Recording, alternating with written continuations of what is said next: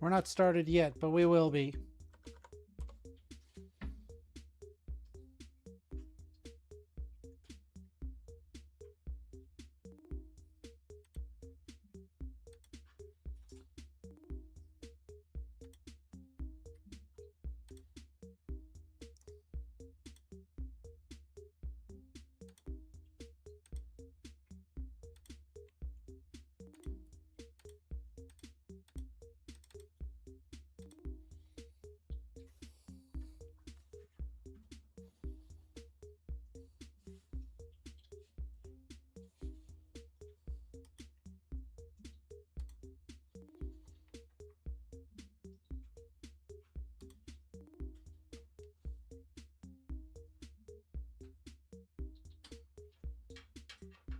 All right. Just hang tight.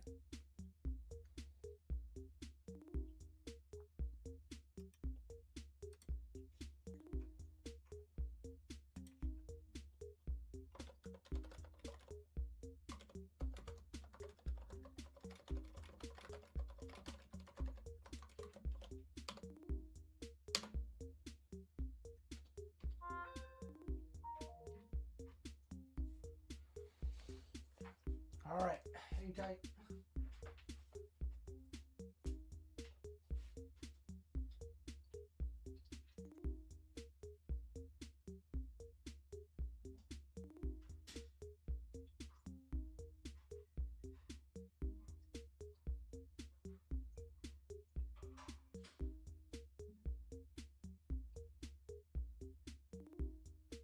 Wow, a dono. Just as soon as I'm thrown in, oh my goodness, Abe Lincoln saying Conrad is gender neutral. That's how very appropriate. Thank you very much, Abe Lincoln, for the $2 dono. That's very nice of you. Thank you for starting it off that way. Give me a second. I will be right back. I'm just getting ready. So appreciate your early dono. Thank you.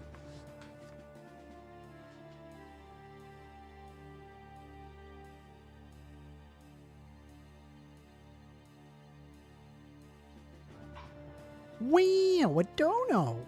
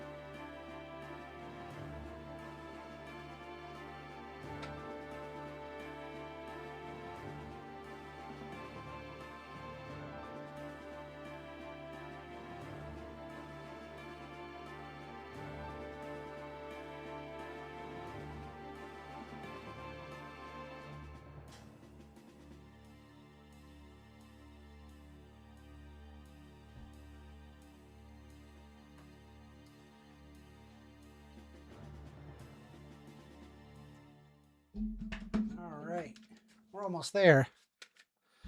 We're almost there. Hang tight. I'm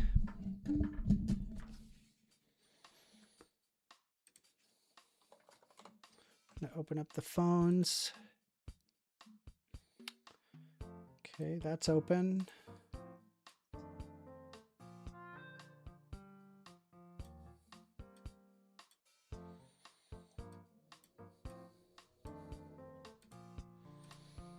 Open up Project 64. I'm gonna play some more Majora's Mask. I got an audiobook. We're gonna play the audiobook. It's called Who's Afraid of Gender by Judith Butler.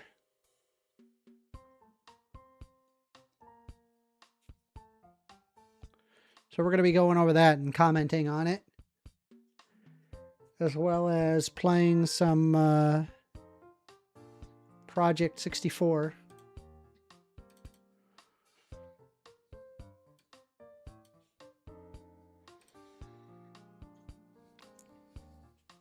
All right.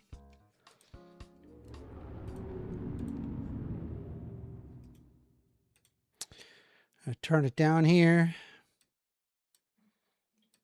Get it down to 1. Lunchtime 369 says, hey, yo, hello. Hello. All right. Well, we're going to play some Zelda while at the same time playing the Who's Afraid of Gender by Judith Butler.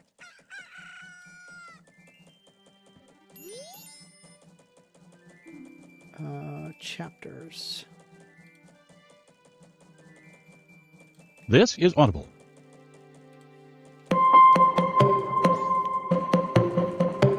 Macmillan Audio presents Who's Afraid of Gender? Written and read by Judith Butler.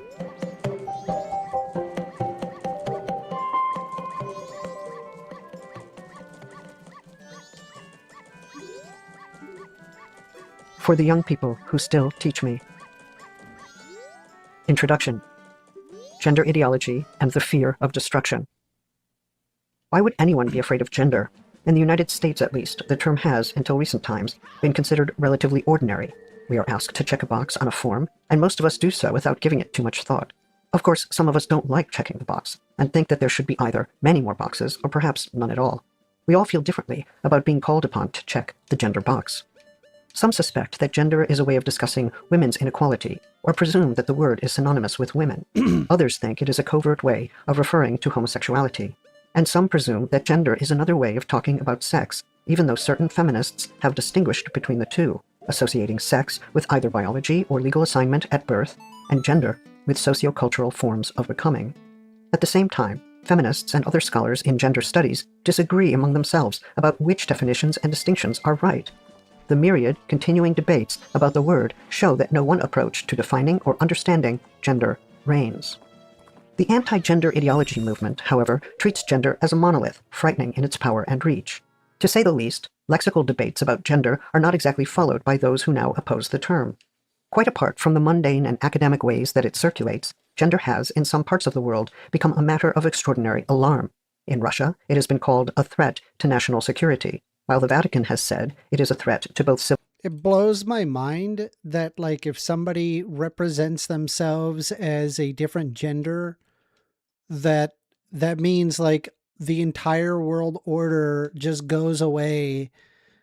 And it's like, you have to ask yourself, like, how fragile is your world order, where all you have to have is a very tiny amount of trans people just decide, okay, I'm not going to abide by gender norms. And it's like, there you go. That's the destruction of society, everybody. Like, that blows me away.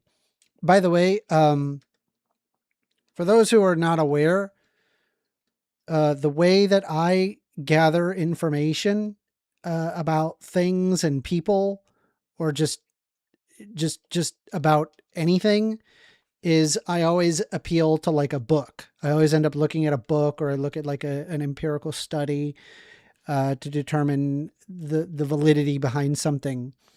And in this I don't hear what is going on here? Hold on a sec. I don't hear the game at all now. Okay, that's right. I had it set to. Come on. Open volume mixer.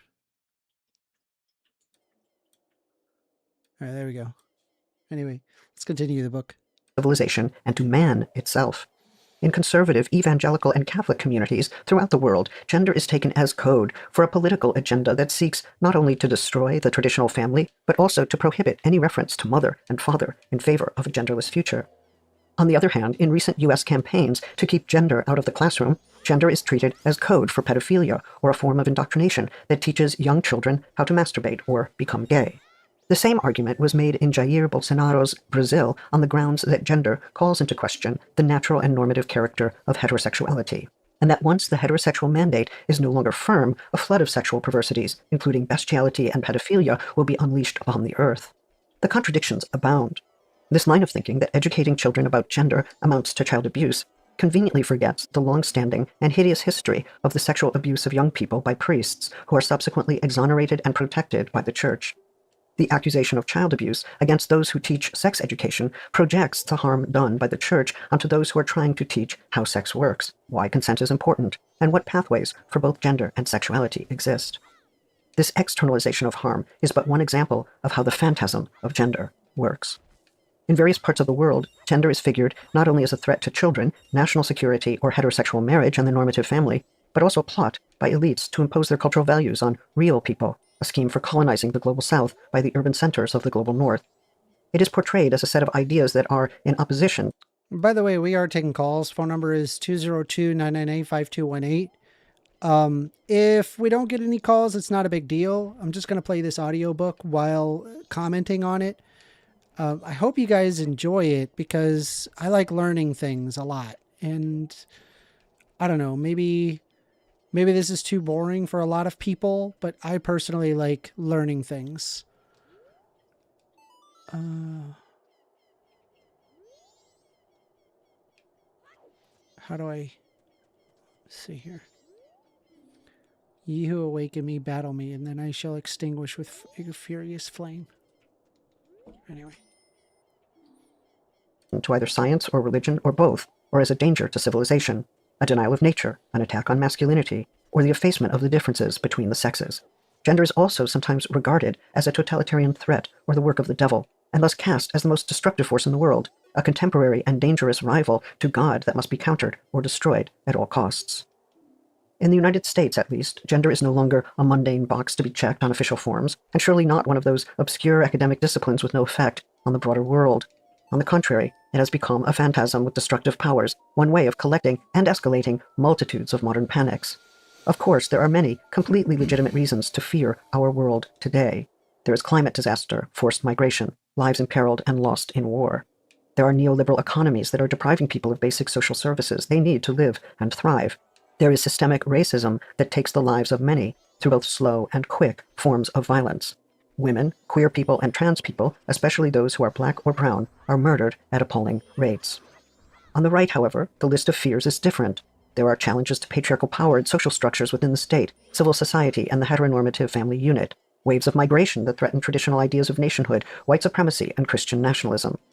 The list of what there is to fear goes on, but no list can explain how existing fears of destruction are exploited by right-wing movements, institutions, and states for their own aims, and how terms such as gender theory, systemic racism, or critical race theory are blamed for the very disorienting fears that many people across the world now feel about the...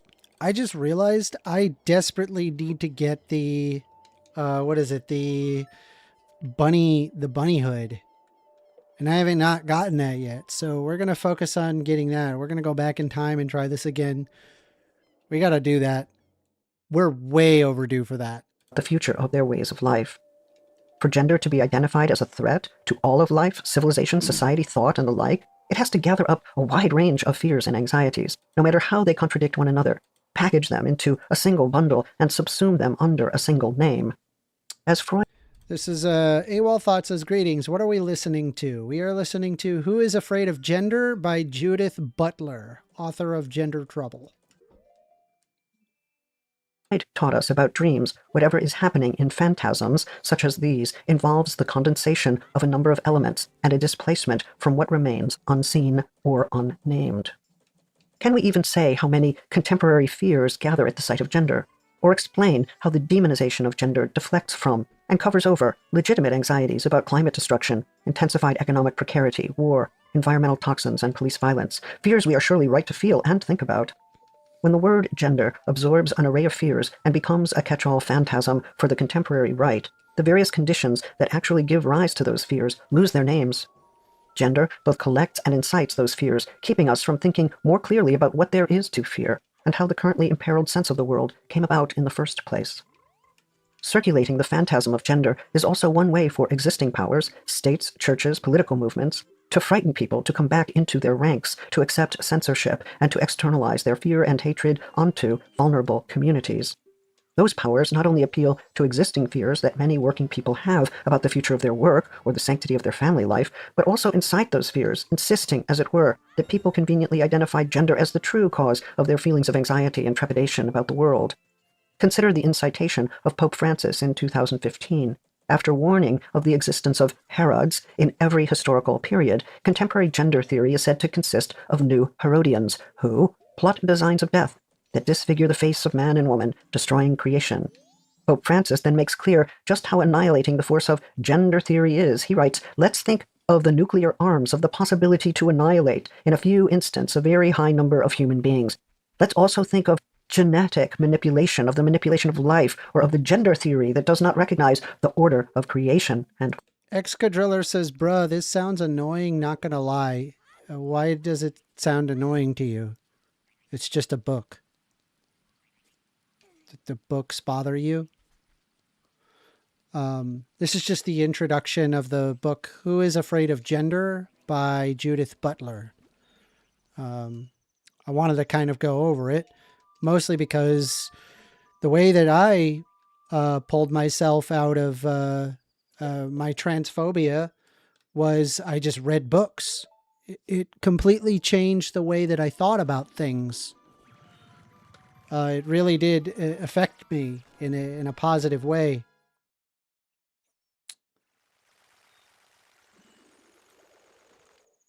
quote, Pope Francis continues with a story about how funding for schools serving the poor was provisioned on the condition that gender theory be included in the curriculum.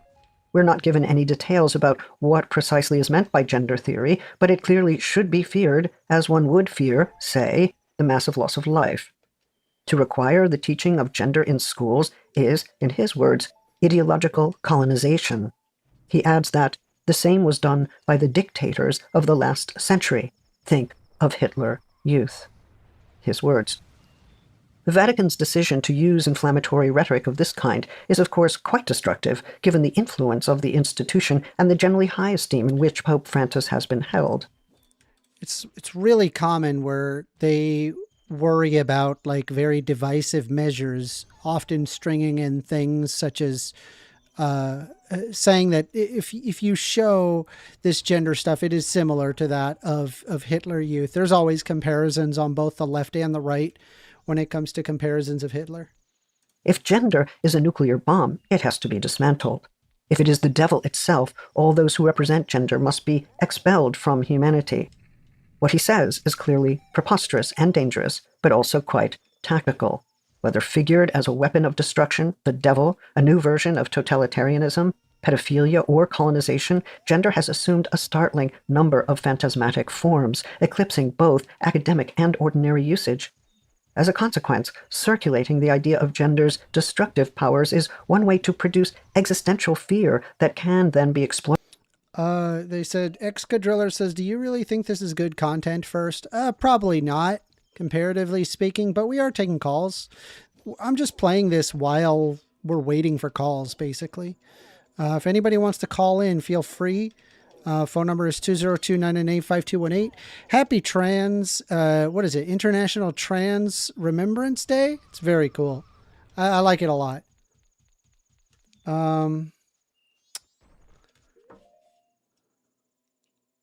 Exploited by those who want to enhance state powers with the hopes of returning to a secure patriarchal order.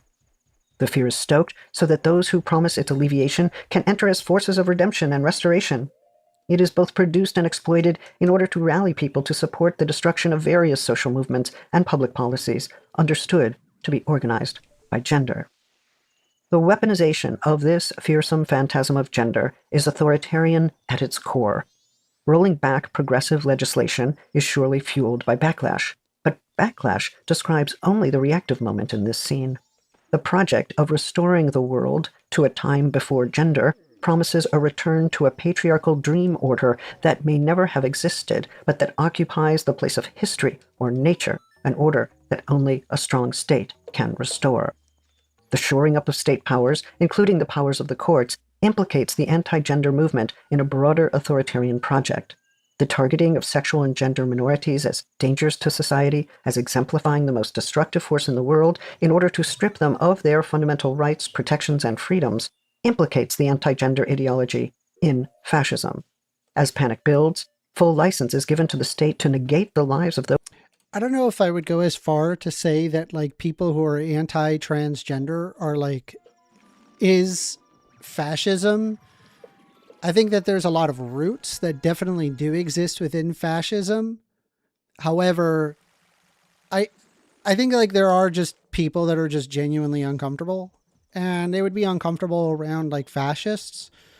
I don't agree that it's like, okay, its entirety or its base is fascism. I mean, maybe it is fair to say though that there's an amount where it's like it's an authoritarian desire to control people. It doesn't surprise me. Those who have come to represent, through the syntax of the phantasm, a threat to the nation. In taking aim at gender, some proponents of the anti-gender movement claim to be defending not just family values, but values themselves, not just a way of life, but life itself. The phantasm that fuels fascist tendencies is one that seeks to totalize the social field, infusing the populace with fear about its existential future, or rather exploiting existing fears and giving a totalizing form to its cause. It would be tempting to say that gender is an empty signifier because it no longer refers to anything we might understand as gender when it attracts and mobilizes fears from several orders in society, including the economic and ecological. But it is less empty than overdetermined, absorbing wildly different ideas of what threatens the world from social history and political discourse. In addition, gender designates, even in everyday imagination, some way of living the body, so life and the body constitute its field of operation. Bodily life is bound up with passion and fear, hunger and illness, vulnerability, penetrability, relationality, sexuality, and violence. If the life of the body, the distinct or differentiated life of the body... AWOL Thought says that, yes, this is very enlightening. I could see why this would change anyone's point of view in a lot of ways. Actually, I was thinking about the fascist part of that. Like what? Wanting to be fascist? Are you arguing in favor of fascism? Like, what do you mean? You'll have to clarify what you mean by that before I presume whatever it is that you're saying. Does anyone find it ironic that the day of trans visibility is followed by April Fool's Day? Cheers to all he, she, theys out there. If you hook up with somebody tonight, great prank tomorrow. I'm going to... Y'all are fucking hateful, dude. Is already, Go even fuck under yourself. the best of conditions, a site where sexual anxieties cluster, where social norms take up residence, then all the sexual and social struggles in life can find a location and incitement precisely there. As much as gender is about so much more than gender in the anti-gender ideology movement, so gender outside that discourse is very much about the senses of embodied life formed and framed by social conventions and psychic disturbance. To be told, as Italian Prime Minister Giorgia Meloni has informed the Italian and Spanish publics, that the advocates of gender will strip you of your sexed identity, stokes fear and outrage among those whose sexed identity is fundamental to their very sense of who they are. To manufacture fear... I'm sure they're going to talk about this in the book, but people being trans does not revoke a person's sex identity. They can continue if they happen to be cisgendered. Let's see here. They said, turn my mic up, Amender, just a bit. Is it too quiet? It's the same as always.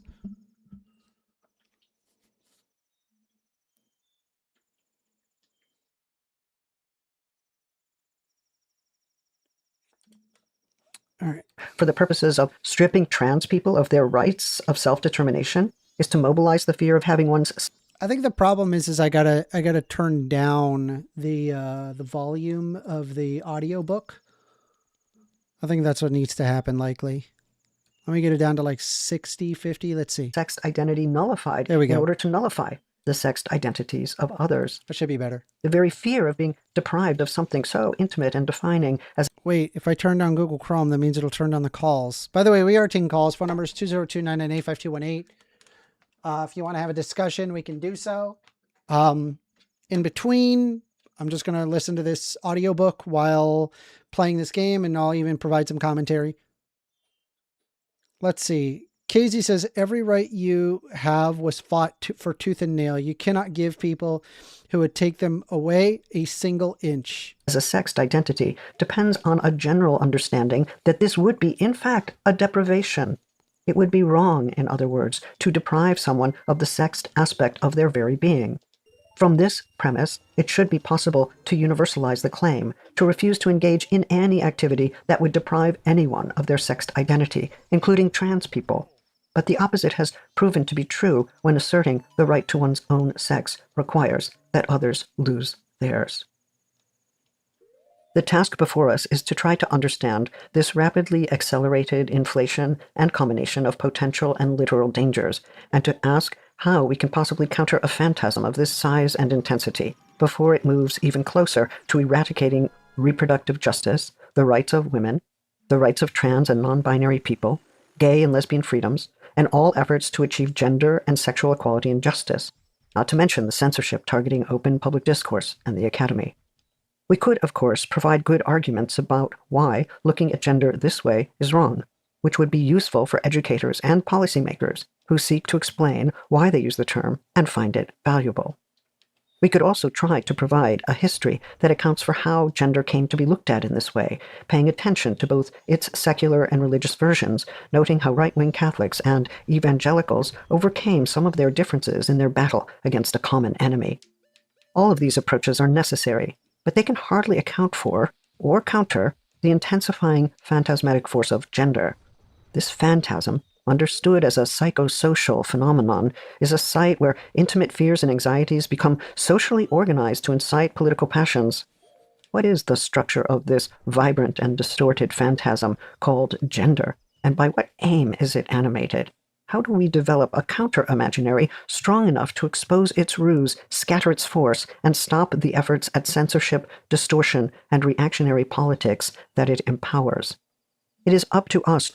It is interesting. Right away in the intro, it already very well understands what is the motivations of far right-wingers in why they want to get rid of transgenderism in general. They look at being trans as something that is subversive to society, that it will make society a worse place, and that society likely will cease to exist if we allow trans people. But it's the same thing with like gay people. Like even if gay people don't have any kids and they don't adopt any kids, you could still have kids. There's nothing preventing society from functioning. And it's not like all people all of a sudden become trans. I mean, it's just total nonsense. To produce a compelling counter-vision, one that would affirm the rights and freedoms of embodied life that we can and should protect. For in the end, defeating this phantasm is a matter which says, the Olympics banned trans athletes and they are super liberals because they know the science behind physiology. No, because they were going to be canceled. They were going to stop the Olympic Games simply based on Donald Trump's desire. Matter of affirming how one loves, how one lives in one's body, the right to exist in the world without fear of violence or discrimination, to breathe, to move, to live. Why wouldn't we want all people to have those fundamental freedoms? If one's opponents are gripped with fear, overwhelmed by the threat of a dangerous phantasm, then another approach has to emerge. It seems we are not in a public debate at all, precisely because there is no text in the room, no agreement on terms, and fear and hatred have flooded the landscape where critical thought should be thriving. It is a phantasmatic scene. In referring to a phantasmatic scene, I adapt the theoretical formulation of Jean Laplanche, the late French psychoanalyst, for thinking about psychosocial phenomena. For Laplanche, fantasy is not simply the product of the imagination, a wholly subjective reality, but in its most fundamental form has to be understood as a syntactical arrangement of elements of psychic life. Fantasy, then, is not just a creation of the mind, a subliminal reverie, but an organization of desire and anxiety that follows certain structural and Let's see. Jojitsu says, nobody gives a shit what trans people want to do. They just want single-sexed spaces upheld. I feel like there's more to what trans people want. I don't know, maybe like hopefully like we can pull away from like the unabashed dehumanization of this. He says, this is all nonsense. No one gives a shit what adults want to do so long as they don't infringe on single-sexed spaces. That's definitely not true. They're literally wanting to eradicate the existence of trans people. Organizational rules drawing on both unconscious and conscious material. I would suggest that the organization or syntax of dreams and fantasy is at once social and psychic. Although Laplanche was interested in infancy and the formation of an original fantasy, I am asking whether we can appropriate some aspects of his view to understand anti-gender as a phantasmatic scene. My wager is that we will be better able to respond to this movement and its discourse by framing the matter this way. For when the scene is set, and something called gender is imagined to be acting on children or affecting the public in nefarious and destructive ways, gender substitutes for a complex set of... By the way, we are taking calls. Phone number is 202-998-5218. If you want to call in and have a discussion, we can do so. Just call in. I'd be more than happy to hear you out. In between the calls, I'm going to be listening to this because I'll be honest, the way that I've been able to get myself educated in a lot of different topics has just simply been, hey, pull up an audio book and just go to town with it. Make sure it's educational. And as a result, you know, you end up learning things that most people are unaware of because a lot of people's knowledge base doesn't actually come from books. Their knowledge base will come from something they saw on YouTube or social media in general. So I just think that by being more equipped, I guess, more understanding, I think it results into better outcomes. At least you would understand opposing perspectives. And this is the way that I learn. Like I genuinely learn in this way. I don't know if you guys really find it that painful. I mean, I guess I could stop if you guys just don't want that, I guess. Let's see. Excadriller says, I actually read first, unlike you. I definitely do read. I mean, if you want to talk about Aristotle's Organon, I could tell you about it. I did read. I know a lot of books. And right now I'm currently trying to go over this mini quest because I need to get a mini game done. And I didn't make it here in time, so I gotta do it this way. I'm about to lose it. Oh, I almost lost. I almost lost just there.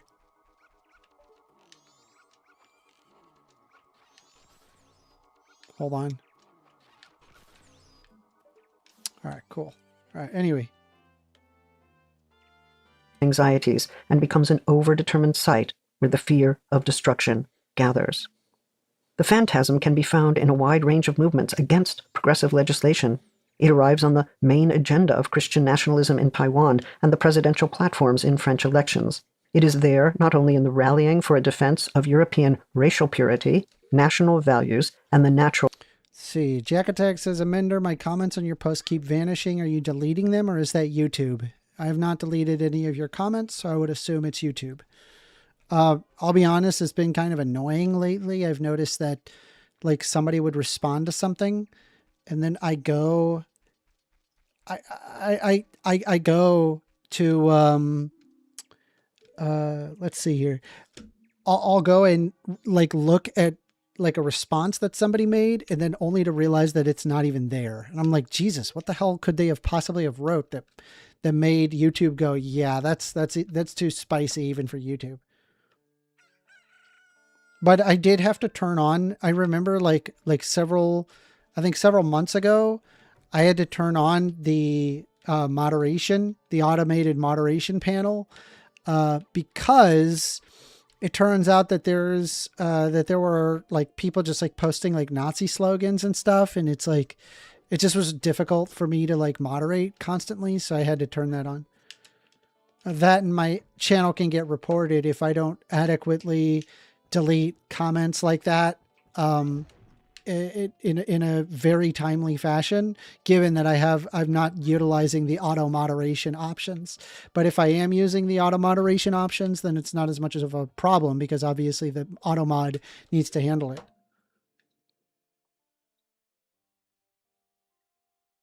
family, but also in the conservative critique of Europe and its gender mainstreaming policies, that is, its neoliberal agendas.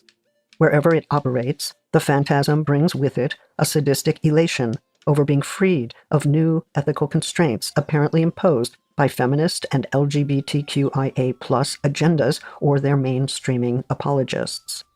What is remarkable and disturbing is the way that this moral campaign relishes experimenting with various ways of denying the very existence of others, stripping them of rights, refusing their reality, restricting basic freedoms, engaging in shameless forms of racial hatred, and controlling, demeaning, caricaturing, pathologizing, and criminalizing those lives.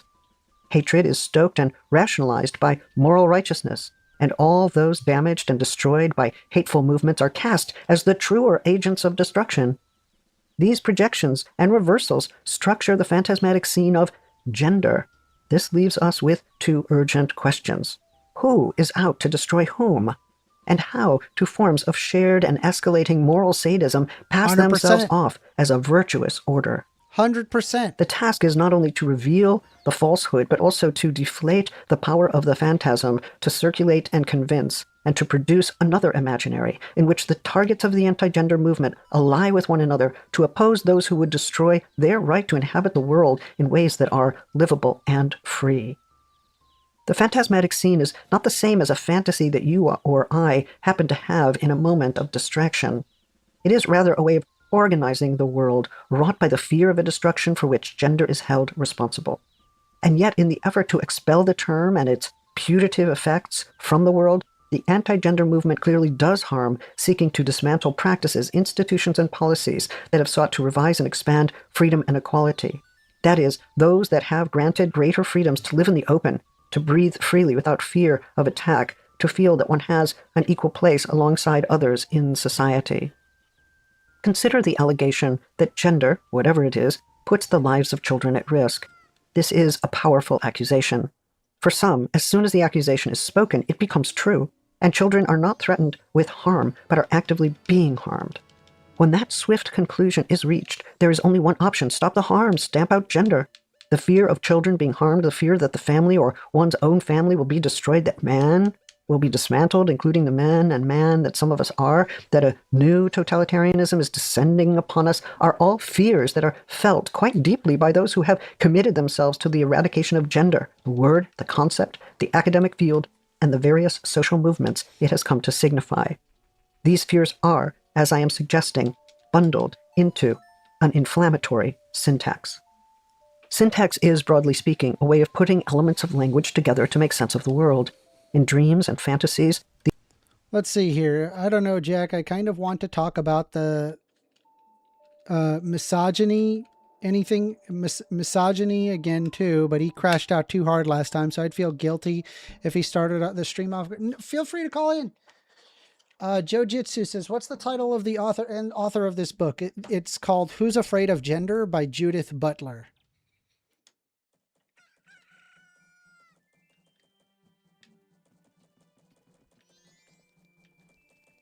Amender won't touch the Olympics topic and how they didn't ban trans men, only trans women. Yeah, I mean, again, like the Olympics are being hosted in the United States, and so the Olympics had to placate to the Trump administration. So it doesn't surprise me that they did something along those lines. I don't think it has any basis in reality, unfortunately. I mean, the question, if you really wanted to have like a fairness doctrine for sports, then I would probably want to just have a separation based on hormones, if that's really what you care about. I mean, I think in wrestling, there's like 10 different categories to like wrestling. So like if wrestling can have 10 different categories in order to make the game fair, then why not just like separate it based on like hormone levels? Like, but why only trans women? Because people foam at the mouth about trans women. I think likely the Trump administration was going to call it like woke or whatever and not give it what it wanted in order to settle in the United States. I genuinely believe that. All right, let me see here. We are taking calls, though. Phone number is 202-998-5218. If you want to call in and have a discussion, we can do so. I got my notepad up ready.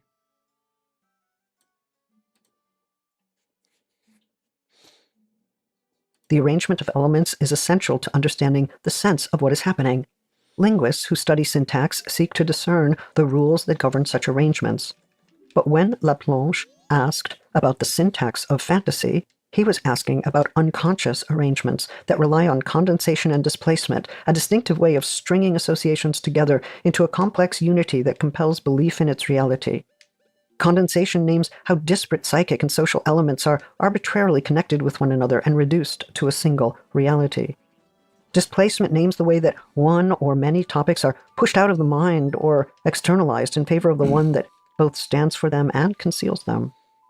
G. Patrick says, are we listening to something or is someone talking? Yes, so we are listening to an audio book called Who's Afraid of Gender by Judith Butler. And if you want to have a conversation, you can always call in. Phone number is 202-998-5218. If we don't get any calls, it's not a big deal. I'm just going to keep playing my Majora's Mask and commenting on this audiobook, which I find interesting. We shall see how these two psychic processes, bound up with social fears and anxieties, work in the making and circulating of the gender phantasm. In a late interview, Laplanche suggests that ideology takes place when cultural codes enter into the most primal fantasies, where there is no clear way to dissociate the unconscious from the work of the cultural. There are multiple ways of arranging unconscious elements, and the task is to understand how these elements bind to one another. In his terms, quote, the primary process is the first form of binding. It's a very loose binding, but it's a binding. The associations, displacements, and condensations mean there are bindings. There are pathways established by the primary process. End quote. The task, then, is not to see how psychoanalysis can be applied to culture. Oh, let me pay attention to this. It says, Ikana Hill is beyond the place where the spirit of troubles lingers beyond wander. Even now the spirits wander in search for the one. It is unfortunate, but no place can be one for such as you. But if you must enter, you must obtain the mask containing wandering spirits that are found near the ranch. Without that mask, you cannot save their souls. Until then, I will not let you pass by here. Okay, hold on. Let me, I think I gotta go. Yeah, we gotta go back over there. Cultural phantasms like gender, but to see how a range of cultural and social elements are reorganized through pathways or arrangements already operating at the level of the unconscious. According to this logic, the anti-gender movement is guided by an inflammatory syntax. That is, a way of ordering the world that absorbs and reproduces anxieties and fears about permeability, precarity, displacement, and replacement, loss of patriarchal power in both the family and state, and loss of white supremacy and national purity. In the process of reproducing the fear of destruction, the source of destruction is externalized as gender. Externalized as a unity, the term condenses a range of elements and intensifies the sense of being imperiled. It also displaces fears about forms of ecological and economic destruction onto a ready substitute, keeping us from addressing those truer sources of world destruction in our times. The result is that gender, now firmly established as an existential threat, becomes the target of destruction. Laplanche suggests we should think about ideology this way. The anti-gender ideology movement is itself an ideology in his sense, even though the... True! You know, it's very common that they say that it's trans ideology, when in reality, it is not like a person's identity being an ideology.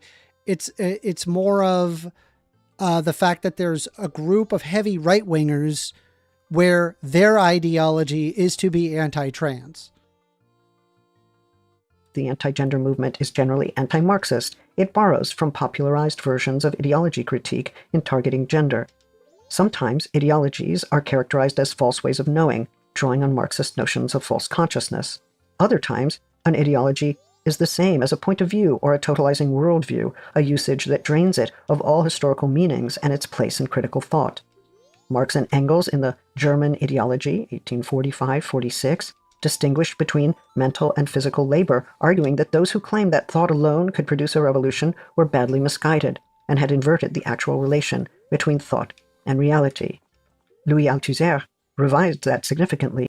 Let's see. AWOL Thoughts says, yeah, his motivation, I'm not going to say it's working, but I see his motivation. Let's see, which, trust me, it'll be incredibly frustrating if you try to press him on physical differences between the sexes when it comes to sports, but you'll just get really pissed off. Oh my God, Jack, you cannot say the trans is ideology. They attacked me for like 15 minutes one day for saying that. Yeah, it's not an ideology at all. Anti-trans is the ideology. That's true. In his article, Ideology and Ideological State Apparatuses, 1970, suggesting that ideologies substituted abstract forms of thought for more revolutionary ways of opposing and overcoming capitalist exploitation as an accepted economic organization of society. Althusser thought that ideology pervaded our lives like air, and that the effort to break out of the atmosphere of ideology was a difficult one. For it is not just a set of beliefs that we came to adopt in time, but ways of organizing reality that are part of our very formation, including our education.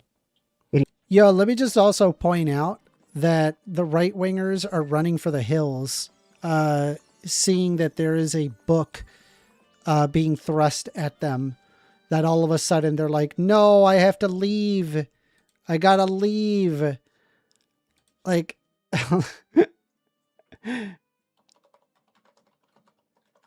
you know what it reminds me of? It reminds me of this. Hold on. I'm going to pull it up.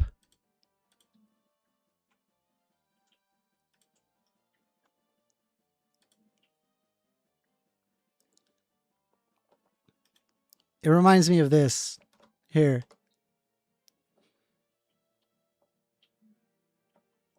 Let me pull it up on Chrome. Now I know how to scare off the right-wingers. All I have to do is just make them read, and they're going to start losing their goddamn mind. They can't handle books. Oh boy. All right, well, we are taking calls. Phone number is 202-998-5218. Ideology provides the terms by which we come to understand ourselves, but it also brings us into beings as social subjects. For instance, at the beginning of life, when we are generally called a girl or a boy, and we are suddenly placed in confrontation with a powerful interpolation from elsewhere, what sense is ultimately made of that interpolation cannot be determined in advance. We can, in fact, fail to live up to the demand that such a naming practice communicates, and that... Bro, they literally all fled. They all ran. They ran away. They realized that 1stAmender wasn't messing around and was actually going to make them listen to an audiobook. And now that I'm making them read, they're all leaving. They're like, oh no, I can't be in here. I don't want to read. We are taking calls. You could stop the audio. You could stop the audiobook at any time. All you got to do is call in, and then we'll have the conversation. Happy trans, what is it? International Trans Inclusion Day? It is the Trans Day of Visibility. Happy Trans Day of Visibility. I'm here for it. Let's see here. Listening is not reading, LMAO. It actually, it is. I mean, it's doing the same thing. I mean, in terms of like an audiobook, like do people really give as much of a shit? Like, oh, you didn't read the book, you listened to the book. Like, and then what? You got to say like every time you listen to an audiobook, like whether or not you read the book or if you listened to the book. Like, okay, so then that very basis, like I listened to the Bible. I listened to like,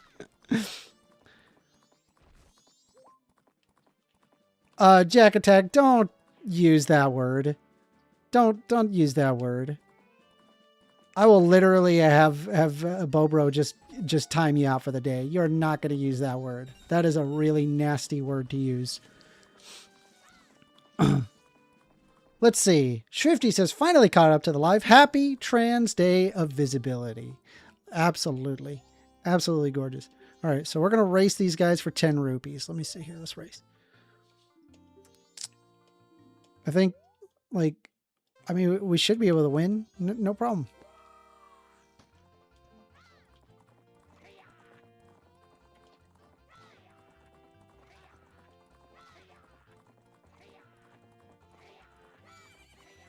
I think we just need to hug the inside, I think. That's all we got to do. Just let it grow.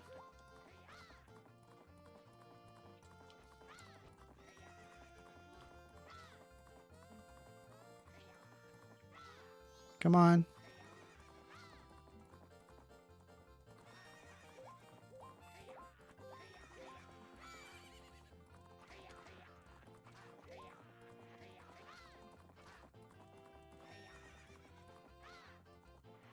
Come on. No, you can't go through that? Shit. That's a fuck up on my part. We are taking calls. Phone number is 202-998-5218. Anyway. Failure, in quotes, may prove to be a liberation. That is why our ability to criticize ideologies is necessarily rooted in the position of a bad or broken subject, someone who has failed to approximate the norms governing individuation, putting us in the difficult position of breaking with our own upbringing or formation in order to think critically in our own way, and to think anew, but also to become someone who does not fully comply with the expectations so often communicated through sex assignment at birth. Although interpreted as a backlash against progressive movements, the anti-gender ideology movement is driven by a stronger wish, namely the restoration of a patriarchal dream order where a father is a father, a sexed identity never changes, women conceived as born female at birth resume their natural and moral positions within the household, and white people hold uncontested racial supremacy. The project is fragile, however, since the patriarchal order it seeks to restore never quite existed in the form they seek to actualize in the present. Gender, here, is a psychosocial scene, a public... That's a brutal, like, take. But they're kind of right about that. Let's see. What do you... I gotta race again. Come on. Did you notice that those sand traps slowed me down? All right, hold on. Let's focus.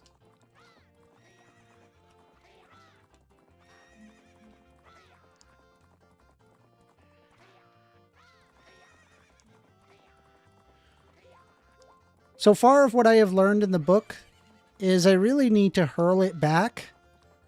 It's not trans ideology, the anti-trans ideology. That's really what it is. Being trans in and of itself is not an ideology. Being anti-trans is the ideology.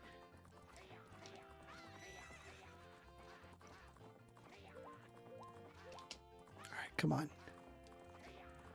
Come on. Come on. Go, go, go, go, go, go, go, go, go, go, go. All right. Okay.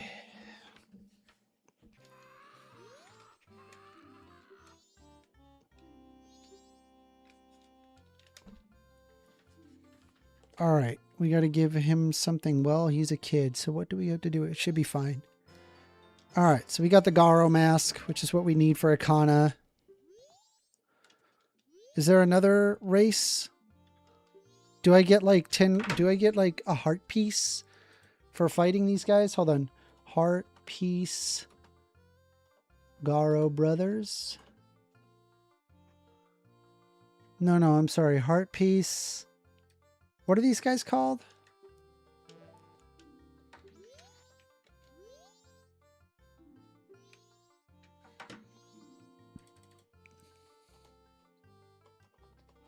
Brothers race.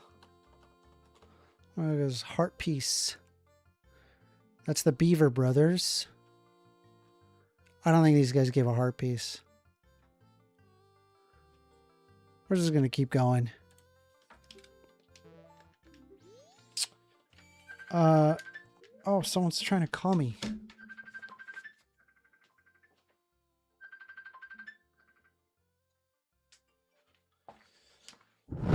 Sorry, Mom. Maybe in a bit. I'm streaming.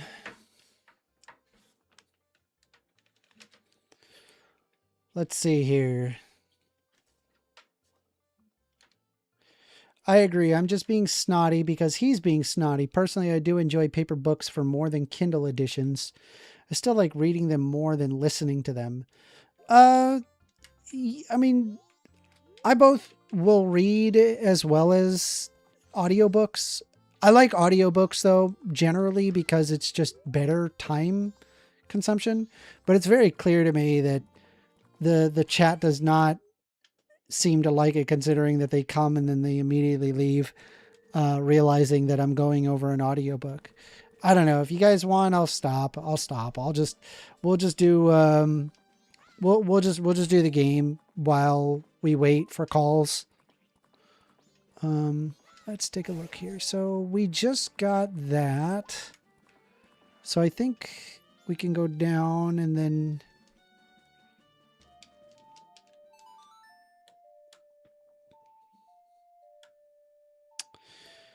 let's see. Audiobooks are white noise to me. Are they really? That's weird. Not to me. I actually grasp what they're saying and, you know.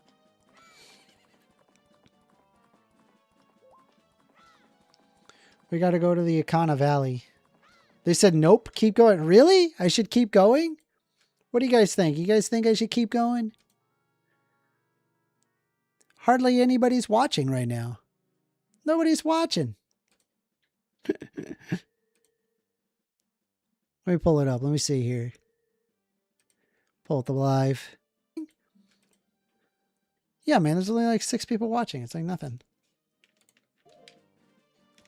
You should play the Bible audiobook as an experiment. See if numbers go up. Probably would. Honestly, the audio Bible book is very fascinating because it's full of like sound effects and shit. It's pretty cool. Let's see. Ah, come on. Go over the fucking wall. Bruh. I'll spare you guys. But just FYI, that is how I learn. I listen to audiobooks.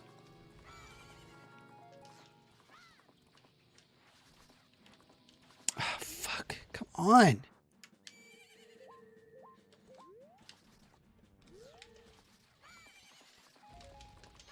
Thank you. All right. Now we should be able to get down and then wear this mask. Let's see. This is it right here. It's a nice mask you're wearing.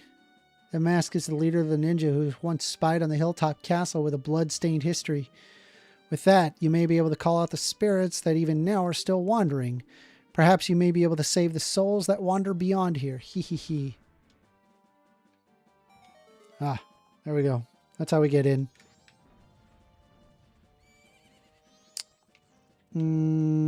Okay, yeah. We're just gonna go. What's over there? Ikana graveyard ahead. Yeah, we're not there for the Ikana graveyard. I think we need like a song for that. Unless if I'm...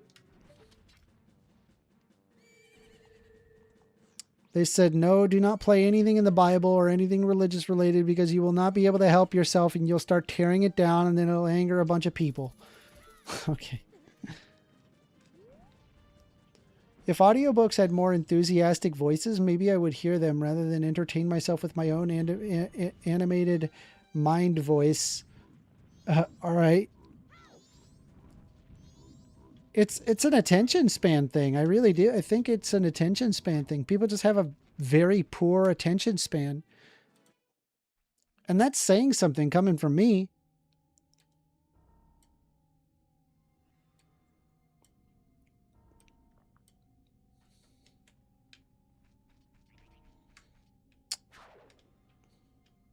Master, you called. What are you?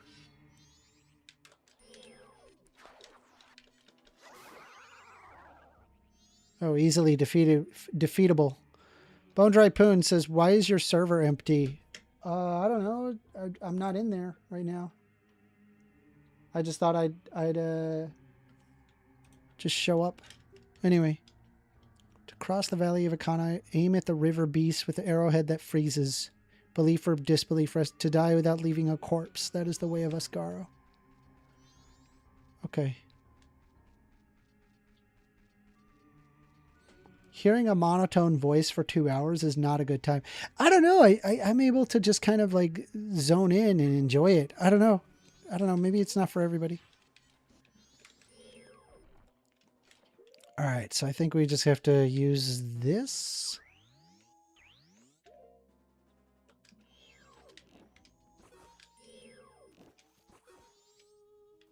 All right. So I should be able to... By the way, we are taking calls. Phone number is 202-998-5218. We'll pause on the audiobook if you want. I mean, obviously it's not for everybody, so we'll table it. It's fine.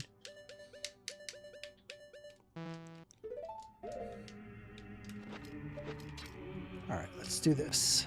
We're gonna go up here.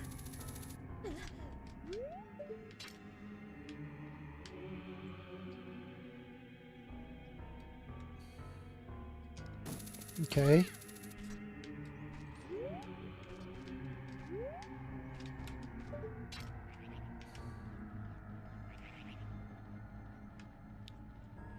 Come on. No. Gotta get closer.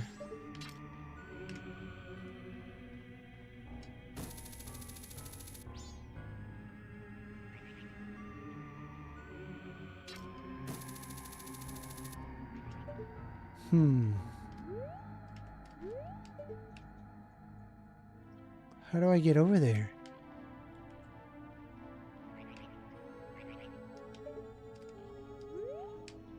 Maybe I'm not meant to go over there yet.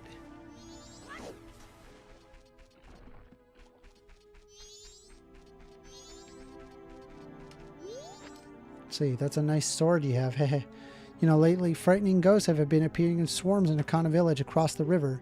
It seems like they're ghosts of Akana's royal family or something. There's no one living there anymore, so I moved nearby.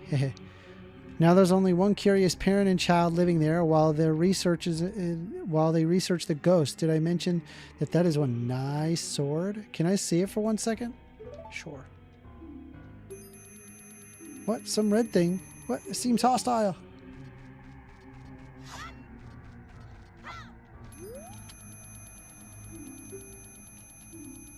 Yeah, the parent and child in Akana village succeeded in driving spirits off with some giant music box.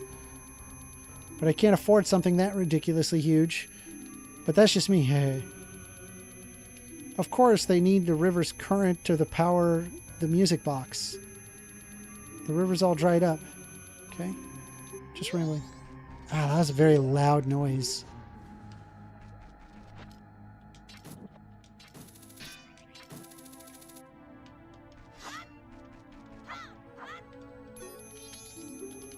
All right. No. Stop. They're just repeating it.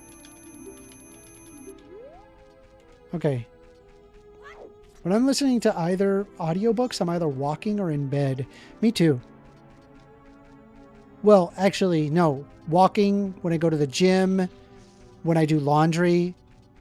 Yeah. This is good. We could do all of these. Doing my business here in the canyon. You should give up on going to the far side of the canyon. That place is cursed. If you don't have something that drives away demons, they'll catch you. Let's see, rumor has it demons aren't afraid unless... By the way, we are taking calls. Phone number is 202-998-5218. Okay.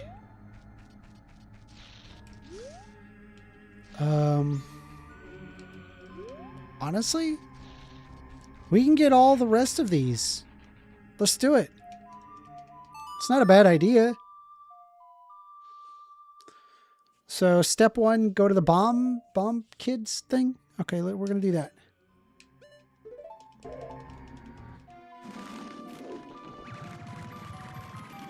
Which says, I would rather amend or read it. I mean, if you want me to read books to you?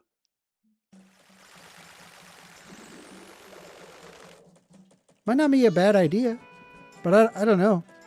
It's a lot of effort to sit down and read a book for like several hours, I guess. Read it out loud, that is. If you're just like reading it to yourself, it's easy. Let me see. We gotta... Okay, so step 1, moon tier. Step 1 is moon tier. Oh, we need to... should put on the bunny hood for this.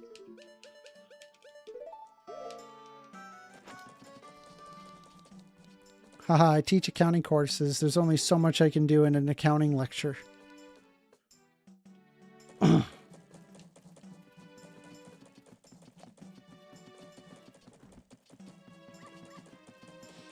Book club on weekends. Maybe. What is the password? 52134, I think.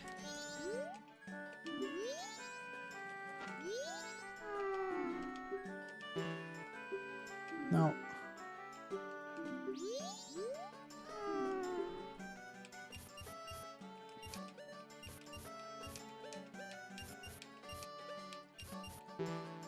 No. We gotta go to the Bomb Kids. Destiny read Coming of the Third Reich to us last year, and the Federalist Papers too. Oh shit. Man, maybe I should sit down and just start reading some crap. Brain Gender by Melissa Hines. That's a good one. I really like that book. Oh, hold on.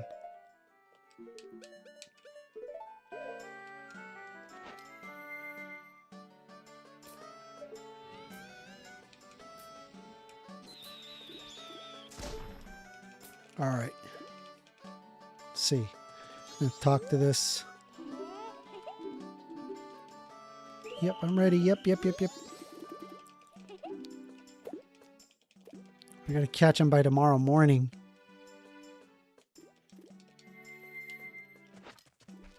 Should be pretty easy with the bunny hood. Oh, you gotta be the Deku kid.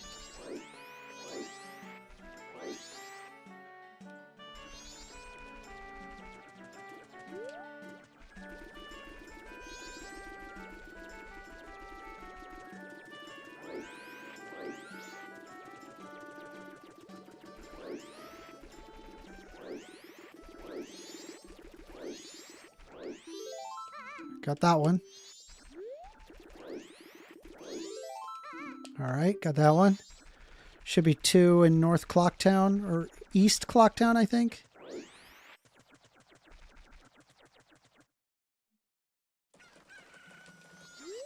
All right. Should be able to... My coping mechanism for COVID was listening to the Twilight Saga repeatedly, and by the end of the year, I had spent 37 days listening to Twilight. That is wild. My coping mechanism was well, thankfully I had a job, and so I bought I bought a game for the Switch. Lobster Lars says, I don't like Trans Day of Visibility. I'm running a stealth build and it really messes with my strat. What? Are you saying you're trans?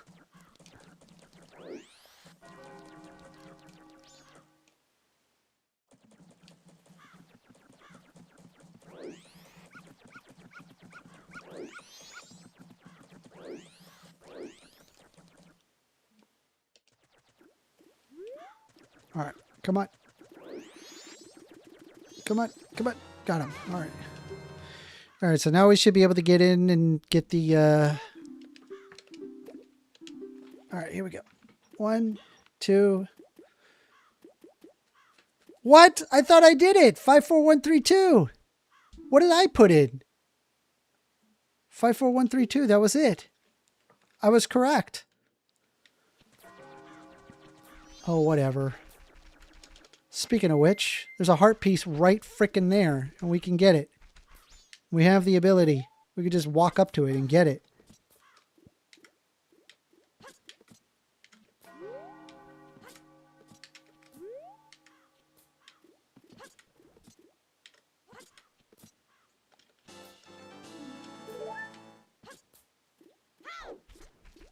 All right.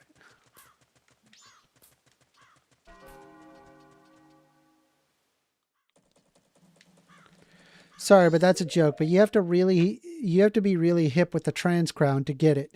Face purple smiling tears. All right.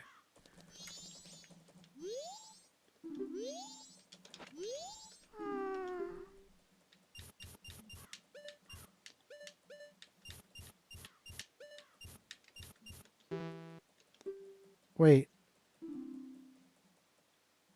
54132.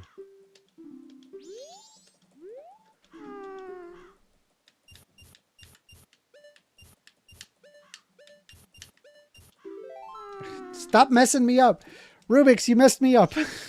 You made me remember my old wrong code.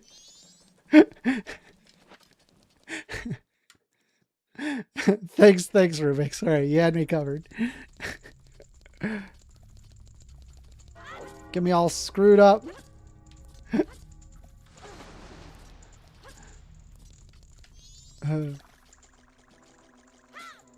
It's the alcohol. I blame the alcohol. It's all the alcohol. It has nothing to do with anything. It's just alcohol.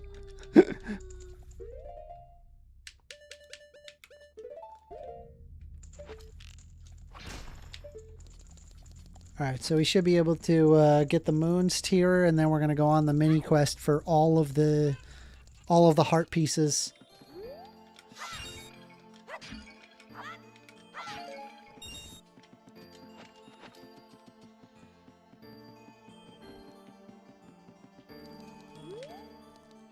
Hello, man.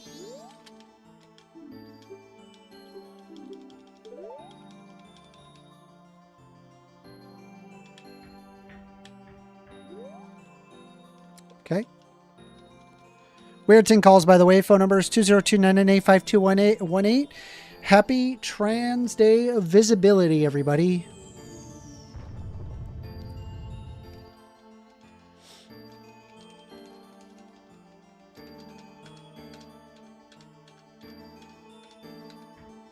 All right. We got that. Now we're going to collect that. And then we're going to do the Deku Scrab locations. Mine. I need you.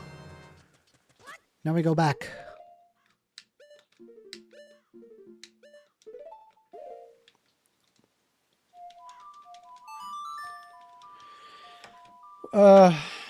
First Amender, what is your take on raw dairy? Don't do it. Do not do that. That's a horrible idea. There are so many diseases that have been eradicated thanks to Louis Pasteur. Don't do it. Do not listen to the raw milk drinker RFK. Do not listen. Bad idea. Very bad. Okay, so we did it, and then we just walk over. Oh, let's get the moon's tier ready.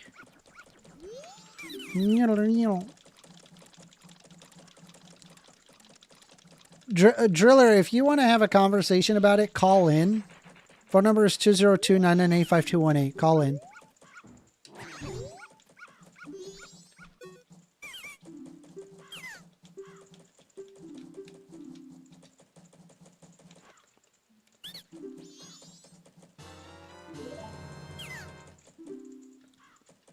All right, so we get the deed, and then we can go to the next location, which is going to be the woods.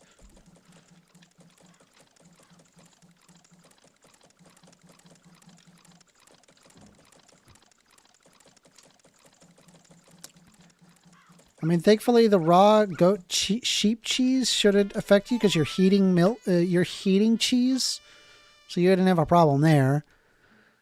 But raw milk in and of itself, definitely not. Do not do that. Very good way to get yourself genuinely hurt.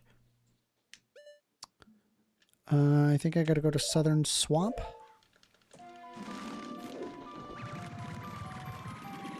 Shifty says that they are a food scientist and do not drink raw milk. Yeah, 100%. Don't do that. Do not do that. Don't be stupid. Use your brain. No reward, all risk. Very true. Very true. Any benefits that you can get out of raw milk can be garnered elsewhere. And for no risk.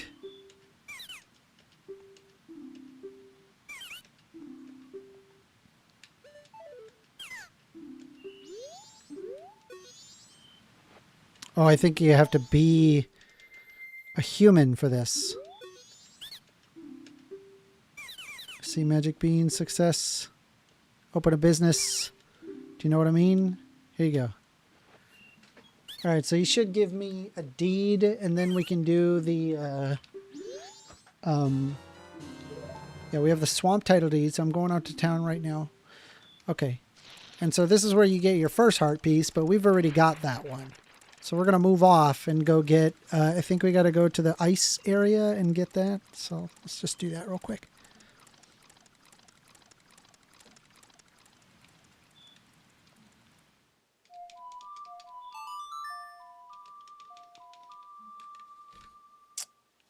Oh, there's a smudge on my glasses.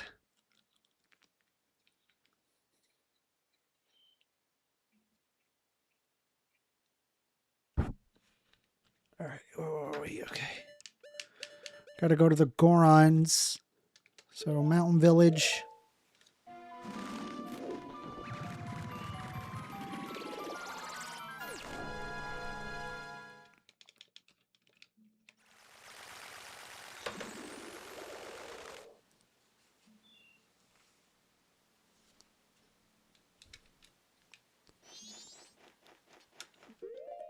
AWOL Thought says, or they could have seen the difference in the way that the world treats men and the way it treats women and decided that being a woman might make life easier for them, contrary to popular belief.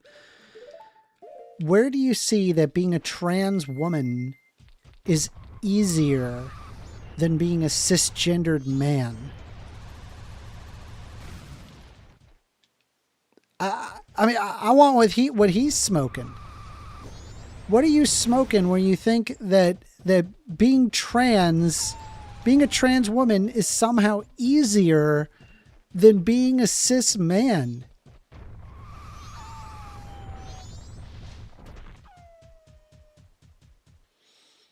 All right. So I think we gotta talk to that scrub over there. That's not a pejorative. They're literally called Deku scrubs. All right. I'm sorry, but I cannot do business unless if you're not a Goron. It's regulation. Business.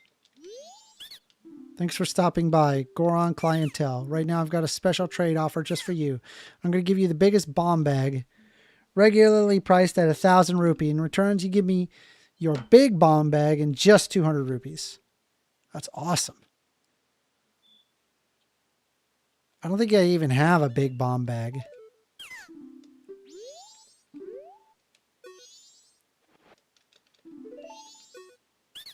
Thanks for stopping by. I'm doing business with Focus Goron clientele. I'll give you biggest bomb bag in return. Do you need any? Yes. Too bad you don't have enough rupees. Let me see.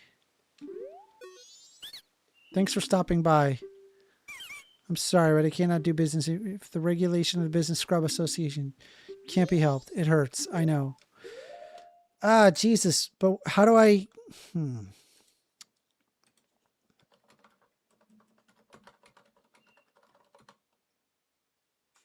What is this? What is this item? It's called Swamp Title Deed.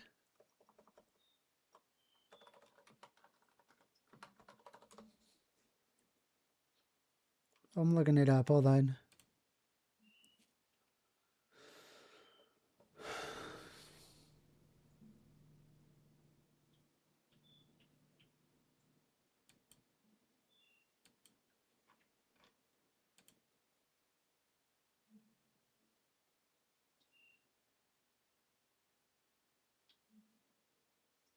It's a trading quest.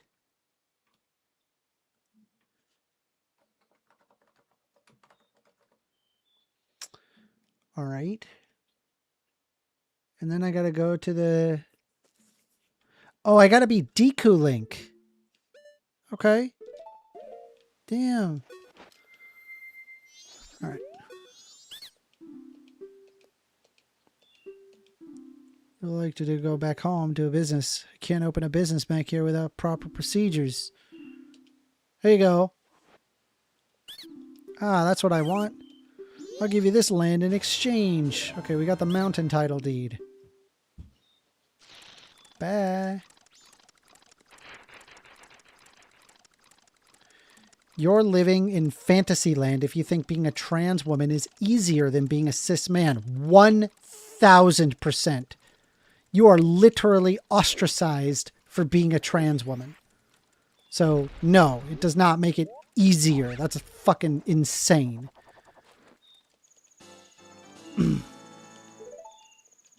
All right, let's take a look. All right, so we got that one. I got the mountain title deed.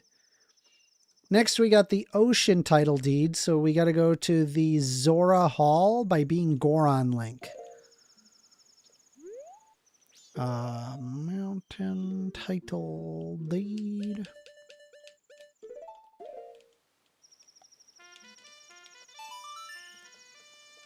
It's a Rubik says, like, it literally makes life harder. It does.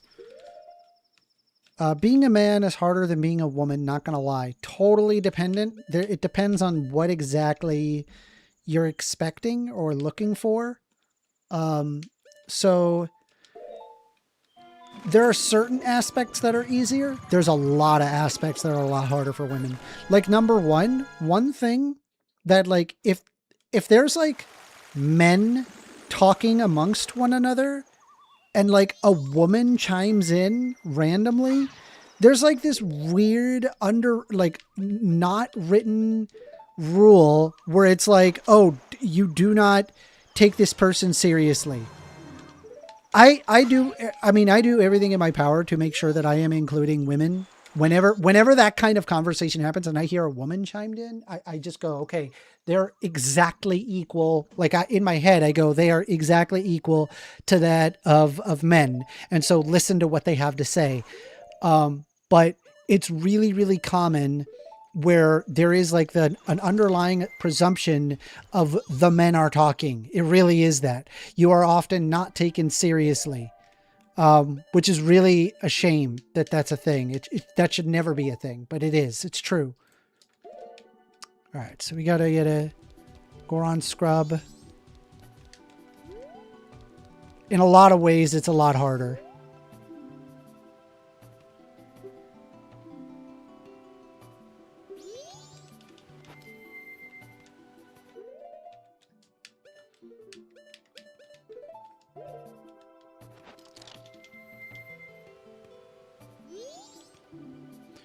Men literally have to build everything from the ground up, like status, physical shape, and more. Women just need makeup, LOL. Ha! You think all it takes to be pretty is wear makeup? Are you serious?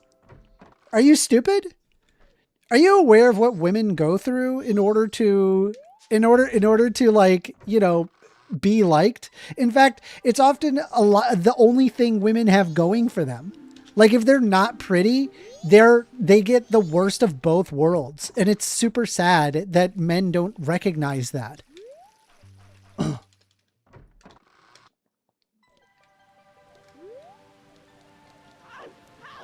I love how Amender has to remind himself that women are equal, so he should listen. I'm saying like that's a common thing. Do you realize how unrealistic the beauty standards of women are? Yeah, 100%. You are 100% correct about that.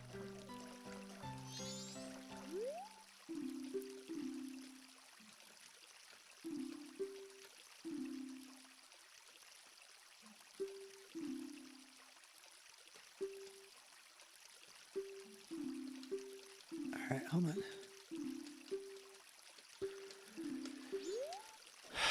All right, hold on. We gotta get the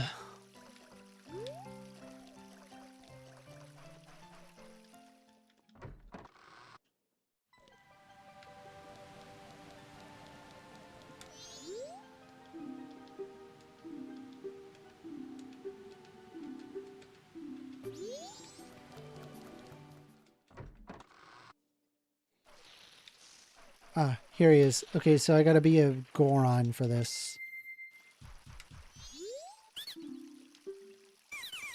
Selling green potions, but I'm focusing on marketing efforts. With the Zoras, actually, I'd like to do business someplace and it's cooler in the air, but I hope business of another place. Do you know what I mean? I do know what you mean. You need this. That's the mountain title deed. Hold on.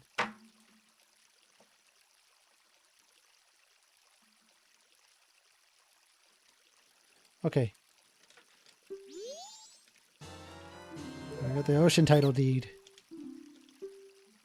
Patriarchy and capitalism fails to deliver a lot on what promises to men, so they get mad at women for having it easy instead of blaming the system that set up these false expectations. That's very true, Lobster. How very prescient of you. All right, so let's get this heart piece. Heart piece.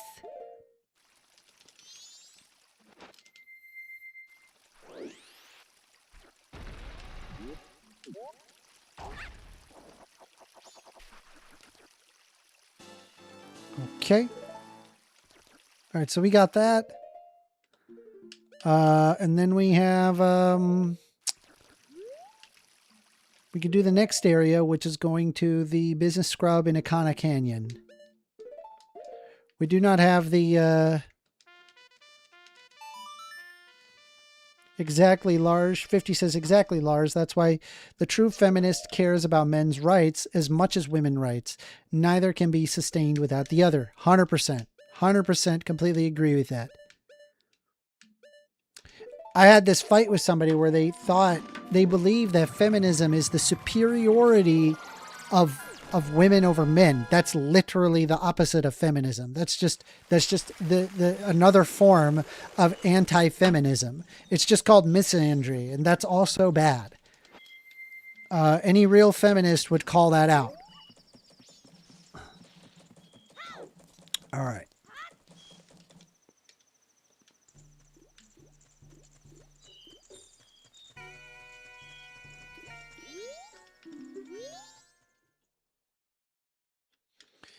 Well, how is it life easier for someone if they get a harsher criminal sentence than someone else's metric?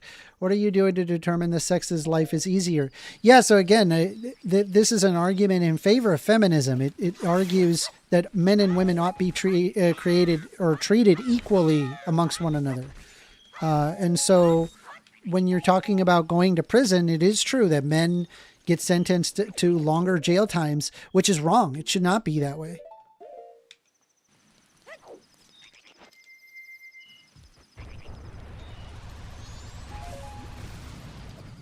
Or like instances of what? Child support, where the woman is treated favorably despite the fact of a man's competence.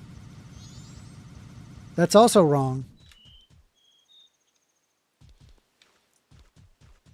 I'm sorry, restate your claim. Tell me why men have easier lives.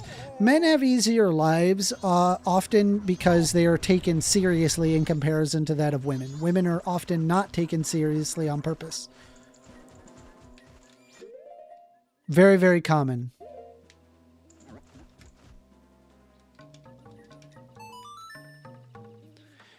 It's a Rubik says men did not have to fight for their right to vote. Agreed. Or own credit cards or have a right to private property. Let me take a look here. Where is the...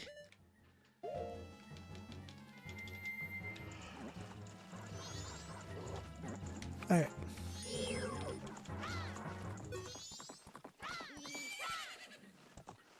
Women getting lesser sentences is a byproduct of the infantilization that harms way more than it benefits. I agree.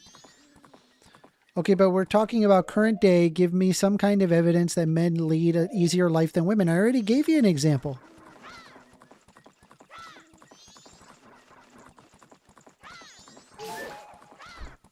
Men are taken seriously above women. They are. It's true.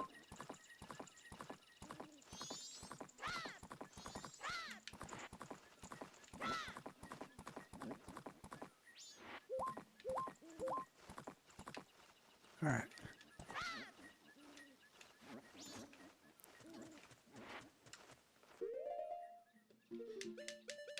The way of us Garo. Garo, Garo.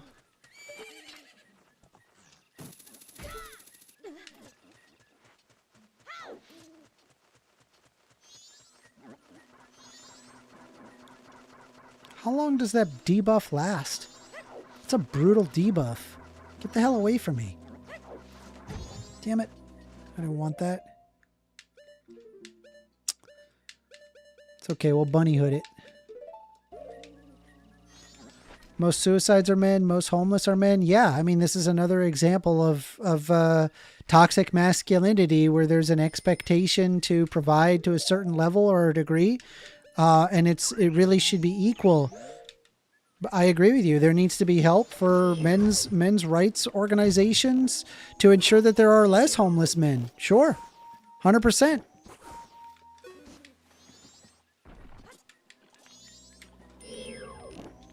What am I doing? What am I doing? What am I doing? We're going the wrong way.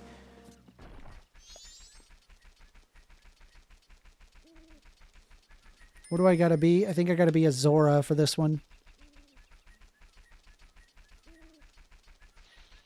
Yep. Talk to this guy as a Zora.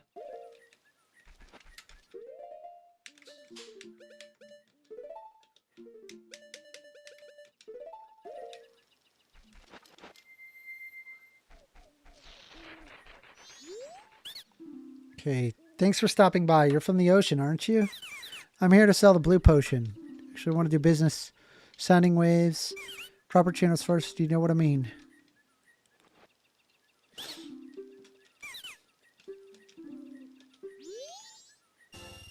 Okay. Huge rupee. Nice. Very good. Very, very good. Okay.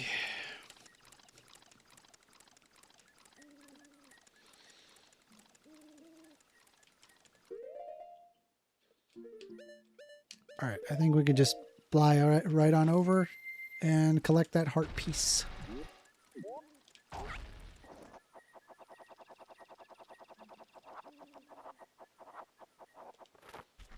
Got it. We are taking calls, by the way. Phone number is 202-998-5218. If you want to have a conversation, we can do so.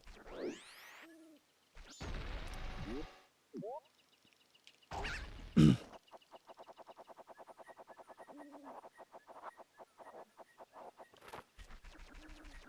by the way, if you have not hit like, consider hitting like on the video.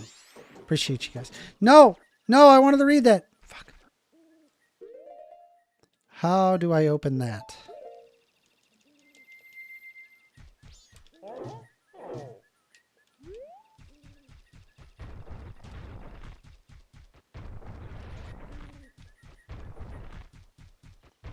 I should be able to make it over that hill and get to the location I need.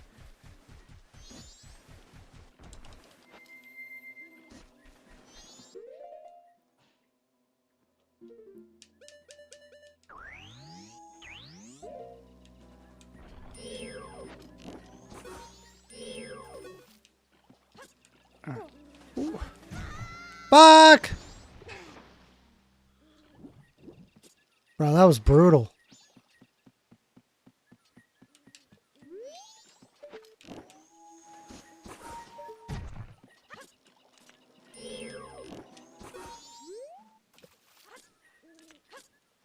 All right. So now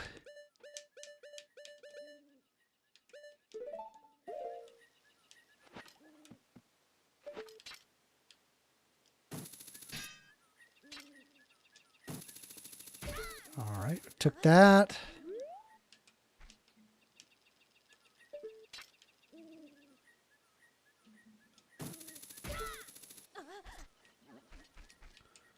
All right, so now we got to hit up that.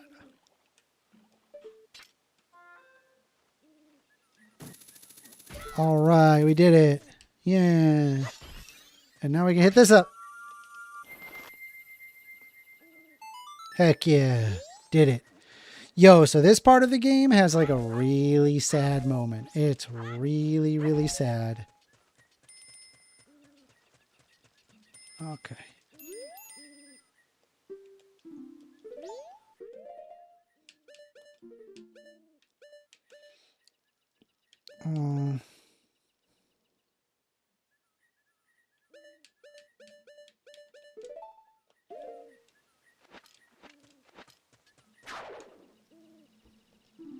Master, you called.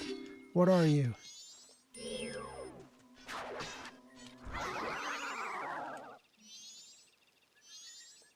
Regrettable, although my rival, you're spectacular. I shall take my bow in opening my heart and revealing my wisdom. To revive the dried-up river on Akana Hill, you must go to the spring water cave. Belief or disbelief rests with you. To die without leaving a corpse, that is the way of Ascaro.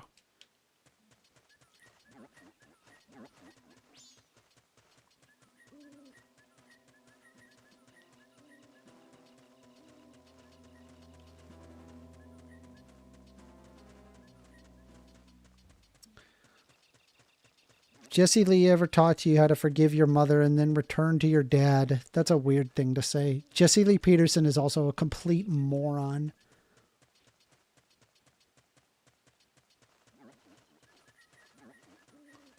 What is this? Spirit House? I think this is the maze, right?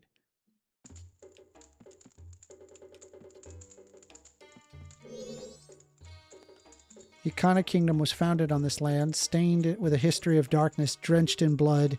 Even now it is a place where troubled, regretful spirits gather. If you are seeking the one who is stronger than you are, then you may find strength here. For a group of spirits plagued by lingering regrets. If you have faith in your skills and might, then try saving these wandering spirits. But the earthly price is 30 rupees! Sure. Why not? You're a boy with much vigor. Defeat the ladies within the time limit and rest their souls in peace. But if your life energy drops below 3 hearts, I will stop the match. Mercy is the least I can offer. Will you proceed? I haven't done this.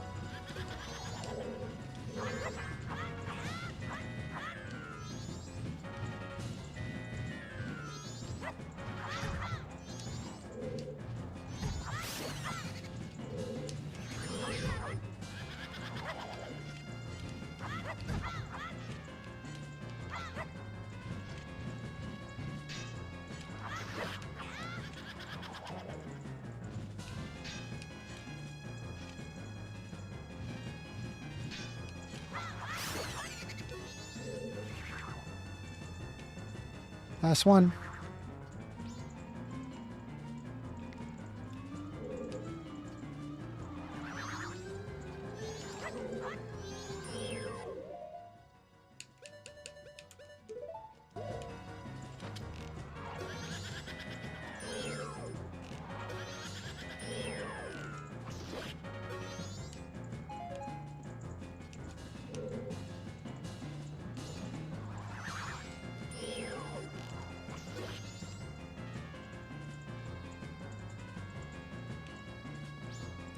Here.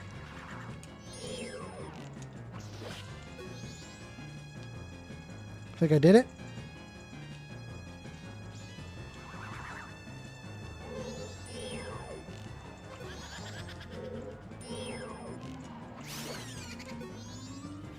I win? Is that it? Forever Rain says, Happy Trans Day, Amender. Yay! Happy Trans Day of Visibility. Yay! By the way, we are taking calls. Phone numbers 202-998-5218. You want to call in, have a discussion, we can do so. It appears their souls have been healed. I'll give you the earthly possession which the ladies kept. Thanks, Amender. Yeah, wow, heart piece.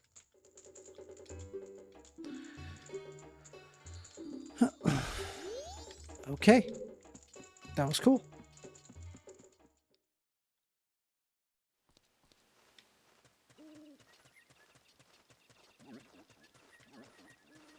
If I'm not mistaken,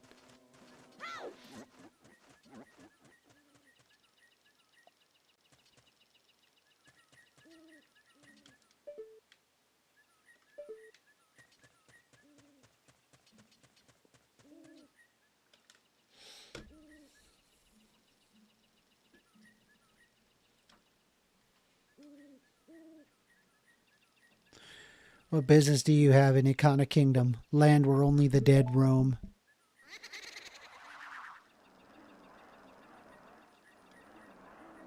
Shit. I don't have the song. I need the song for this. This is no place for one as full as life as you.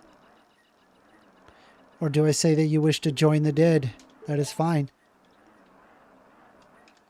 If that is the case, then sleep gently to the melody of darkness to the great composer Sharp shall play, and join the ranks of the dead. Yeah, this will just kill me.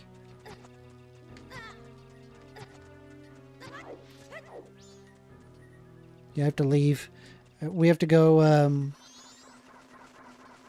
we have to go hit up that one area. One of the graves has a,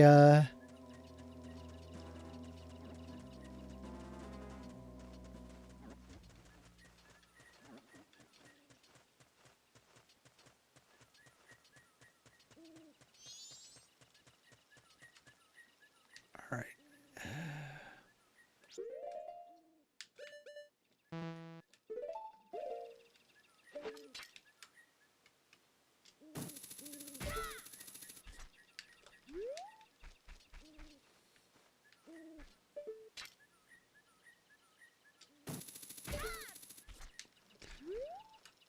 We are still taking calls, by the way. Phone number is 202-998-5218. If you want to have a conversation, we can do so.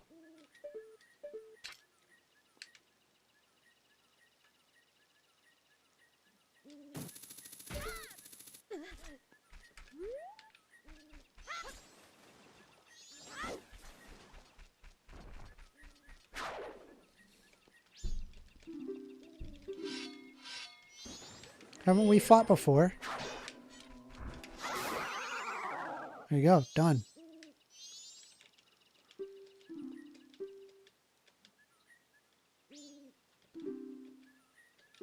All right.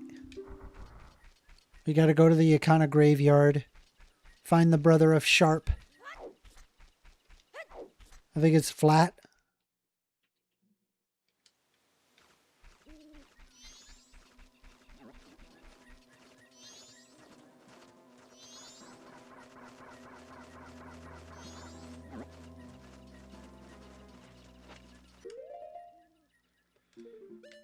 Let's see, we gotta go fast.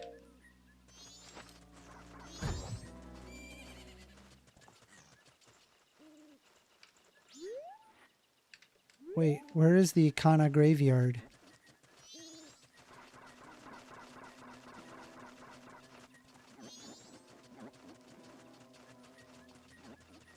Where is the Ikana graveyard? We are taking calls, by the way. Phone number is 202-998-5218. You want to call in, have a discussion, we can do so. Otherwise, I'm just going to keep playing Zelda.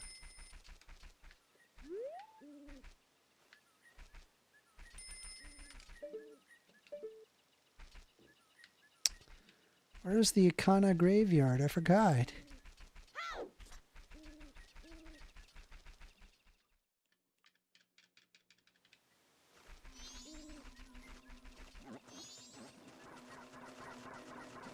Must be down here.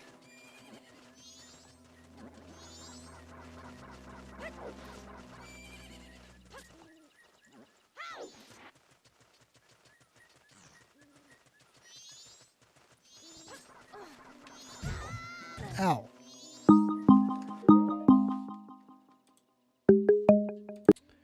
You're on the line with First Amender. Yeah, man. Hello. What would you like to talk about? I want to continue the secularism thing. I want to talk about morality. What was your name?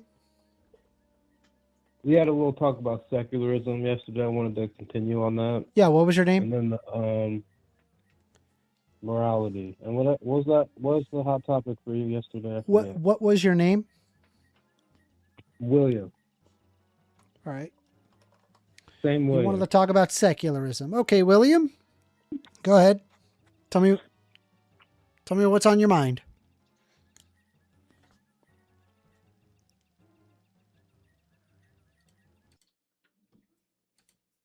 Oh. I think yesterday someone said I didn't understand what secularism was. I disagree with that. I like secularism as long as it doesn't go too far.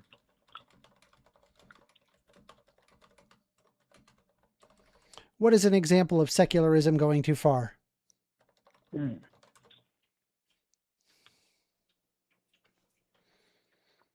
Whenever it controls the culture and it promotes a materialist outlook over spiritual, and it kind of starts to like shame the expression of religious or spiritual values. So, okay, it controls the culture by promoting materialism over spiritualism. Like when it dilutes religious cultures or spiritual cultures, when they should be a mosaic. That's a different thing from what you just said. Is that additional No, or? I think it can be an existential threat against spiritual cultures.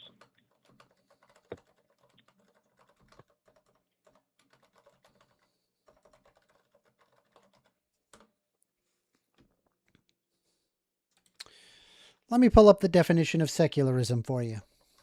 All right.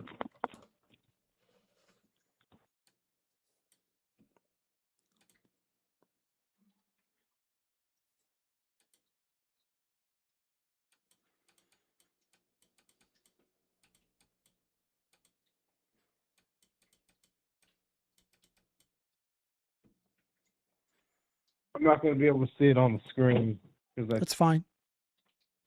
turned my Chromebook off. I just closed it.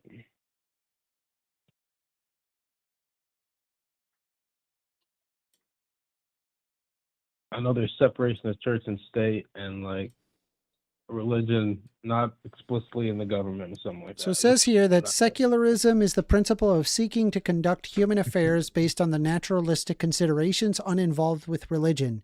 It is most commonly thought of a separation of religion from civil affairs in the state that may be brought into a similar position seeking to remove or minimize the role of religion in any public sphere. Secularism may encapsulate anti-clericalism, atheism, naturalism, non-sectarianism, neutrality on topics of religion or anti-religion. Although often conflated with an opposition of religion, secularism is concerned with minimizing its role rather than disproving it, and may either be hostile, neutral, or hospitable to religion. When presented as a philosophy, secularism is another term of naturalism seeking to interpret life based on principles derived solely on the material world and focusing only on temporal material concerns. So I guess like my concern, like you're saying, well, it could promote materialism over spiritualism, or that it can be used as an existential threat against spiritualism. I don't think that this is the case, simply in that arguing for a separation of church and state doesn't actually remove a person's spirituality. They can remain spiritual in a secular world. That's why religious people all over exist in secular societies. Yeah, I agree. I'm not saying I think secularism is good in and of itself, but I think it can become a problem.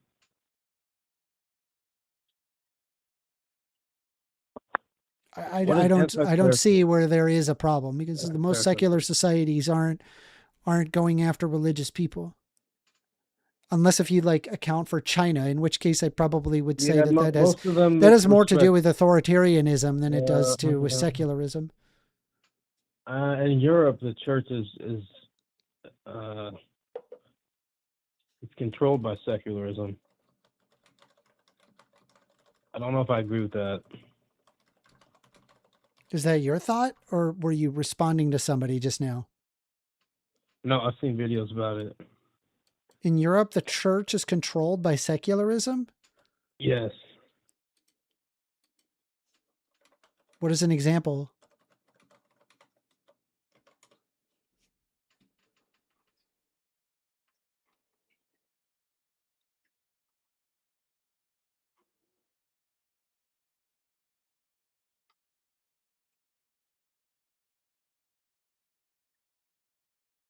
I don't want to offend you, but they were forced to approve gay marriage in the church, and that I don't have a problem with people getting married or coming together, but I thought it was wrong to force that on the church, on all the churches.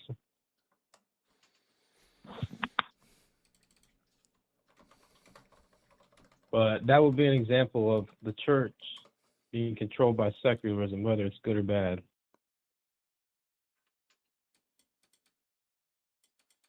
Hold on.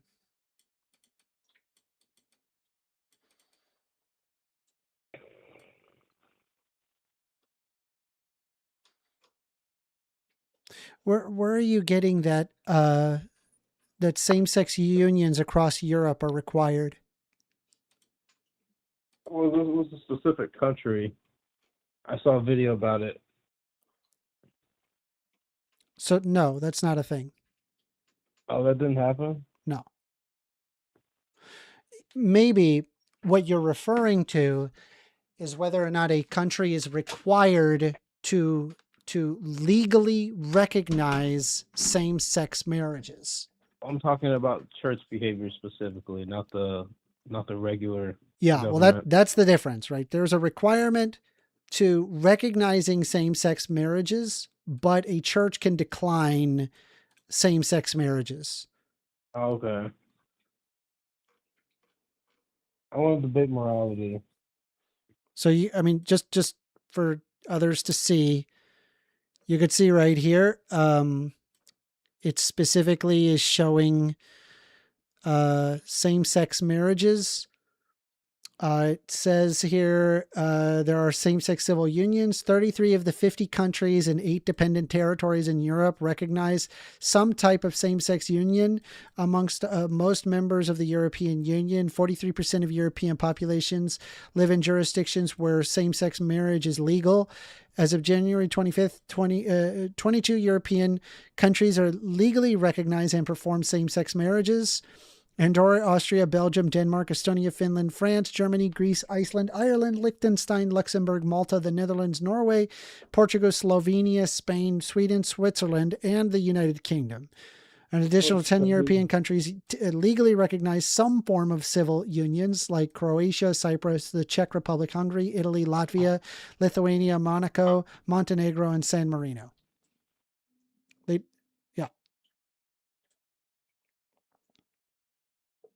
So there's no requirement.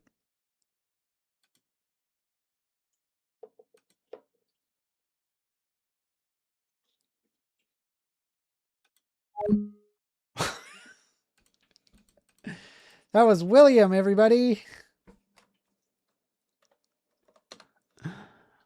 What was that? That was weird. All right. Back to my game. If you want to call in, you can. Phone number is 202-998-5218. Otherwise, I'm just going to play my game. What is going on here?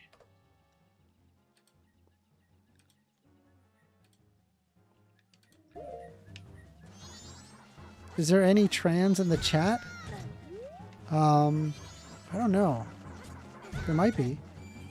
I'm trans and I'm also a lobster. Nice.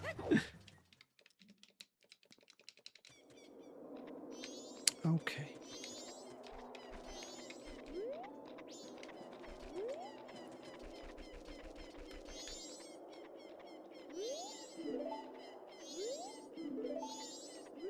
The soul of a brave soldier of Ikana rests here.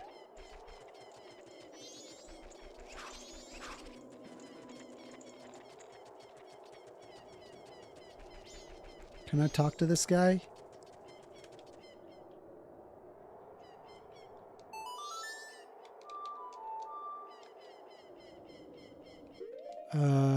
Forgot what to do.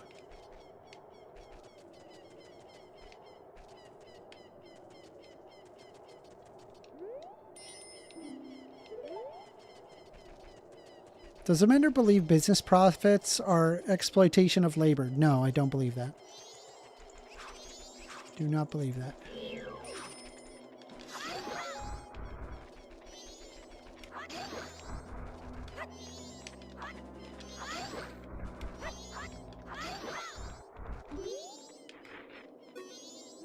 The melody that summons the tears of angels rests here.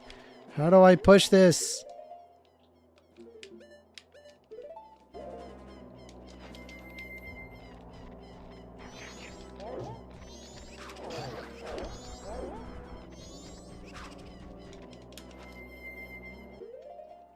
God, what do I do here? I forgot.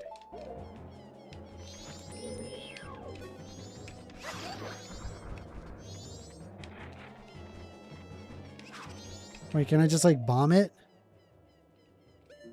Can I just bomb this? Let's just bomb it. Bombing. Bomb.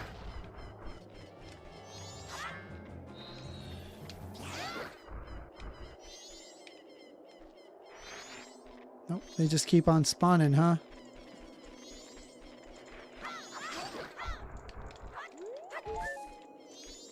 Can I push any of this? Wait, what does this say? A peace that heals the wounded soul rests here.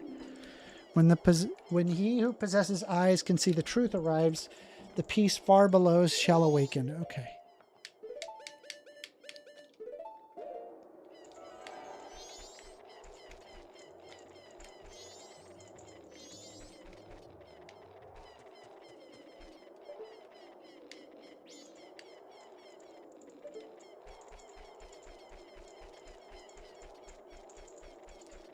Maybe a song of healing on this guy?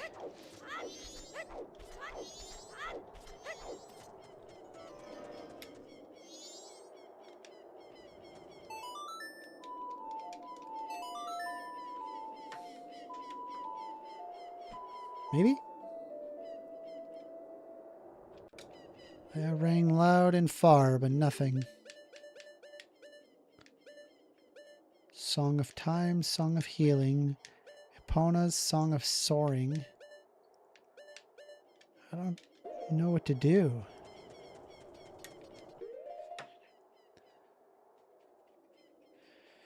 Transgender, denoting or relating to a person whose gender identity does not correspond with the sex registered to them at birth. That's correct. That is correct.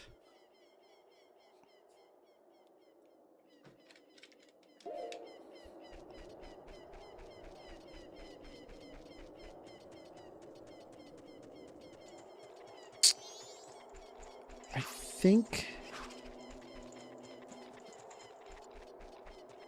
we have to do that area in Ikana. I don't think we can do this yet. We don't have the song. And so there's like an area that we have to go to get the mirror shield. Yeah.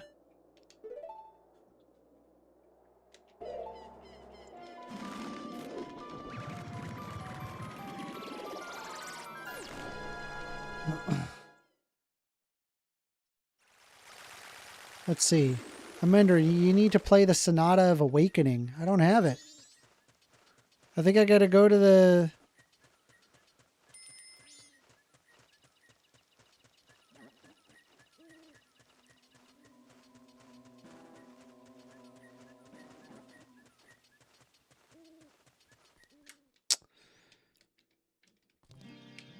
Oh, here's the fairy fountain.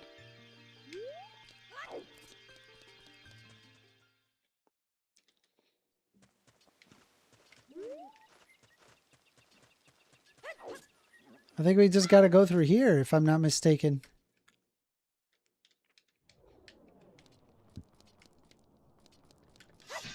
Oh, shit. We don't have that.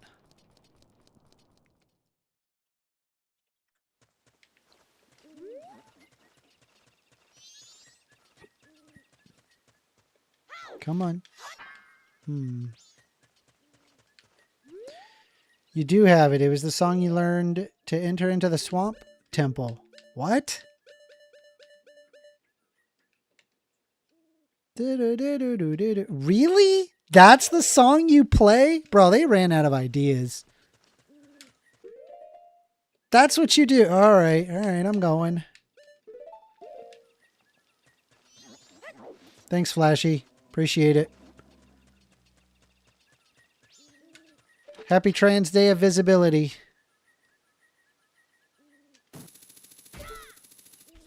All right.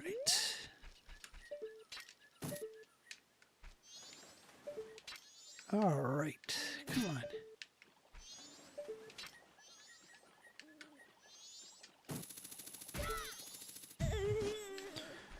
Okie dokie, Smoky.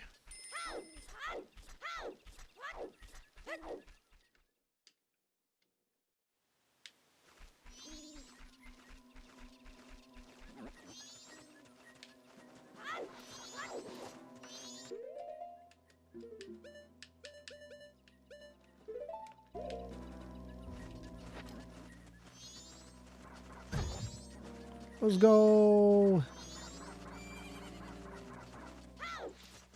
55. Shiggity schwa, shiggity schmaw, 55.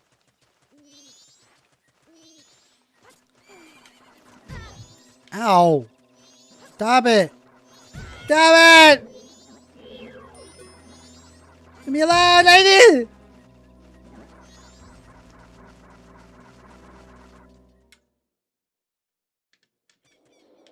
Okay.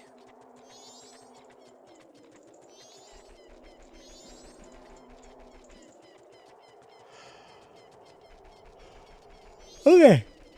We got this. This is really easy to fuck up, too.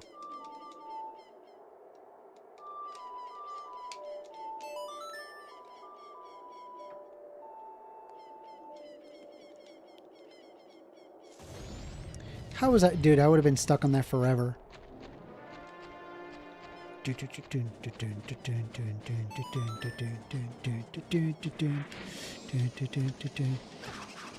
Oh, I'm jinxed. Good. Good. I can't attack these. Which means that I'm going to fail this mission unless if I can hit them.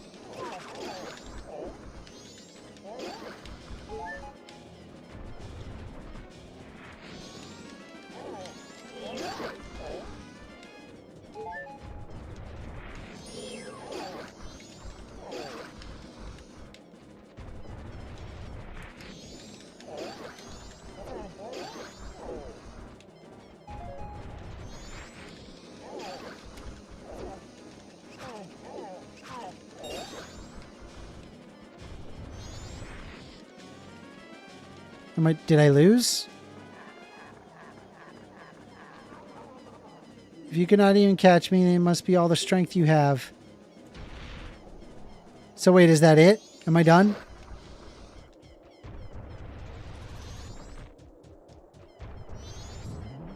Am I done?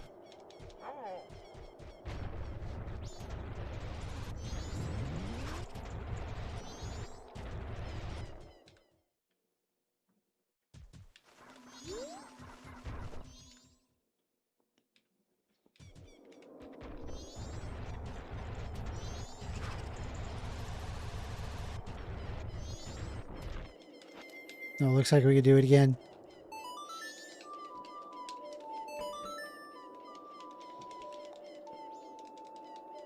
Jack Attack says all the okay, first of all, there is no trans ideology. There's only anti-trans ideology. And also, trans people do not like Harry Potter.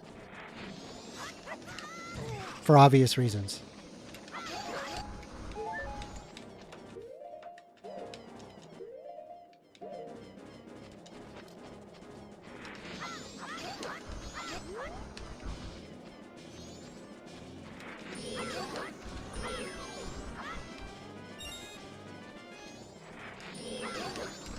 I can tell you I do not like Harry Potter at all.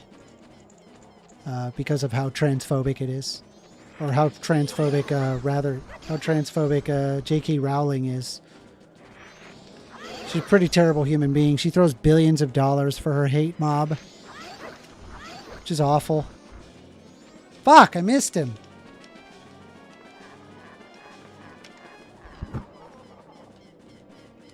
Yeah, Jack Attack, that's not a response. I'm not wrong.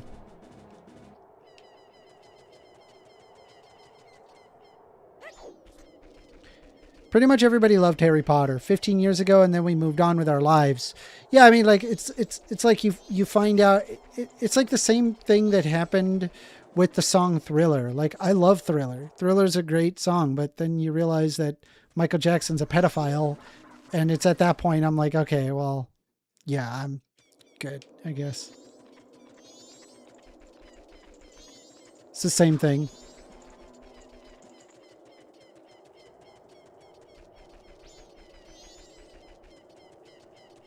This is hard.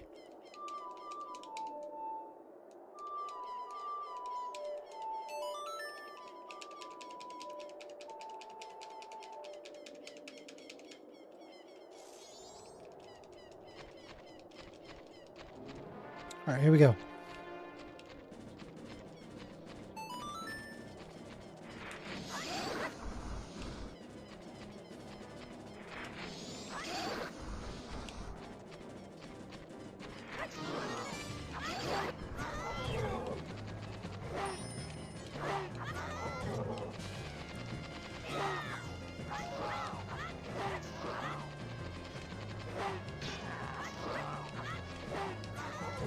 Damn it.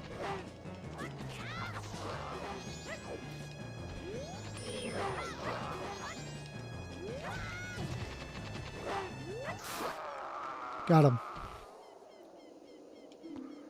Sheathe your weapon.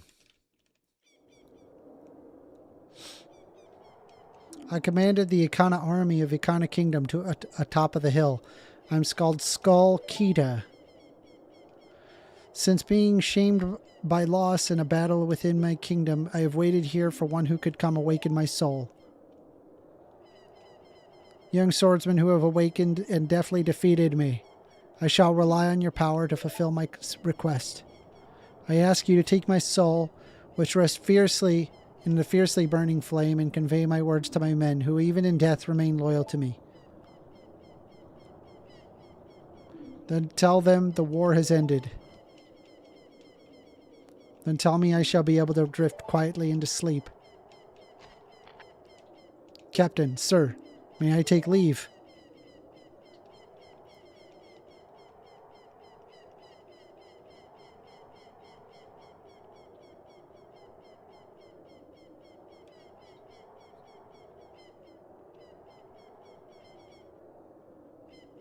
That's a really touching moment.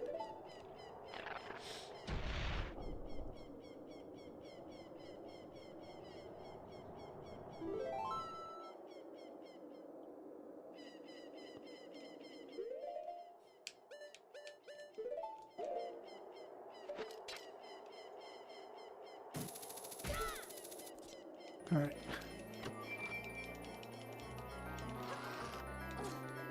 Yeah, I mean, like, the problem is that J.K. Rowling puts billions of dollars towards anti-trans movements. So yeah, anybody who's trans isn't going to like Harry Potter.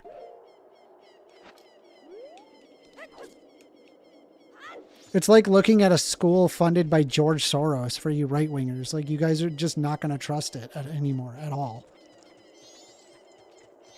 All right. Huh? Oh, Captain. Excuse me, sir. Talk to these people. Huh? Ah, Captain, sir. Excuse me.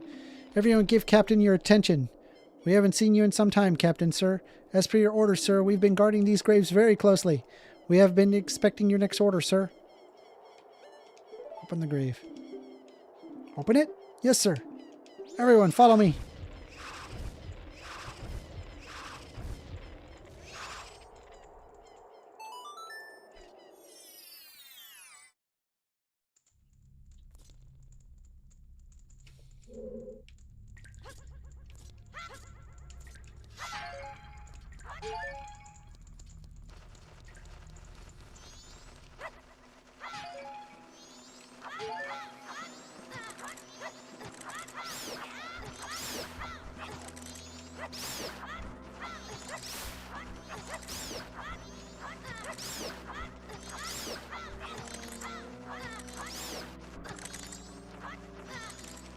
Oh my god.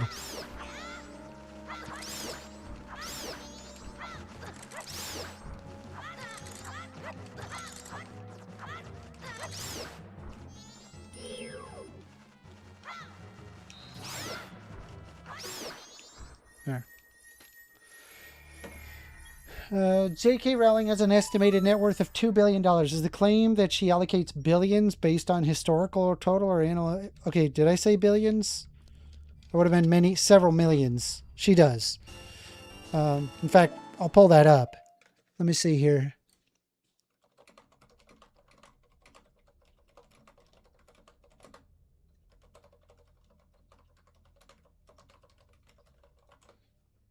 Let me look it up.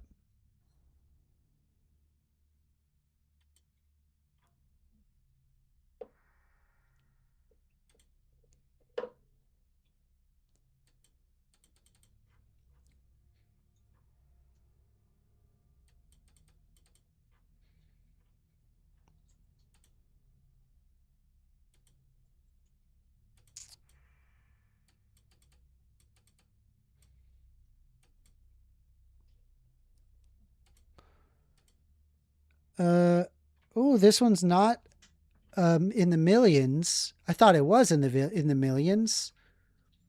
But it says here it's not in the first time Rowling was used her over $1 billion net worth to influence legal cases involving so-called women's sex-based rights, a dog whistle used by herself and other anti-trans activists who exclude trans people from public spaces and reduce women to their genitals. Rowling donated 70,000 euros, roughly 80,200, to the anti-trans group for Women Scotland in 2024 after it lost its challenge to a 2018 Scottish law that legally recognized trans women as women. The group appealed the case in the UK Supreme Court, which ruled last month that trans women aren't considered women under the Nations Equality Act. Rowling responded to the decision by posting a picture of her having a drink, smoking a cigar, with the text of, "I love it when a plan comes together." The post was widely criticized, including by The Mandalorian and the last U.S. star Pedro Pascal, who called it a serious Voldemort's villains, as referred to Rowling as a heinous loser. Okay. I thought it was more.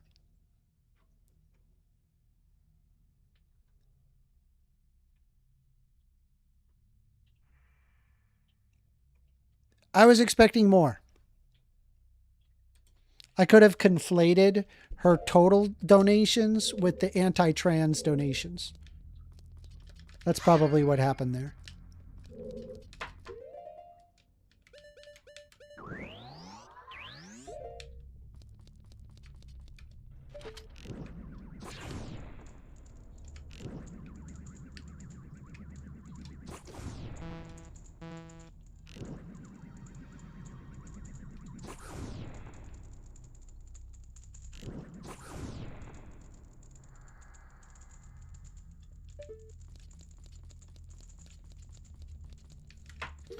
Let's see. Base Got Flashy says, I would be somewhat more tolerable of TERFs if they actually upheld feminist values, but they literally mingle with the most reactionary anti-feminist people you can think of because they are so transphobic. That's 100% true. Very true.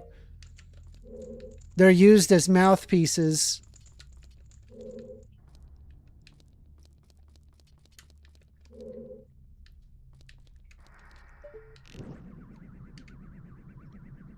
Basically just useful mouthpieces towards the patriarchy.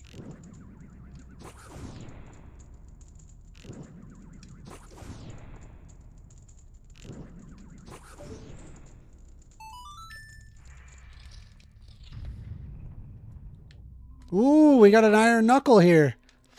Brutal.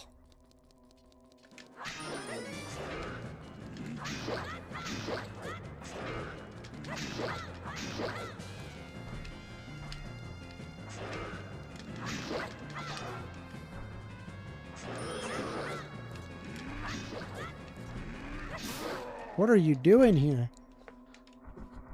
Frickin' iron knuckle.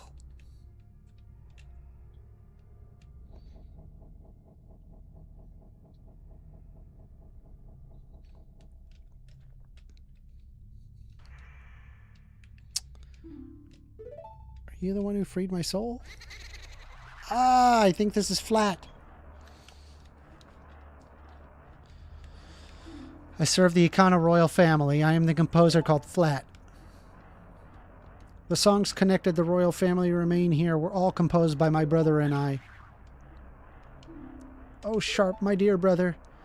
He sold his soul to the devil and was the one who locked me in here.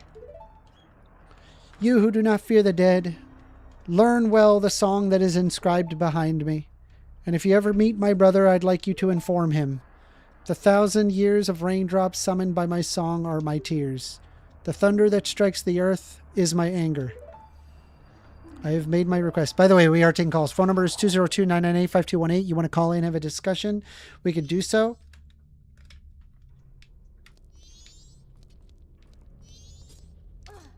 And I'm really glad that there's more pro-LGBT people in my chat. Normally it is anti-LGBT people. It is the representation of LGBT people that I believe that we can de-radicalize people who hold radical opinions.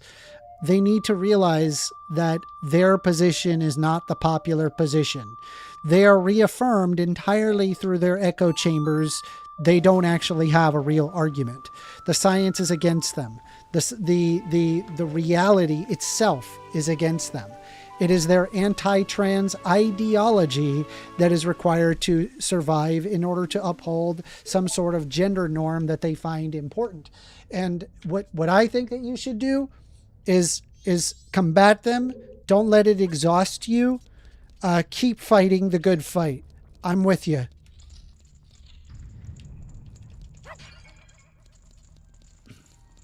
We are taking calls, by the way. Phone number 202-998-5218. Call in.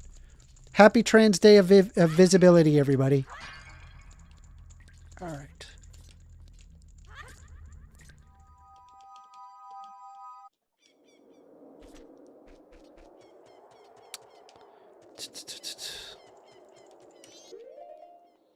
All right.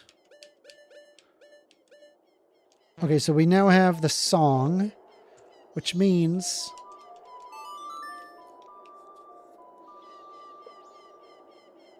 GGM says, can you look right at the camera and say, I am the science? I'm not the science. I'm not a scientist.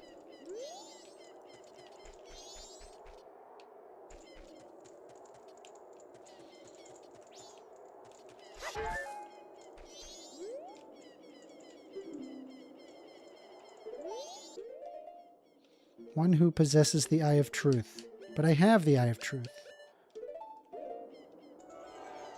Is there something about this?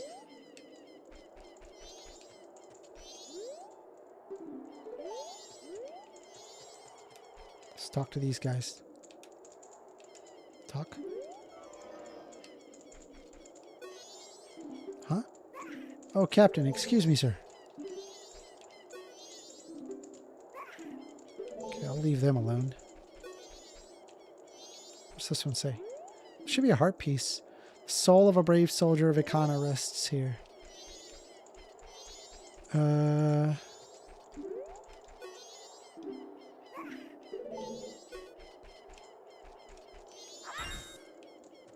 How do I open these?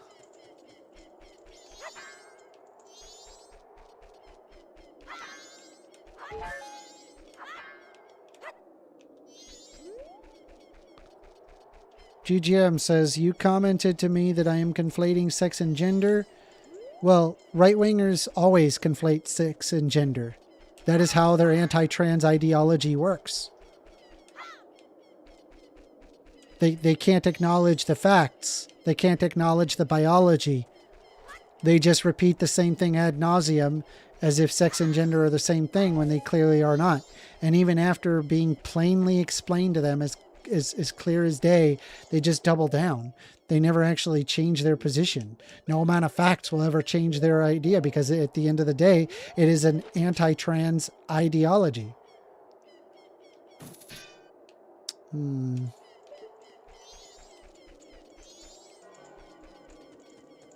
Maybe if I enter in through there and put on the lens of truth? Maybe. Let's see.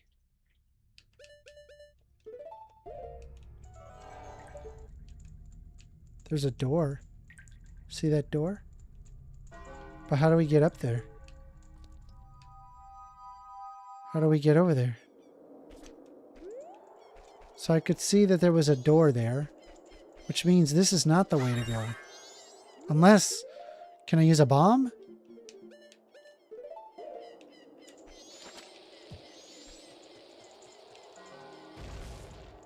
Nope.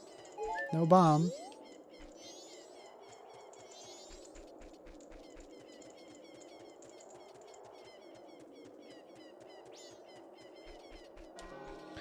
Jack Attack says, First Amendment anti-trans ideology implies the existence of a pro-trans ideology, which you are a proponent. No, there's just being pro-trans. It's not an ideology.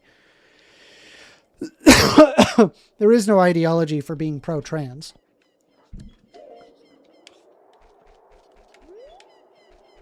However, to be anti-trans, that is an ideology for sure.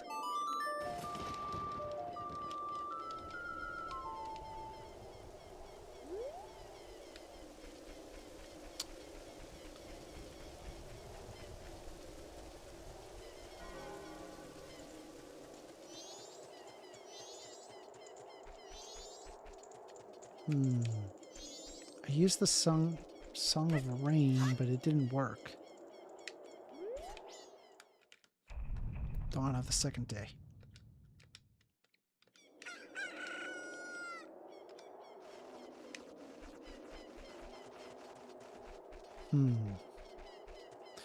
People who are anti-trans are just afraid of trans people because they're attracted to them. That's my theory.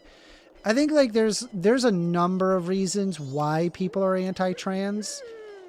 I think they want to like uphold like some people want to uphold a specific patriarchy. They have an idea of like what the family unit would be, and if there was the lack thereof, that would literally mean the end of society. And so they think that going after trans people is saving society.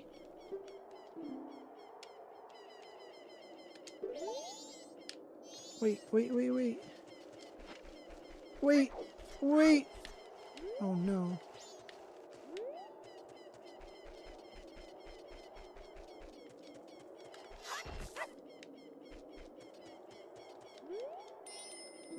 The door's locked, so no one must be home. Wait, I want to talk to him.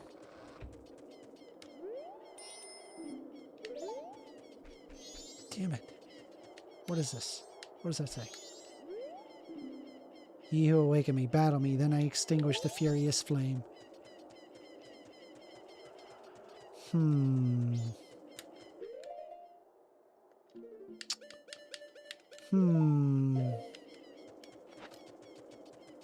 They're so quick to judge and name call more than we are, to be honest. Amender, bro, lobster, they attack character and assume things that are false. No, it's not me assuming anything that is false. I'm just referring to sex being different from gender, and it is those that are stuck in the anti-trans ideology that they need to affirm. I honestly don't understand the motivation. Just acknowledge reality for what it is.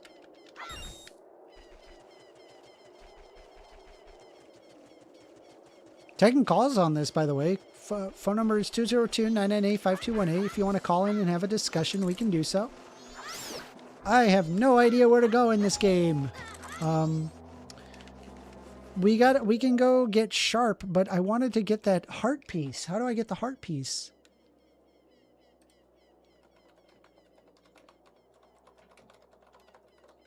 Heart piece, Ikana Graveyard. Buried treasure.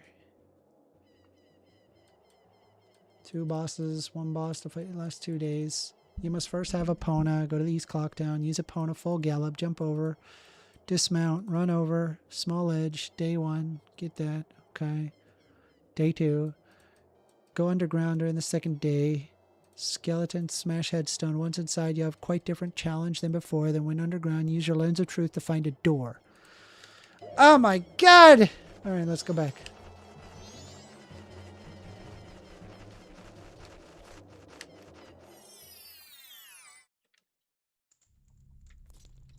Y'all are being brainwashed into a genocidal ideology and y'all are too fucking stupid to realize it. Completely agree.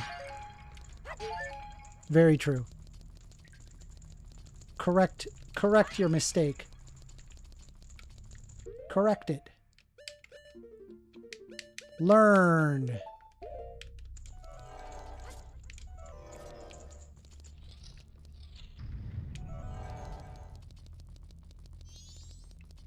We did this. To get under the ground on the second day, you must once again order skeletons to smash the headstone. Once inside, you have quite the different challenge in there. Okay, hold on.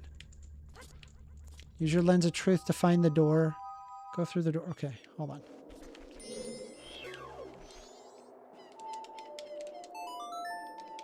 Amender, we cannot see the gain. I'm sorry. There you go. Lobster says, you aren't capable of responding to anything I say, Jack. Everything you say is a red herring. Playing chess with a cat would be more fun. The right is easily brainwashed, though. It is the defining feature of the rightoids. Very true. Very, very true. Okay, so here's the second one, so we can...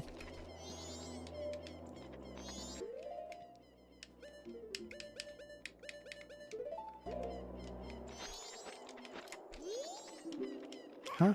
Ah, Captain. Everyone forget the Captain your attention. We haven't seen you in some time. As per your orders, we have been expecting your next order.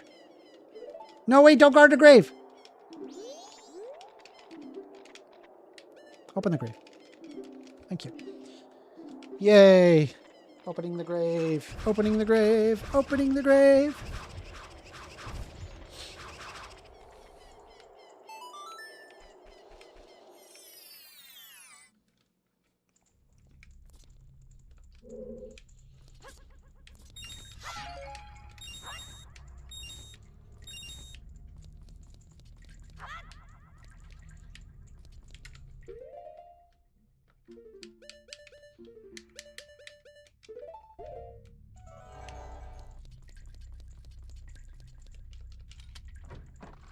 Okay. Next set of challenges.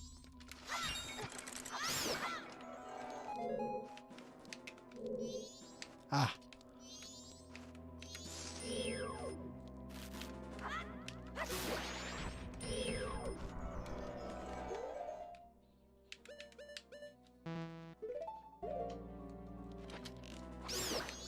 All right.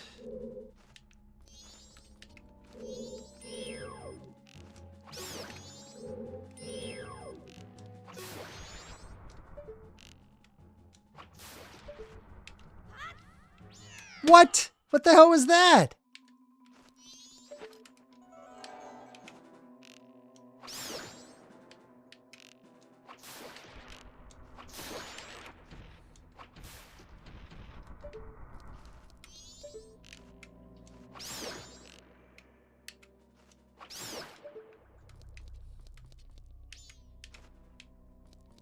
You would assume that my character would just jump, but he doesn't.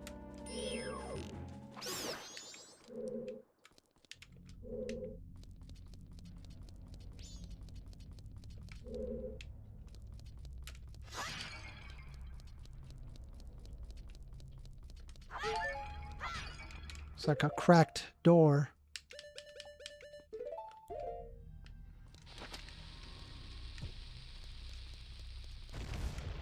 Let's see. True. How about y'all cowards actually debate somebody who wants to? Call in. True. Yeah, call in. Phone number is 202-998-5218. I'm not moving anywhere. Call in. You disagree with me? Then I'll hear you out.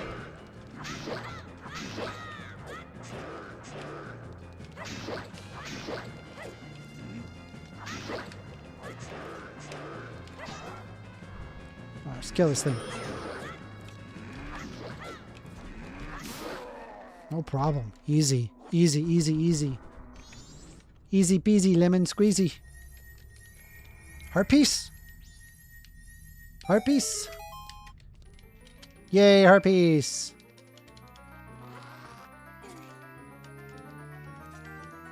Resist oppression. I like that name. That's a fabulous name. We must talk. Saying, let's see if there's any smart ones. Probably not, but hey, it's about the hunt. If you disagree with Amender, you have to buy me an OLED monitor. Them's the rules. True. Them's the rules. Yeah, you got to buy them an OLED monitor. It's very true. Very true. All right, let's take a look here.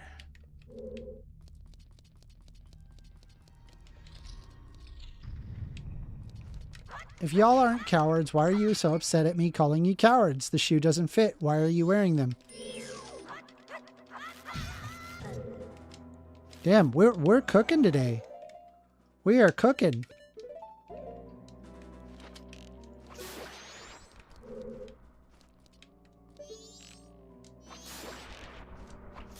To be fair, right? I'm a lot more polite than the line.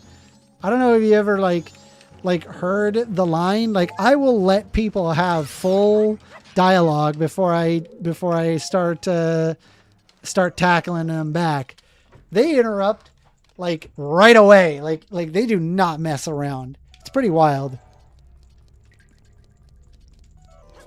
Okay. So we did that. That's done. Now we can go play that song for Sharp. And we won't die because we have the song for Sharp. Yeah, you should see the... Hold on. Forever Rain says, I'm leaving. No, don't leave, Rain. We love you.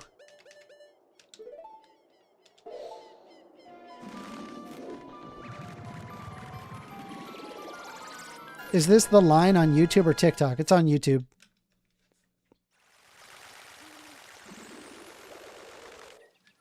Rain is going to say bye. I'm going to go watching my show. Okay, Rain. I appreciate you joining in today. I really do. Please come back.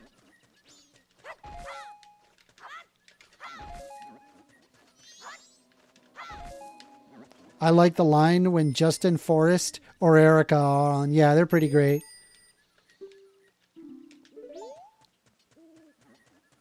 I do like Jovan Bradley. Though I don't think he likes me very much because I'm a capitalist. But if it makes you feel any better, like I'm a progressive capitalist. Like I believe like in social safety nets. I feel like it's like a lot of people, they expect that I'm just going to be an anti-capitalist, but I just listen, it's I'm pretty pragmatic about these things.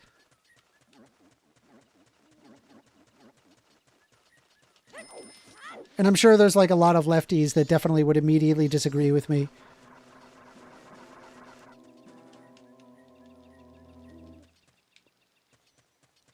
All right. Okay, so here we are. And now we can just play the Song of Storms.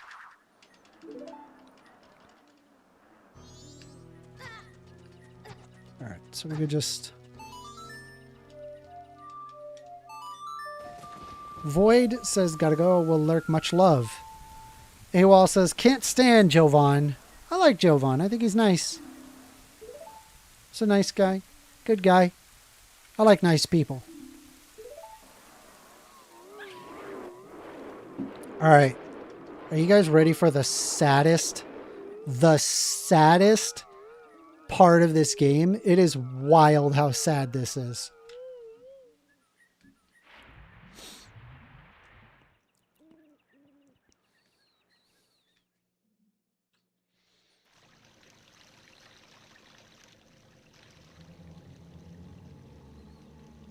All right.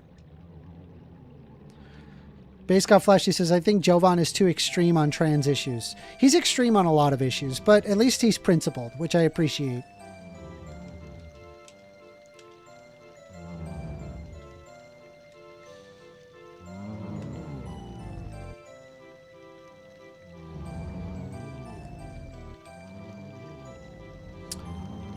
Lars says, lack of empathy? Lack of empathy? Y'all in here calling JRR's efforts to eradicate trans people from public life based, and I'm supposed to be polite to you jackasses. Very true, Lobster. I'm glad someone else is calling it out for once. Normally I'm the only one fighting alone.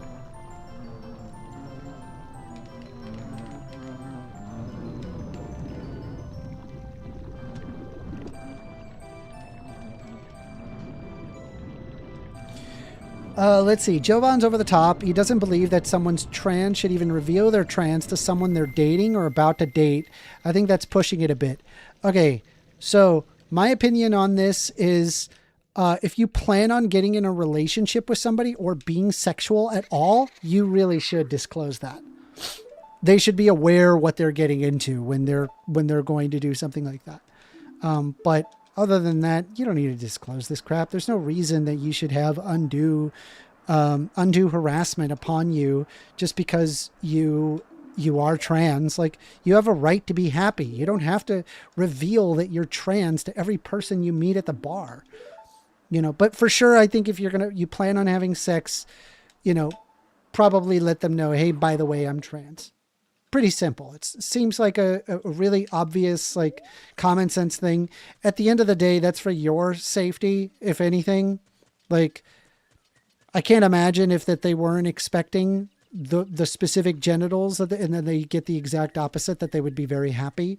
So just being considerate of the cisgendered person. That's all.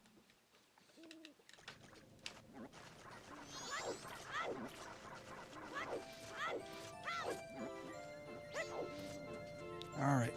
So this part of the game, there's a little girl that lives in there that's protecting her dad. Ooh, she's out there.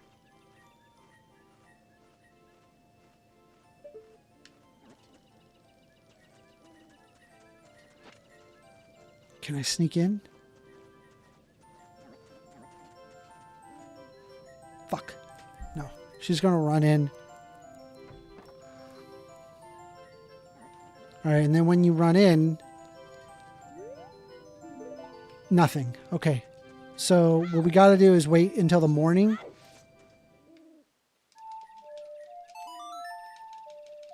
And I believe she should just walk out on her own.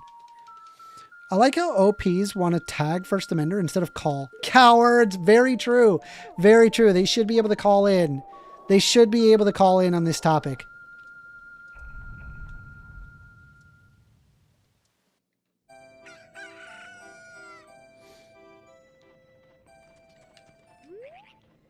All right, so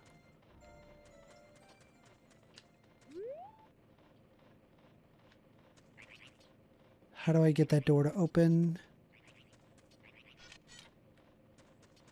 I need to hide.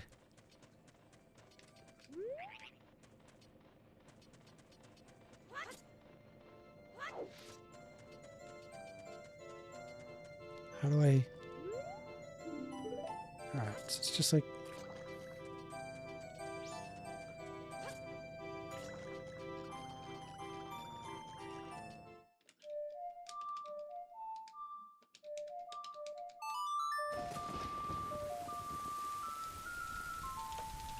Let's see.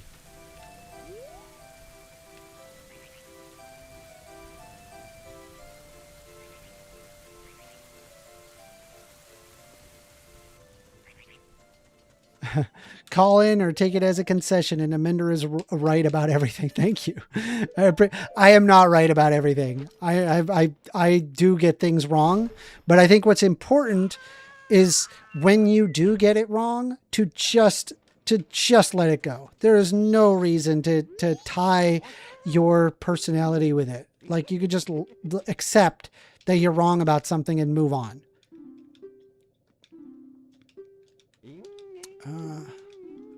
That way you end up being more right than wrong most of the time.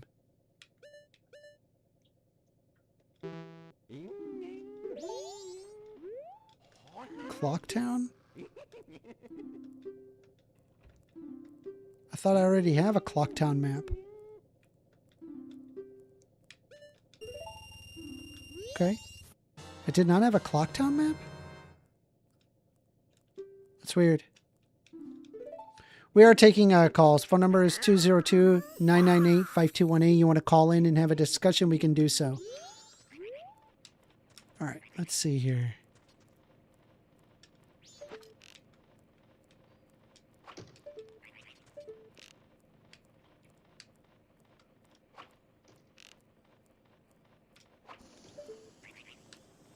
I hear that little girl. Hold on. I can go in. Alright, so here's the sad part. So this little girl, where's her dad? Bruh.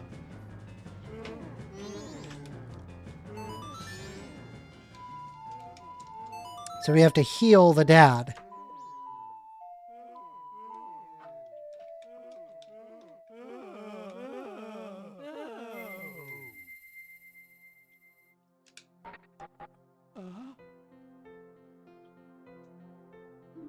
Father?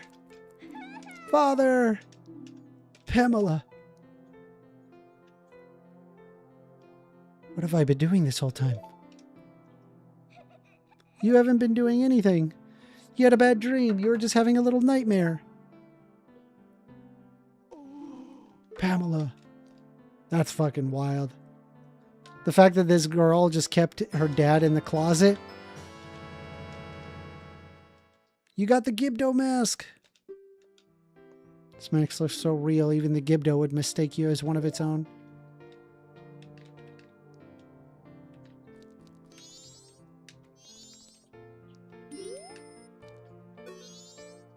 Let them be, don't you get it? They're so insensitive. Imagine being a human being and being confused about sex. It's fucking pathetic. Yeah, you are very confused about sex. It is very pathetic. I flashed a biology textbook at you. What more do you want? You would just don't acknowledge it. This is what it takes to be in the anti-trans ideology. It's just bonkers.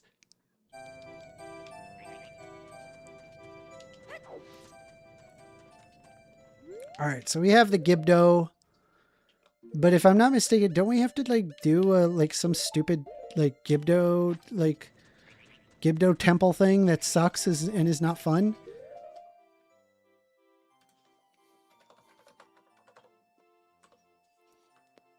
Let me look. Beneath the well, also referred to as the empty well's location, it contains the mirror shield, which is required to enter the ancient castle of Ikana. Inside the well centers the premise of finding items for Gibdos that guard certain doorways. Completion requires the Gibdo mask, magic beans, Deku Palace business scrub, blue potion, red potion, at least one bottle that should have already been obtained from the Zora egg quest in Great Bay. All other items listed below may be purchased ahead of time for convenience, but can be obtained at specific places within the well. For easier reference, a table and a map has been listed locating each Gibdo's request as well as the quantity needed. A link to the text walkthrough is provided. Damn. All right.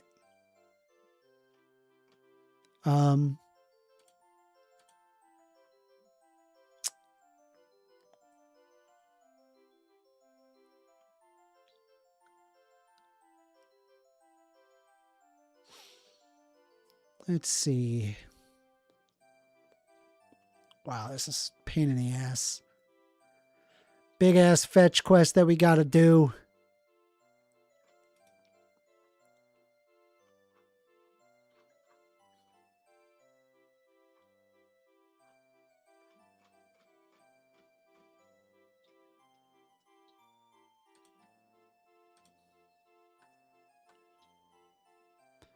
Yeah, so this is the Ikana Castle and entrance in the Ikana Canyon. All right, so blue potion. Let's see. God, it's such a pain. All right, well, what we need is the following. Magic beans must be purchased from the Deku Palace or from a business scrub. We're on the dawn of the final day. Do you think, can we make it? Probably. Sure, why not? No, we really should just like, we should just do this.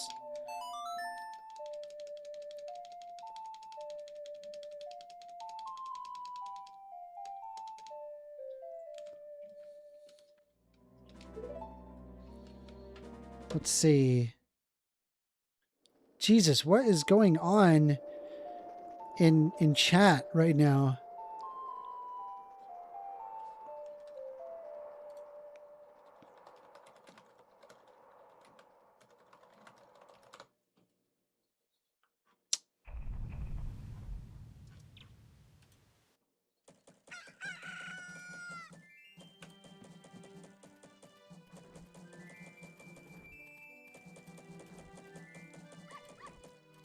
All right, hold on. Rainbows are supposed to be delightful and happy. They are. You're an angry rainbow. No, they're not. They're fine. Just leave them alone and they won't be angry at you. There's a war going on in the chat. Like no college, at least. Yeah, bro. You guys got to calm down. You guys got to calm down. Otherwise, I got to start modding people.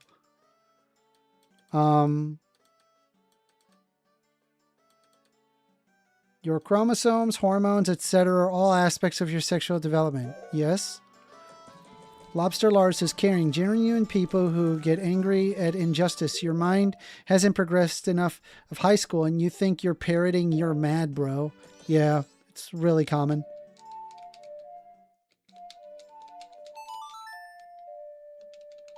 Let's see. Y'all poking a skunk and then whining when you get sprayed, lol. Yep, very true. Very true.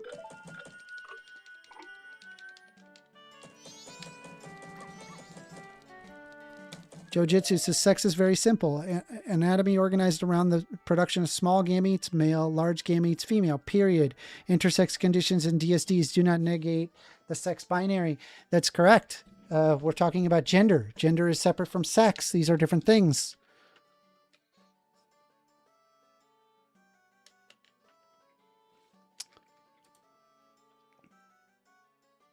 All right, hold on a sec.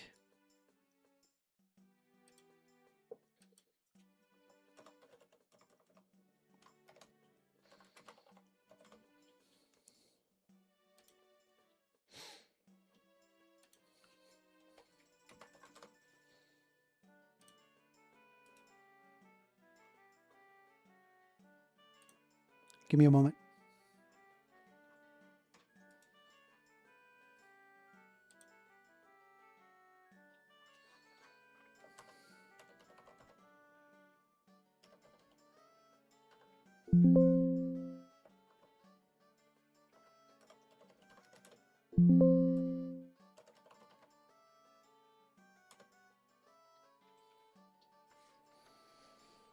Let me look.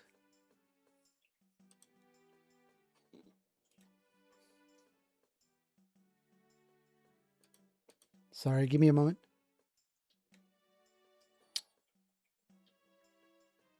In the chat, where they were talking about sex first, but we're talking about specifically transgender. Transgender is talking about the sex being separated from the gender being different from the sex.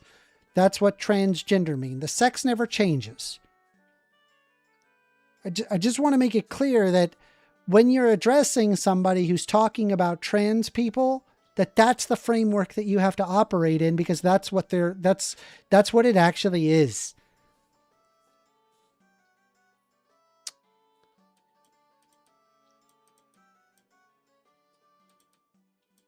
Unspoken says become popular with, here's botnet website. Jack Attack says 2 sexes, 0 genders, infinite mad amender live chatters. No, dude, it's not 0 genders. Off the top of my head, I can think of 5 or 6.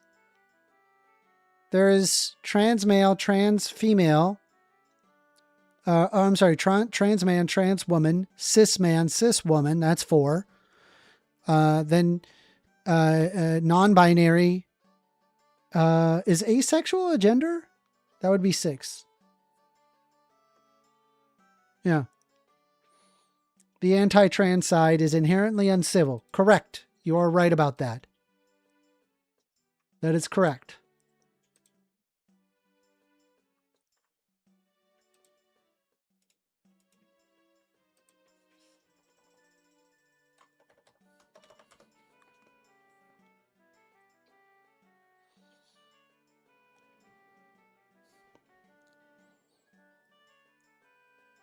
Gender fluid. It's good. That's one. You're right.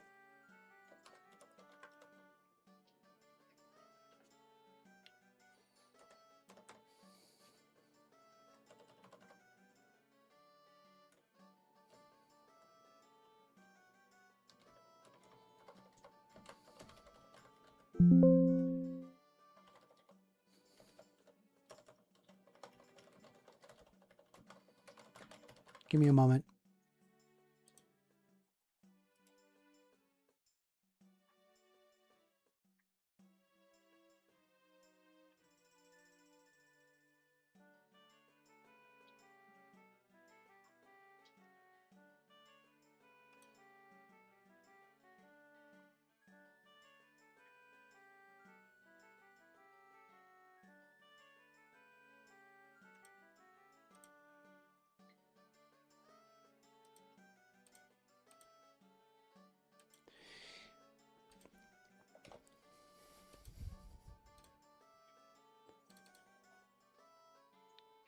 Let me see here. Hold on.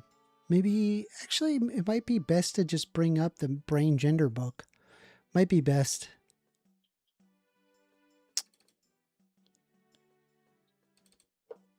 Though the problem with the brain gender book is that there's nudity. There's just instances where there's just straight up nudity, but it's entirely academic. I'm actually curious. YouTube channel.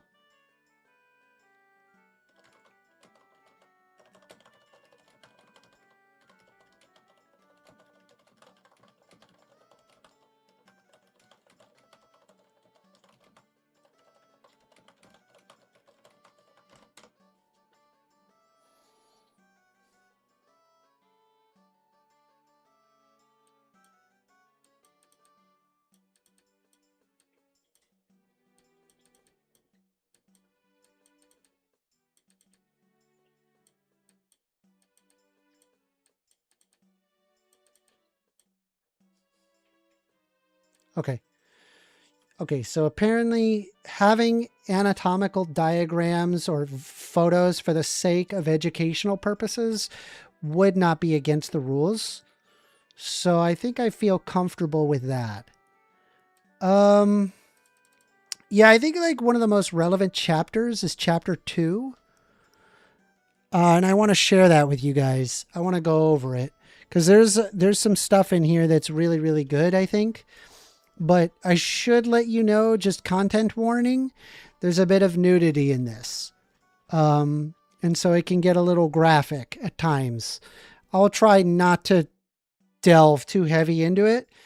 But just FYI, if that's too much, just click off of the video. We are age restricted, so we're good. Let me just review the contents here. Okay, yeah, wow. Holy shit. All right. Well, I'm going to blow your mind a little bit here. Yeah, I'm just going to read this chapter so you just understand just how deep this goes. Anyway. Where is it? Where is the beginning of chapter 2? That's chapter 1. Chapter 1. Chapter 2. Okay. Is it a girl or is it a boy? We ask the new parents, is it a girl or is it a boy? And assume that the answer will be easy. Penis and scrotum define a boy, clitoris and labia a girl. However, parents, let me put some music on while we do this.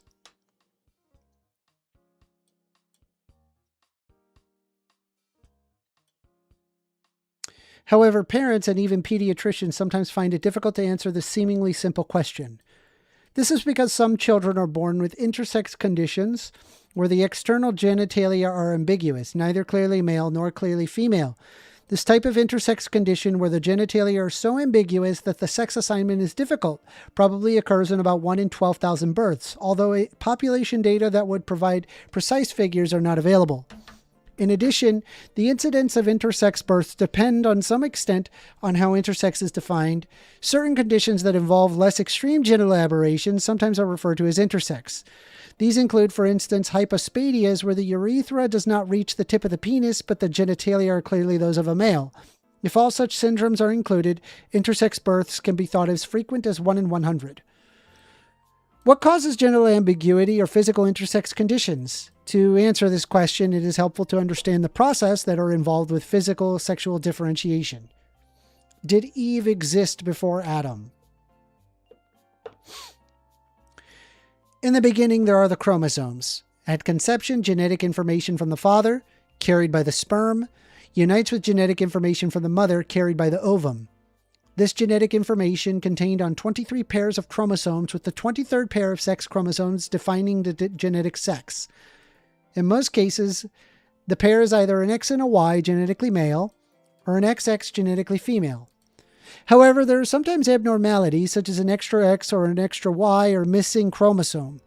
The chromosomal makeup can be inconsistent from cell to cell, with some cells XX and others XY or X alone, XO indicating a missing chromosome. In addition, portions of the chromosomes can be missing.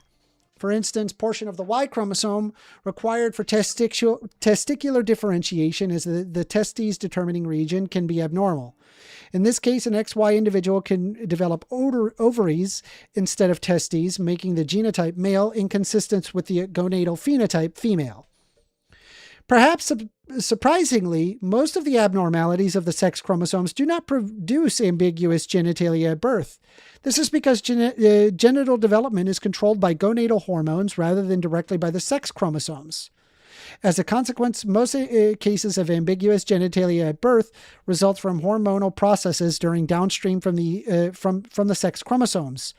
These processes are set in motion by the sex chromosomes during normal development, but are also influenced by other factors, including information contained on the remaining 22 pairs of chromosomes and even in some cases influences from the environment.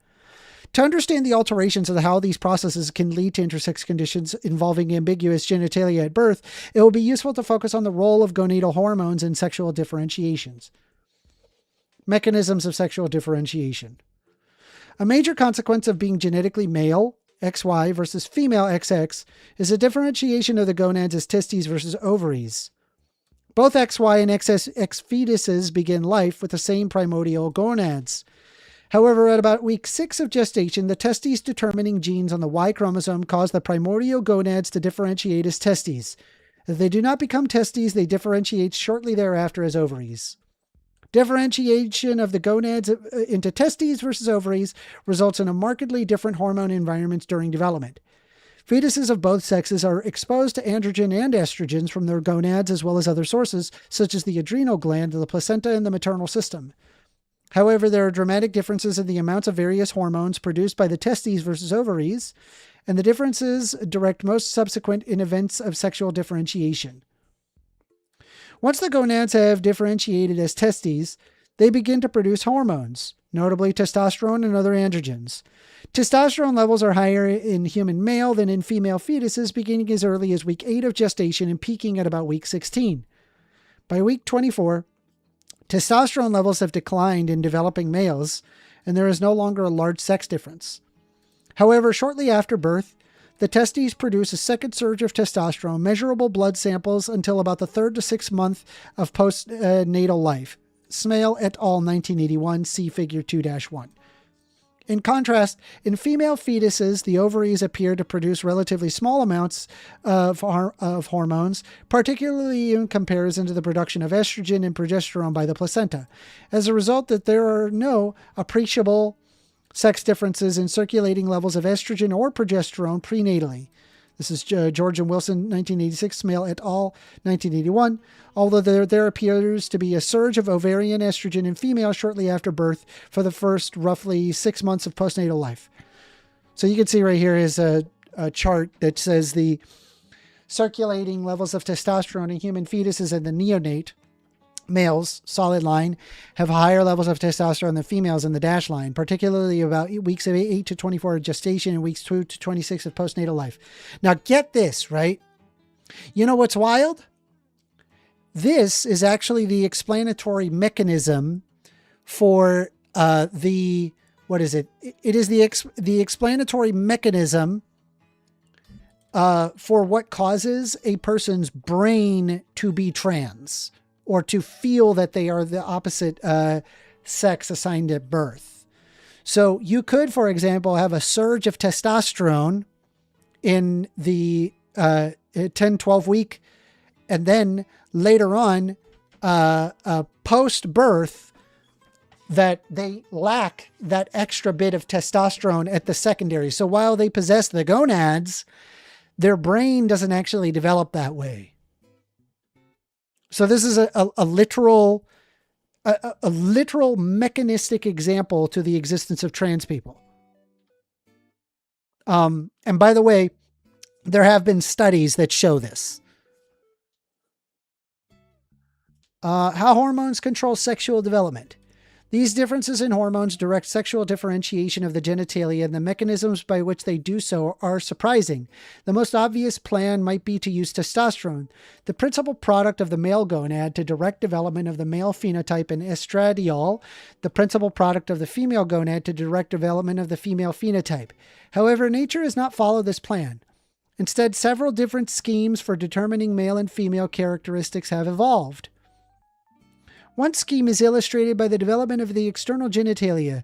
As was with the case of the gonads, both genetically male and genetically female fetuses begin with the same primordial structures. See figure 2-2, 2-3. I believe it's right here where you could see, I think, where's figure 2-2? Yeah, this is 2-2, where you can see that there is the genetically ambiguous gonadal structure. And it basically, this is how it effectively develops later on. And then there's also 2-3, which has a genital tubercle, and then there's a genital groove and a urethro-labial fold, and it either develops in one direction or the other in terms of male or female. And mind you, this is totally acceptable. This is all for educational purposes. Anyway, let's go back to it. If testosterone is present, the structures begin to differentiate into a penis or scrotum, becoming recognizably male by about 9 to 10 weeks of gestation. In absence of testosterone, the same structures become a clitoris and labia, regardless of the level of estrogen or progesterone. Thus, there is no hormonal influence from the female gonads that appears to be necessary for differentiation of male or female external genitalia. Genital feminization in the absence of gonadal hormones is first described by Jost, 1947-1958. He removed the ovaries from the developing rabbits and subsequently observed that their genitalia was indistinguishable from those of intact females. The possibility that estrogen... By the way, how?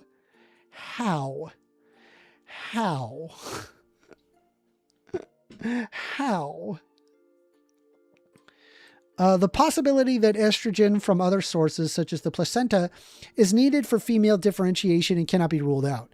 However, feminization of the external genitalia appears to occur without stimulation from the ovarian hormones, and in that sense, it is programmed in a pre-programmed state. For that reason, it is sometimes suggested that Eve, rather than Adam, for the first prototypical human being. A second scheme is represented by development of the internal reproductive organs. In this case, both male and female fetuses have two sets of structures, Mullerian ducts and Wolffian ducts, but only one is retained. In male fetuses, beginning at 7 to 8 weeks of gestation, a product of the testes, or Mullerian inhibiting factor, causes the Mullerian ducts to regress. In contrast, Wolfman ducts are stimulated by testosterone to development into male and internal reproductive structures. Epididymis, vas deferens, and the seminal vesicles. In female fetuses, the Mullerian inhibiting factor is absent and the Mullerian ducts persist, performing fallopian tubes, the uterus, and the upper portion of the vagina. The lower portion of the vagina develop along with the external genitalia. Because high levels of testosterone are not present to stimulate the Wolffian ducts, they regress. These mechanisms resemble those of underlying differentiation of the external genitalia in that the female form appears to develop in the absence of gonadal hormones, whereas the male form develops in the response to hormones from the testes. Eve, not Adam, again, is the prototype. They differ, however, that instead of having the same primordial tissues in both sexes, with the potential to differentiate in the male to female direction, two complete sets of internal reproductive structures, such as Wolffian ducts and the Mullerian ducts, are present in both sexes, and testicular hormones determine which set grows and which set regresses. Other sexual characteristics follow still to other schemes. For example, at puberty, breast development occurs in females in response to stimulation by estrogen, whereas additional penile development occurs in males in response to testosterone and hormone formed from it. DHT, dihydrotestosterone. In both sexes, pubertal hair growth is stimulated by androgens. As will be described in more detail in subsequent chapters, brain development and expressions of sex-typical behaviors are sometimes controlled by yet other variations of the hormonal processes and may well be that of additional schemes that have yet to be discovered. Yeah, this book was written, I think, in 2008? We have, in fact, discovered additional schemes in the brain that do not match gonadal types. In addition, among characteristics influenced by testosterone prenatally, there are differences in aspects of sensitivity, such as the timing threshold. In regard to the Wolfman ducts and the external genitalia, penis and scrotum, there is a gradient of response. The external genitalia have lower threshold of sensitivity than the Wolffian ducts. Thus, the cases where testosterone levels are low, it is possible for male external genitalia to develop without corresponding male internal organs. Similarly, testosterone stimulates fusion of the tissues desired to create the scrotum earlier than it stimulates growth of the penis. The former is completed by about the third month of gestation, and the latter continues through gestation into postnatal life. Hence, androgen deficiency occurring late in male development can result in normal fusion of the scrotum, but diminished penile growth. Yet another instance where a person may feel inside their brain that they are of a different sex than what they are. Again, none of it is made up. None of it is make-believe. There are very clear mechanistic pathways that occur as a result. It's a lot more real than you think. I used to think it was all social. It's not. It's not all social. There's a lot of hormonal development and a lot of neurological development that results in a person being trans. Human sexual development. Understanding physical sexual differentiation has been derived primarily from research such as that of Yost and non-human mammals. In these studies, hormones and gonads themselves can be manipulated experimentally. Similar manipulations would be unethical in human beings. However, data from people with cynical syndromes involving gonadal hormone abnormalities, for example, the intersex syndromes mentioned earlier in this chapter, suggest that the same hormonal mechanisms are involved in differentiation of the human internal and external genitalia as have been observed in other mammals. What causes intersex syndromes? Woo! We start to get into the spices. In most cases, genital ambiguity is severe enough to prevent immediate identification if an infant as a girl or a boy results from prenatal hormonal abnormality, and physical intersex conditions can result from hormonal abnormality or any several points of the process of sexual differentiation. Some syndromes involve abnormalities of hormone production. Others involve deficiency of enzymes needed to produce hormonal metabolites of testosterone. And still others involve problems with receptors that allow cells to respond to hormones. Two syndromes illustrate particularly well the relevance of animal models of sexual differentiation to the human condition. These are congenital adrenal hyperplasia and complete androgen insensitivity syndrome, CAIS. CAH. CAH is a genetic autosomal recessive disorder. It causes enzyme deficiency, usually 21 hydroxylase 21-OH, and that a deficiency results in the inability to produce the adrenal hormone cortisol. The low levels of cortisol are detected by the cells in the hypothalamus, the brain region that regulates feedback control of circulating hormone levels. The hypothalamus then signals the pituitary to release hormones caused by an increased production of cortisol precursors. Because the enzymatic deficiency prevents cortisol production, these precursors are shunted into the androgen pathway, and as a consequence, female fetuses with congenital adrenal hyperplasia have androgen levels similar to those of normal males, causing genital virilization prenatally and ambiguous genitalia at birth. All right, so FYI, I am going to flash very quickly the diagrams of genetically ambiguous genitals. This is entirely for educational purposes. If this is too much for you, look away. This is your warning. This is entirely for educational purposes. I will flash it for 10 seconds, and then we're going to move on, okay? 1, 2, 3, 4, 5, 6, 7, 8, 9, 10. Okay, moving on. Figure 2.4. Genital virilization in 4XX individuals with CAH. CAH causes prenatal exposure to higher than normal levels of androgen and leads to variable degrees of masculinization of the external genitalia, ranging from mild top left through moderate top right, bottom left to severe bottom right. Because no testes were present prenatally, the Mullerian ducts were not inhibited. The individuals with CAH have female genitalia internally. The photographs of mild to moderate virilization were taken in infancy, and these cases are girls that were diagnosed soon after birth, treated with hormones postnatally to prevent further virilization, and surgically feminized. The photograph at the bottom right was taken after puberty. In this XX individual, the external genitalia were so severely virilized at birth that the infant was assigned male with the condition and were not diagnosed until later in life. This individual continued to live their life as male. Photographs courtesy of Charles Brooke. Diagnosis is usually rapid. Within several days following birth, the child is identified as genetic female with CAH. She is subsequently reared as a girl, treated postnatally with medication to regulate hormones, including androgens, thus preventing further virilization, and surgically feminized, usually during infancy. Mind you, right? This is what they would refer to of what we need to stop with gender-affirming care for minors. They do not care or think about people who possess, for example, congenital adrenal hyperplasia. It's not something that they consider as like a thing. And so maybe next time that you see laws being passed specifically designed to treat trans people as other, perhaps consider that a gender-affirming care involves more people than just trans people. However, the degree of virilization in girls of CAH is highly variable.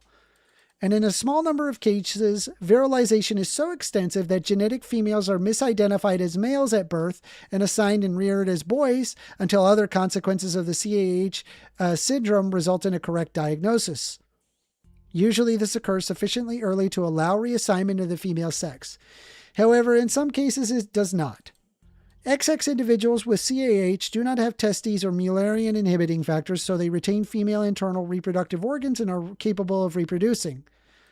The behavioral consequence of CAH will be discussed in subsequent chapters. However, physical development in girls with CAH is of interest because it shows that the androgens influence the human external genitalia in a manner similar to that seen with other species. That is, the excess androgen produces masculinization of the external genitalia, i.e. clitoral enlargement and labial infusion in genetic females. The syndrome is also revealing in regard to the mechanisms underlying development in the internal reproductive structures. Consistent with the absence of testes of the Mullerian inhibiting factor, females of the CAH retain the Mullerian ducts, and these develop into functional internal reproductive organs. This suggests that the process involved in development of internal reproduction Yes, there will be another nude photo. Apologies. I will flash it for 10 seconds and then we're going to move first. You could see here, these are the Prater scales used to describe the degree of virilization in infants born with ambiguous genitalia caused by a condition such as CAH and PAIS. Outcomes can range from the female left to male right, as shown in the sagittal view top and the perineal views bottom. All right, so there's going to be some nudity, so you can look away. I'm going to give it about 10 seconds and then we're going to move on. 1, 2, 3, 4, 5, 6, 7, 8, 9, 10. And I'm moving on. Figure 2-6, photograph of an XX individual with CAH in adulthood. She has had the surgery to feminize her external genitalia and has been treated since infancy to prevent virilization postnatally. Photograph reproduced from Money and Ed Hart, 1972 by permission. AIS. AIS, like CAH, is a genetic disorder, but AIS is transmitted as an X-linked trait. In AIS, the cells of the body are deficient in their response to the androgen because the defects in the androgen receptor gene and therefore in the androgen receptor. This deficiency can be PAIS or CAIS, Crumberbatch and Kant, 1992, and XY individuals with complete form are born with feminine-appearing external genitalia, whereas those with PAIS can be born with ambiguous genitalia, see figure 2-7. Unless there are relatives with the syndrome, there is usually no suspicion of abnormality, and individuals with CAIS are usually assumed to be girls at birth and reared as such. Development continues in other females, including breast development at puberty, stimulated by estradiol derived from high levels of circulating testosterone, see figure 2-8. Diagnosis often follows in a failure to menstruate in otherwise normal-appearing female. Medical examination then reveals undescended testes and the XY genetic constitution. In regard to internal genitalia, individuals with CAIS lack both Mullerian and Wolferian structures. This is because their testes produce normal levels of Mullerian inhibiting factor, but the Wolfian structures, like other tissues, are unable to respond to androgen. Thus, the physical consequences of CAIS, like those of CAH, support a role for androgen and in development of the human external and internal genitalia that is strikingly similar to the documented in other species. An inability to respond to androgen results in feminization of external genitalia and regression of the Wolfian ducts, while the Mullerian inhibiting factor causes a loss of Mullerian structures as well. Surprising sexual science. Scientific understanding of the processes of sexual differentiation and consequences of alterations of the processes appear to challenge widely accepted concepts of what it means to be male or female. For instance, many people view each individual as being... apologies. The next set of pictures, there are graphic.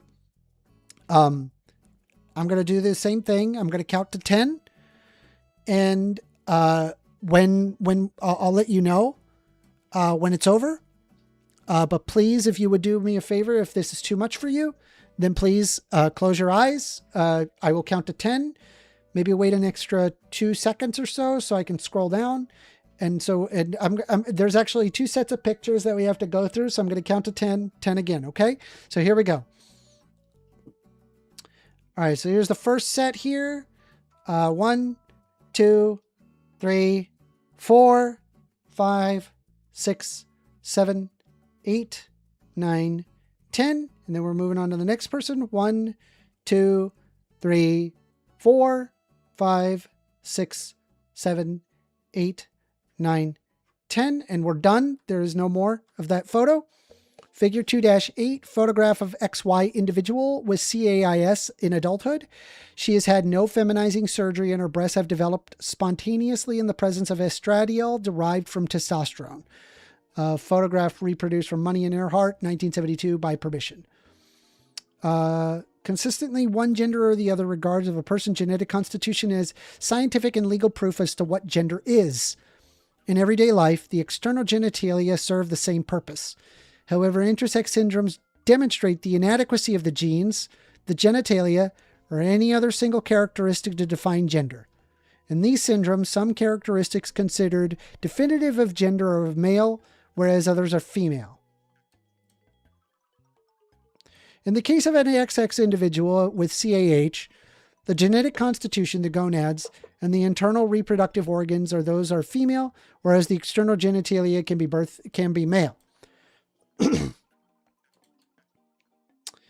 If left untreated postnatally, other physical characteristics will develop in a masculine pattern as well, including muscular development, facial, body hair, pattern hair loss such as balding. In the case of XY individuals with CAIS, the genetic makeup of the gonads are male, whereas internal reproductive organs are neither male nor female, and the external genitalia are other aspects of external physical experience, including breast development, muscular development, and pattern hair loss are female. This suggests not only no single characteristic provides an adequate indication of a person's gender, but also that a person's gender can be internally variable. A person can be male in regards to some characteristics and female in regards to others. Studies of sexual differentiation in the internal and external genitalia have led to other conclusions that may seem surprising.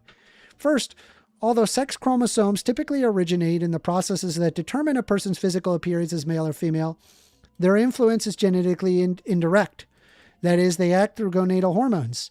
One advantage of having sexual development controlled by gonadal hormones rather than directly by genetic information is that it allows for great variability both within and between individuals. Not only are several hormones involved, but the action of these hormones depend on the number of processes, including the amounts of each hormone produced.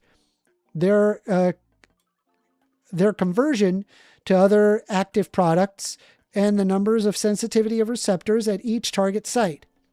As a result, individual men and women are each complicated mosaics of different sex-related traits rather than replicas of the modal man or modal woman.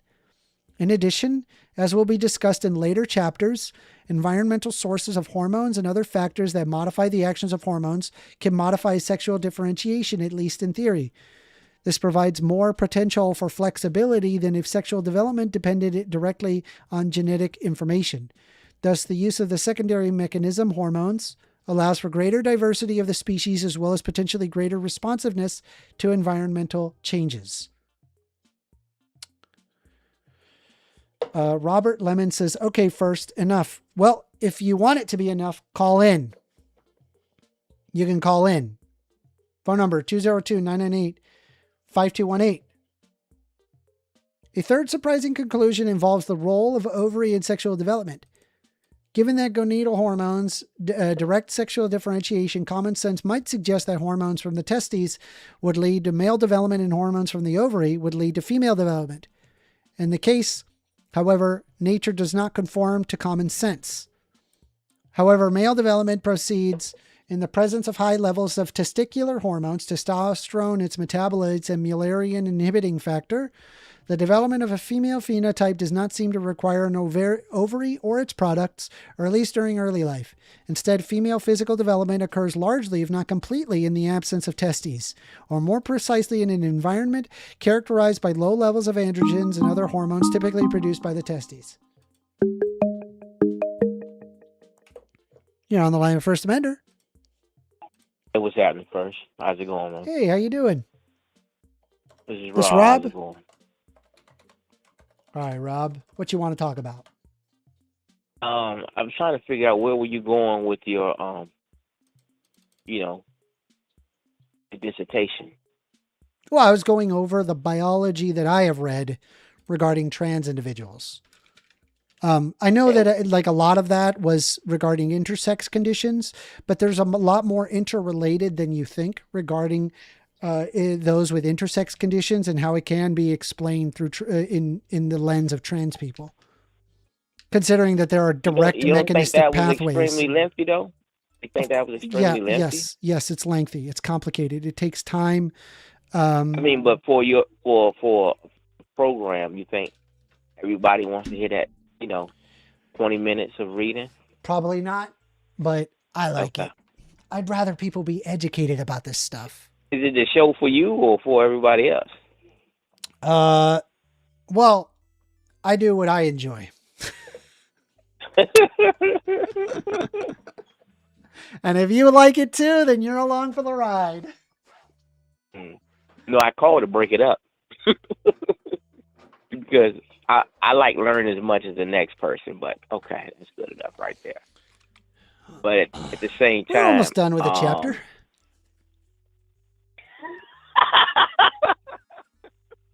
With the chapter, Yeah. but it was a book. I was reading from a book. Yeah, but you read a whole chapter. But here's the thing, though. I did it.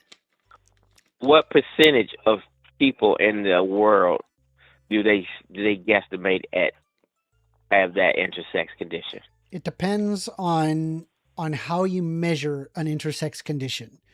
So if you're talking about that with an extreme genital aberration, it's anywhere between 1 in 12,000, although exact figures are not available. It's an extremely private matter for a lot of people. It's around 1 in 12,000 estimated. But if you consider other genital aberrations resulting in minor intersex conditions, such as a hypospadia, it is as frequent as 1 in 100. So let's say this 1 in 8,000, just kind of not quite splitting difference, but adjusting it. 1 in 8,000. Well, no, it's 1 in 100. If you consider no. I got that. I didn't split it. I didn't split it down the middle, but I just moved it. All right, what's your point? So I'm just saying that's not the vast. That's a vast minority. So yep, I'm just and you'll notice that a vast minority of people are trans. Most people are cisgender. Mm-hmm. This would make sense. Doesn't this make sense? Somewhat, but you don't believe that everybody that's saying that I'm trans was born intersex. I know you don't believe that. No, I don't believe that. Okay, all right. So I think like being trans, it's a mix of both. It could have to do with sexual differentiation or like a biological aspect, or it could also include social aspect. It could be a mix of both. Okay. Well, that all those make sense.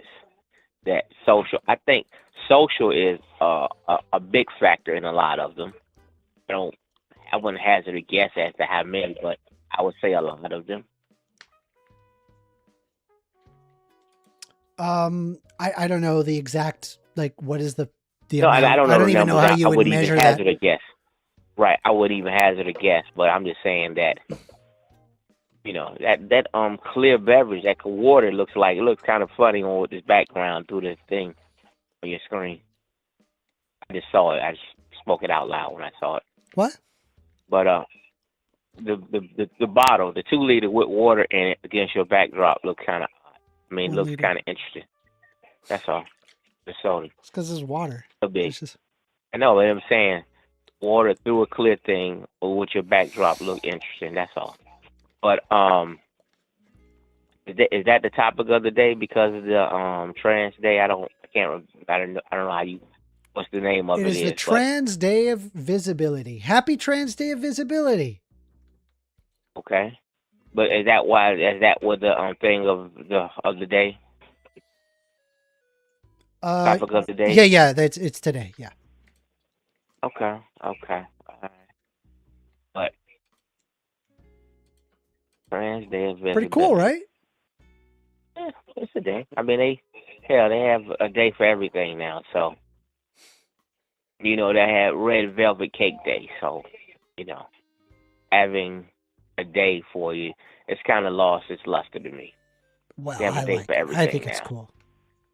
I'm not now. Obviously, I'm not putting there with potato chip day. I'm not saying, but I'm saying they have a day for everything now. So having a day it's not the same as say 10 years ago. It's like they had to fill out. Oh, there's only 362 days.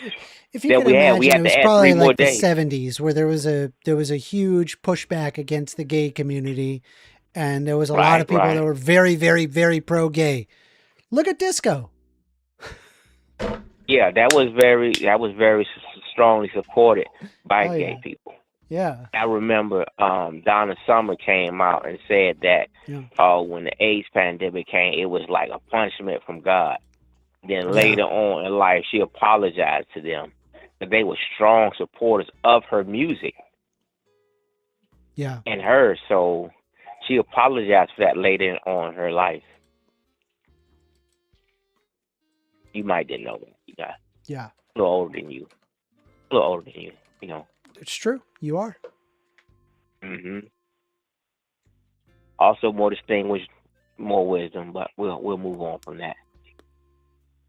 But even though those things are true, but no, I don't. I get why people are so anti-trans. I understand it, but You don't understand why people are so no, I anti-trans? do. I do get it. I Yeah. understand, but my thing is that what does them being trans or whatever have to do with me? It doesn't. Exactly. Doesn't bother me. It doesn't bother you doing you. I'm doing me. Exactly. Respect everybody. I So agree. that's how I look at things. I agree. I would say I probably wasn't always that way, but you know, and it took me a minute to get there because at first I was like, well, you know, being gay is one thing. That was one thing, but I'm like, now they're going to the extreme. Now they're saying they actually are women. I was like, come on, man, stop Yeah. it. Just Well, stop. well, okay. So, but given the various instances, just what you have in the gonads doesn't mean that that's what's happening internally.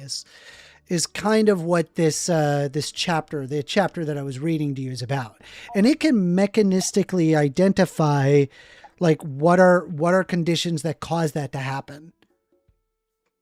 Okay, now, yeah, but there are answers where I'm sure a person has 100% female, 100% male, and they're still saying they're trans.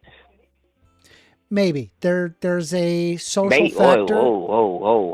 Right. So we can't say maybe because you already identified social as social factor Yeah, as I'm a willing cause. to So acknowledge we that have there is a social so we factor have to so it. we can't say that and then say maybe then. Pick Yeah, one. I mean, I don't know what that number is though. Is it No, we 10? never use numbers, but Is we it never use 10%? numbers. Is it 20%? Is No, it no. like That's the thing. 10 We did, but people? that's I the don't know. thing. I don't know. No, we didn't use numbers, but we said some because we can't. I'm just saying, So like for example, like are there murderers that murder people on behalf of their Christianity? Probably. sure. Is that number really, really, really small? Yeah, it's really, really, Yeah. really small. It's basically Yeah, negligible. I mean, yeah, right. But You what I'm know, saying is that so there's some. it's like I have no idea what that number is regarding trans individuals. I don't know if that there is a formal study that is like, oh, okay, it's like 60% social, it's 40% biological. I think Right. that But what I that right. But what you what end I'm up saying is wanting to that do socially though will likely result I don't have a from I don't differences have in a hormones. desire. I don't have a desired outcome there. Yeah. Don't. So my thing is that, and I've always said this decades ago, that people who are saying that the people who are transgender or trans what is it cross what is it intersex, that's the word I'm looking Yeah. for, intersex, those are the people who have the most valid claim of all claims. But that percentage But I'm of saying like trans they and could even go completely intersex, they could go but they could go completely the undiagnosed is my percentage point, of right? but And it's like but the but no. What I'm saying, the percentage of people who are intersex is it's less than the people that are saying that they're trans now. I'm sorry, repeat that. The percentage of people who are intersex is smaller than the percentage of people who are trans. So again, it depends on how you measure intersex. Well, again, you yourself Like said if you include things like a social, hypospadias, it's as you common as said 1 in 100, you named which would actually other be things. slightly above the amount of trans people that exist. You said it was other factors. So there were, you said 2 other factors, but outside of biology. Yeah, I'm willing to acknowledge that there's a combination of Okay, social so there are and 3 things. and If 3 and things, genetic factors. Yeah. right? But if 3 things make up 100% of those, if you take away 2 of those things, factually, the number would decrease. Okay. So Yeah, I that's mean, what I just not all said. people with intersex conditions are trans. Well, what I said originally was that they have the most valid All I'm claim doing, to like have those. all I'm doing is pointing out direct mechanisms where this occurs. Because a lot of people think it's binary. It's not binary. If you paid attention to what I just read, we all know it's not binary now. We know, right? Including so there's nothing GGM. binary in it at all. So at best, it's bimodal. That's at best. But the reality is that there are intersex conditions or differentiation that occurs of what is sex typical. Not everybody is perfectly male or perfectly female. There's different factors that are typically male, typically female, and you get a mix, a variation. Are you Arnold Schwarzenegger? No. Do you think I'm going to be able to grow big muscles?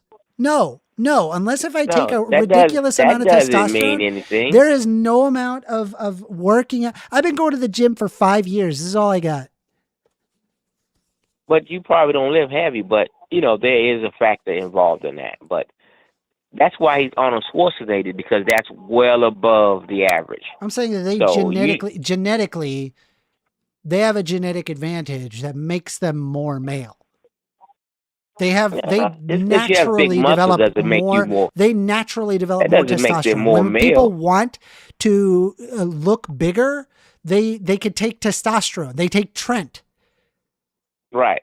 It's a hormone growth. Just because you have it's a bigger muscle growth does hormone. not make you more male, though. You're aware of that, right? I'm just pointing out that not everybody is perfectly male or perfectly female. Lobster Lars and Joe Jitsu saying I'm low-key kind of jacked. Thank you. But the soy is holding back your muscle growth. Some real protein. Get some actual meat. I do. I love meat. I eat meat all the time. Okay. I'm just going with the soy joke. That's all. I do. I just don't think genetically I am predisposed to growing muscle. I've seen people who've been going to the gym for like a year or 2. They barely fucking lift. I'm like constantly trying to lift and working really hard. You're right. Lifting. I have seen. Listen, I've coached and I've seen 9 and 10-year-olds that were cut and had muscles already. Blows my mind. But it's just like some kids have muscles. Some kids are tall. Some kids are short. Exactly. Some girls grow breasts at 10. It's just how that's how the dice rolls. Yeah.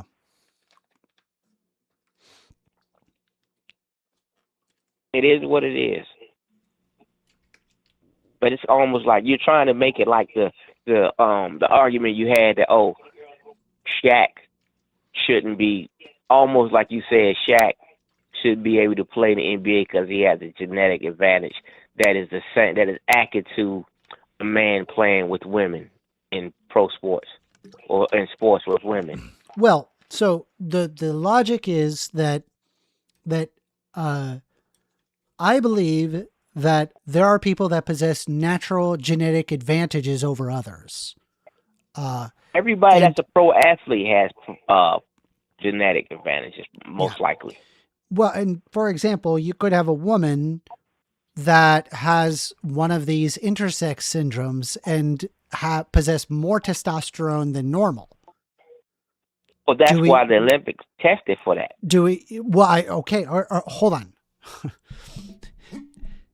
If you believe in not like I think the whole point of having the separation of men and women in sports is to make it fair, right? That's the point. Right. I Yeah. agree. Okay. We should make it fair. So if we're testing on the basis of hormones,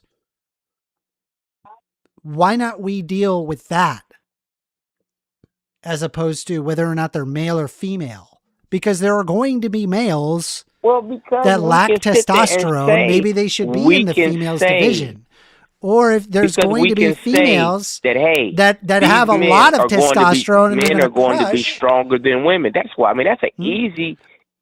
But there's easy. overlap. There is overlap. Well, I just point out to you, that's why the Olympics says that they test and see if you have a high level of testosterone, you can't compete. Yeah. Okay. So again, like, if we want to separate it based on hormones, fine.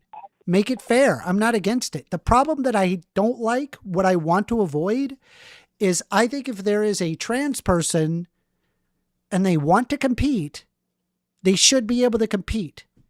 If there's a trans woman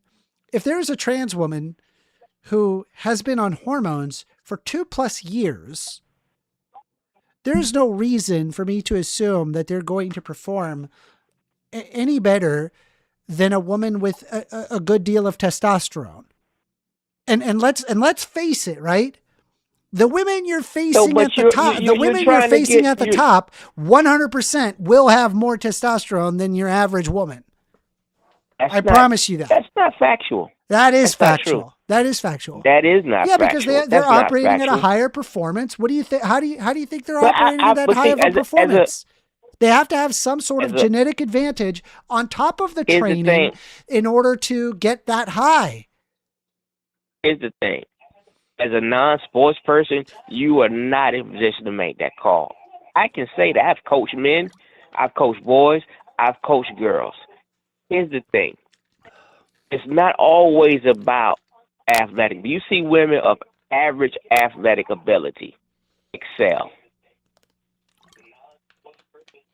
They just excel. They're good. They have talent. They can shoot. They have moves. They're smart. We can just say, okay, boom. So you're saying on top of male, female divisions, so you're trying to pigeonhole, I don't know, 2.5% of the population, say, okay, women who have excessive testosterone levels above this amount versus men who have born men who have now been in for over 2 years and the testosterone level has dropped. They should have their own league? Is that what you're saying? No, they should be able to compete with the women.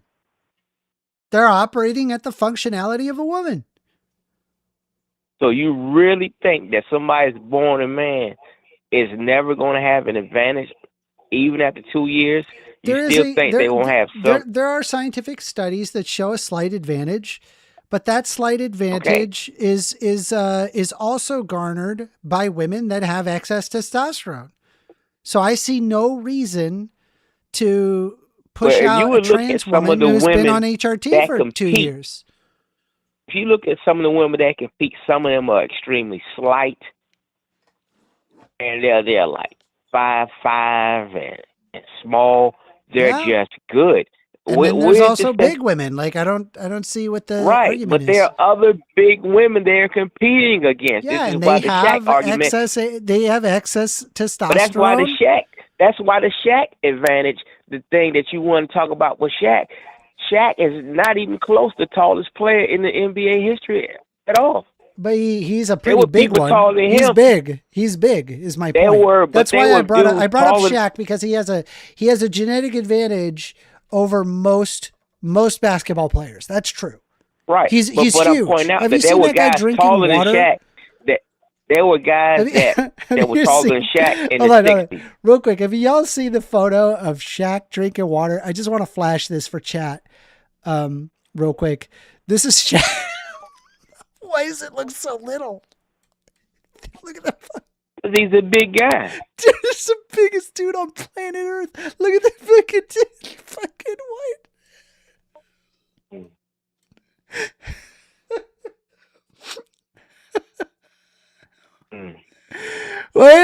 Yeah. And I remember that what happened was he had one of those super hot chips. This dude is so big. Yeah. He's It a is giant. wild. I mean, but there are guys who were taller than Shaq. There are guys who were heavier than Shaq. I'm just saying, you know, this guy is going to have an advantage over other men. But he's on the playing field against the creme de la creme of men. Yeah, but he's still going to have an advantage over other men. He is. For sure, he has an advantage over other men. Right? Okay. There's no question as to his advantage. He's going to have should he not capitalize on his advantage? So I'm not against him capitalizing on his advantage. Neither do I think that we're against capitalizing on the advantage among trans women. Now you understand my argument. That's something. No, that is not, because he is a man playing against men. Okay, but you're just saying it's a man playing against other men. A man you're not playing giving me a reason versus you're not giving me a reason why against women. That's not the same. But you're just, all you're doing is affirming the argument. It's just circular logic. It doesn't actually explain. No, what you said was why. circular logic. It's a thought terminating it's not circular logic. What you're doing, you've already stated that they had a slight advantage. Still, always, even after 2 years, they're going to have an advantage. Yes. Of just because they were born and so men. Does Shaq. But he's playing against other men. Yeah, but he still has an advantage. Same thing with Serena Williams. Serena Williams, for example, she has so much testosterone. I'm almost positive that Serena Williams has more testosterone than me. I've zero doubt. Serena Williams. I mean, you wouldn't be a good. She doesn't have more than me. You wouldn't be a good example. But. I'm telling you right now, Serena Williams, she has a lot of testosterone, a lot more than most women. That's why she wins. Not only does she have a crap, that too. Well, here's the thing, right? When you're competing at that high of a level, okay, how about this? Venus there's a mix of both intense amount Venus of skill. Was #1. Stop. Venus was also number one in the world. Hold on. There's an intense amount of both skill and genetic factors. So obviously, you're just going to be facing people at the top level, people with obvious androgen symptoms, where they clearly are stronger than that of other women. So, but we don't ban Serena Williams from sports. We celebrate her differences. Why would we? Well, because it's unfair, according to you. No. This is by the way, this is Serena Williams. Look at the size of her muscles. I've been going to the gym for 5 years as a man. This is a poor example by you, because her sister she's got so many muscles, bro. Listen, her sister had none of the muscles of that, and she also was #1 in the world. Is also a first ballot tennis Hall of Famer. Was also a multiple champion. So is her so what was the reason for Venus being so great? Venus? Let me look at Venus. You know how Venus looks. Not really. Really? Nah. I don't watch sports. Oh, you did. I knew that, but I'm saying you know who Serena was. I figured you know who Venus was. Well, yeah. I mean, like I'll be honest. If you pointed them out in a crowd, I would not be able to. I would not know who they were. I'd be like, oh, it's just some girls.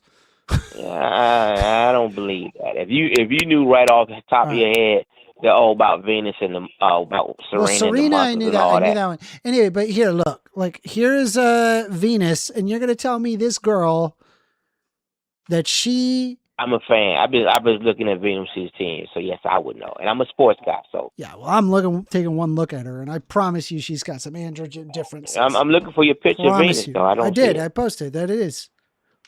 I'm behind, so I'm on the page. About 12 seconds. So yeah, it's there. Yeah, that's her sister, and that's her That's as an her. old towards the. That's her now. That's not her Yeah. in her prime. Well, I'm just pointing out. That's her like now. That's close to 40 now, Yeah. in her 40s, whatever. So that's her now. That's not her in her prime. Okay. Well, She didn't I'm have. just. So she's not Listen. Serena. Listen. I'm just pointing out that I'm not against these people having these inherent advantages. That doesn't bother me at all. Women should. All the trans women professional should be able to players in compete every with women. sport, Very simple. all professional sports have inherent. That's how they made I it to agree. be That's pro. why I'm okay with trans women being in sports with women. But no, Yes. because they're trans Yes. women. They're women with Yes. asterisks or modifiers. Yeah. I mean, again, like Let's you got to stop have a doing that. certain level No. of hormones, certain level of, if that has to be the qualifier to make it fair, then fine, do it, make it fair. That is fair. Okay, well, okay. So you were fine with the Olympics saying, oh, if you have X amount of testosterone, you can't compete. So I you're suppose fine if with that has to be the qualifier, then sure. Well, I would need more because men are born with stronger bones and higher muscle Yeah. density. So and I so don't is know. Serena. So is Serena. She's And had I don't know androgen that. issues her whole life. And I don't know. So you're speculating now about androgen. I'm not You're speculating. No, you I don't know know this. that. I know this. You're speculating. I You know don't know this. that. I know this. You I've can say looked that this she has stuff up. muscles. No. You're guessing. You're guessing. You're speculating. What I'm saying is this. What I said was facts. But you're saying that. So those. But I don't know that bone density or those type of things decrease with female hormone injection. I don't know that. What? Say that again. Do you? What? I don't know that taking female hormones decreases your bone density and your muscle density. I don't know that. Do you? One more time. Repeat. Sorry. My apologies. Does taking female hormones decrease your bone and muscular?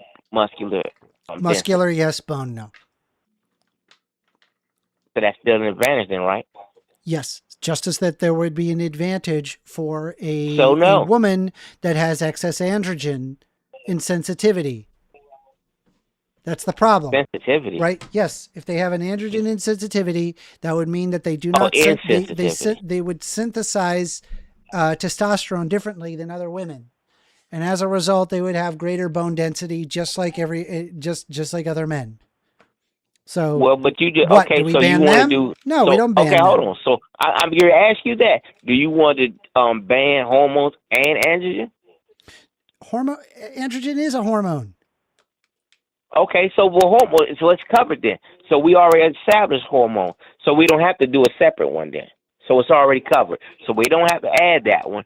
So if all right, if you want to do it by hormone, as long as trans people are included, I'm in.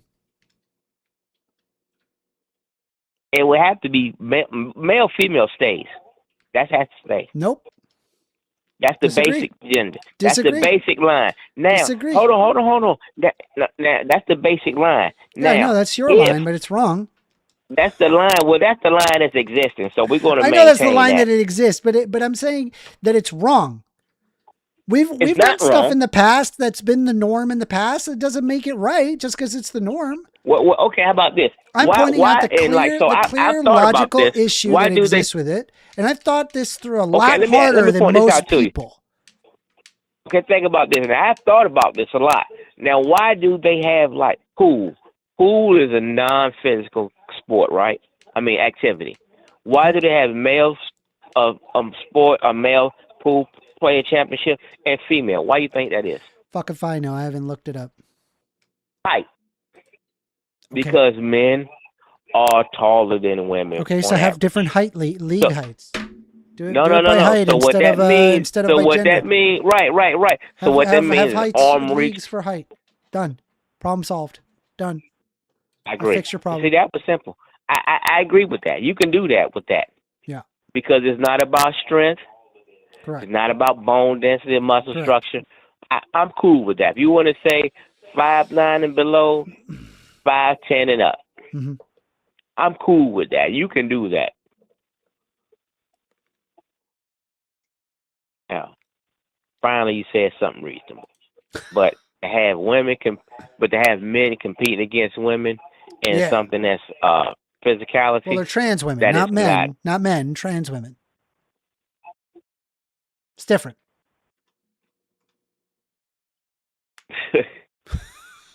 They are different. Society. I'm sorry, are you the same as a trans woman? Do you really think that you're the same as a trans woman? In a sense, yes. No, you're not. Do they not have? We know that they have heavy. Their heavy gender bone doesn't density. match their sex, which is unlike you. No, I didn't say gender. Are you trans? In which case, let's go, Queen. I'm not saying gender. I'm not saying gender is a social you said construct. That you're the I thought same. we already knew that. You of all people should know the that. Same. Dog. You're not the same. That's wild. No, do we not know that already? Do we not know that gender? What do you not know? Do we not know that gender is a social construct? Some of it is. Some of it.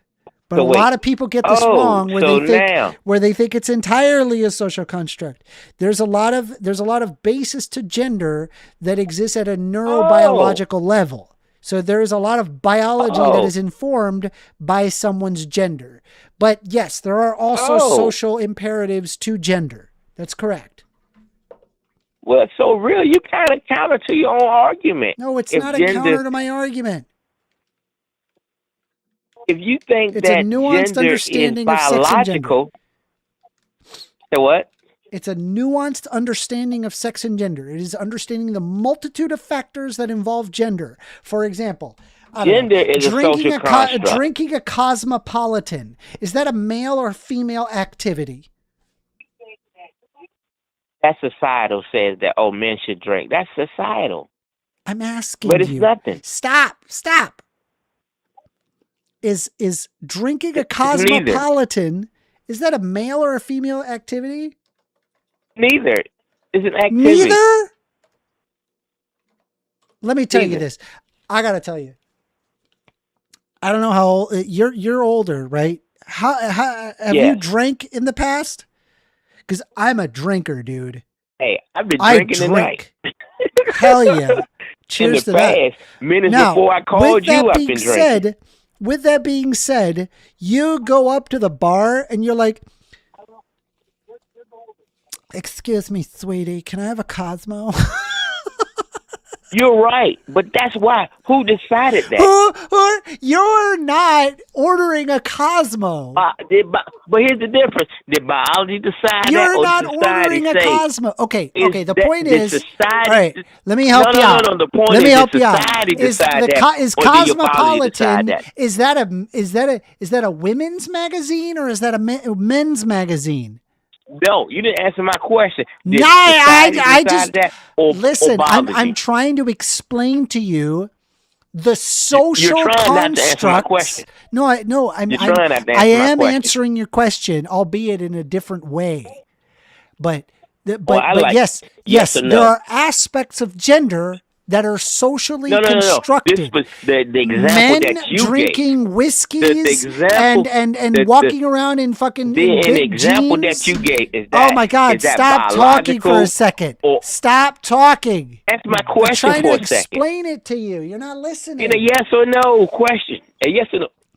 Is that social? It's social. That portion is social. There when I'm talking to you about the cosmopolitan, when I'm talking to you about, drinking a whiskey or smoking a cigar, these are typical male female activities. Okay.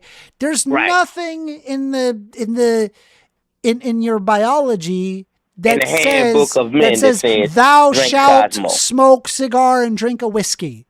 There is nothing inherent about that, okay? It's entirely socially constructed, okay? That would be an example of you're gender. Right, Rob. You're 100% right. That is socially constructed. However, there is an example of sex-typical behaviors. For example, when rhesus macaques were shown two completely separate toys, rhesus macaque babies of all things, they literally know absolutely nothing. They're a monkey baby. They have a choice between two toys in a cage with nothing else in it. One of them's a doll and the other one's a truck. The rhesus macaque doesn't know what a truck is, and it doesn't know what a doll is. And overwhelmingly, the males picked the truck. The females picked the doll. It's funny you mentioned that. It was overwhelming. It wasn't even day. close. It wasn't even close. It was a huge amount. Okay, so if it could be shown among rhesus macaque babies, a very gender type behavior, rhesus macaques. Rhesus macaque? Rhesus macaques. Okay. Here, I'll show you what they look like. I'll just show you fucking rhesus macaques. But yeah. I kind of think we all knew that. And So I this get what you're saying. This is a rhesus macaque. So for those who are not aware of it, anyway, the point that I'm trying to say is that they had done this with rhesus macaque babies, and overwhelmingly the females picked this, the males picked the truck. Okay, under that basis, we know that formation of gender, because let's be honest, once again, just because you're a female doesn't mean you're automatically going to go in favor of the doll. And just because you're a male, but the doesn't mean you're majority gonna do, automatic, though. But the majority do. But a majority do. That would mean that behavior is likely derived from some biological imperative. There's a biological wiring that happens there that not every mammal gets, considering the fact that it is possible that the outlier exists. So that's an example of gender where it's not socially constructed. It's actually neurochemically constructed. Do you understand? First, that's one of your strongest arguments that I've heard you make. I appreciate it. Good job. You made a point. Good job. However, but no. Okay, I give you that. That's fine. But at the same token, what I'm pointing out is that just because you don't follow that line does not make you abnormal. It means you're just not a part of the majority. Exactly. You're just not a part of the majority. You're now a trans-affirming person. However, but see the numbers. I'm always you been affirm, a trans. Well, you're a trans. You remember when I started this? You don't remember what I said to start with? That I didn't have a problem with that. Yeah. It took me a while to get there, but I don't mind that. Yeah. But the thing is, so if we all know that, I mean, well, most of us, being reasonable, know that, and I have to admit that this younger generation is so much ahead of the curve than I was, because there was like people I work with, and I was, at least I was in my 40s, and it was a guy. He was gay, and I had no problem with him. We were cool and everything. But they were like going out to move, and I was like, wow. And the guy was like 23, 24. And I was 23, now I'm 24. There's no way on earth I would have went to the movies with a guy that was gay, even in a group. Really? No. Did you see the guy that tried to dodge a rainbow flag? Nah. How much of a loser do you got to be when you got to dodge a rainbow flag? No, I mean, I wouldn't take a picture with it, but I don't care about it. Hold on, I'll pull it because up. It's so stupid. It's such a dumb. But you're making a statement if you take a picture with a flag, a rainbow flag. You're making a statement. Hell yeah. That you're incredibly based and you don't give a fuck about these Republican nonsense douchebags. Well, that's not. But see, that's a subject that's not a subject that's limited to the right, though. What? That's not a subject that's limited to the right, though. So when I take a picture with a gay person, sure. Yeah, that's not. I mean, just being anti-gay. I mean, so if you're on the left, typically you're not going to be anti-gay. You're not going to be anti-trans. But there are plenty. who are definitely anti-trans on the left. Most people Definitely who are on the left would anti-trans. not look at trans people in a negative light. You on the extreme Maybe it's left, possible. though. But I mean, I'm not it, dude. I'm no. really not. I swear to you. You on the extreme I left. swear to you, considering the fact that I am a capitalist, no, I am not. No, I am not. Mm. I'm a capitalist, dude. What do you mean? But I mean, but how you want your economics has nothing to do with other people. You know what I'm saying? Now, like I was saying, I would take a picture with a gay person, but Okay. yeah. And thank you, AWOL. I was looking at that too, and I'm like, is this guy talking about me? Wait. 50? Let's see. That man is for sure a closeted homosexual. I don't know. Is he talking about me? I don't know. Or I is don't he, think or you're is he talking about his homosexual. If father? it I makes don't you know. feel better, Is he talking about me? Or is he it's talking about his father? Which one? I don't know. I don't know. I don't know. I don't know. Me either. But like I was saying, the thing is, you can't use Shaq, a man playing against other men who are his height and have Yeah, been no, for I'm 40, perfectly 50 okay with years. But yeah, I just wanted to, because that's where we were, and I don't know where we got off to, but women should play against women, men should play against men. If you want to say, okay, if you meet the testosterone requirements, okay, now you can play with women, I guess I could be persuaded into that. Okay, yeah. I guess almost, but they still had they still going to be stronger, and they're going to have, and they're still going to have They'll have advantages, the sure. bone density. Yeah, they'll have the bone density. So, yeah, I'm not. The problem is that there are women, cis women, that have that. So it's like, do we ban them? No, probably not. No, why would we ban them? Exactly. Because they just have a performance advantage. They don't have a performance advantage. They don't have a performance advantage. So the best basketball player in the world is Asia Wilson. She's like 6'3", 6'4", in the league with this women 6'7", 6'8", her size. She's just the best player. She's thin, moderately built. She doesn't have muscles or anything. She's just the best. Mm-hmm. So I don't see if somebody says, oh, well, she has more testosterone than other women. But if you're playing against women who all have high testosterone limits, then what's the diff? Mm-hmm. Shaq is playing against the best players in the world. What's the diff? Now, if you want to add that and then add the natural the natural sex advantage of being a male playing against women, that's just too much advantage. But you don't hear about women. Why don't you hear about women competing against men? Why don't you? Because it's been banned. No. Why don't you hear about women competing against men? I don't know. Because there is no advantage. There's no advantage there. Well, there have been trans women that have won trans men that have won in men's divisions. Albeit rare, but it has happened. It means what? I gotta pull it up. There's a few.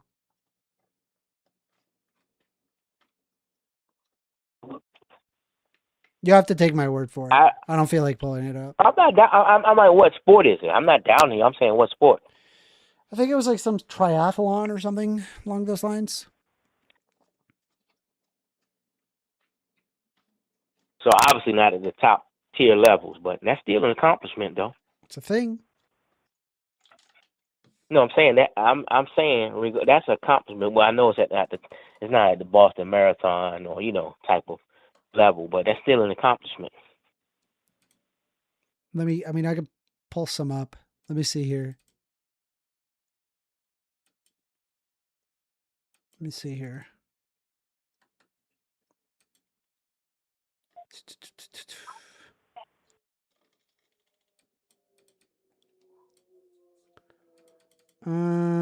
Give me a moment. Mm-hmm. No, not this one. No. I'm looking. I'm sorry. I think it was Chris Mosier.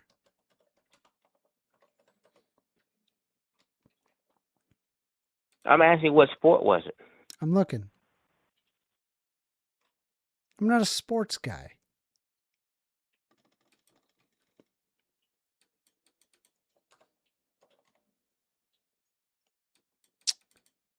Mosier earned All-American honors in a duathlon in 2016. Mosier won 2 national championships in race walking. What the hell is that?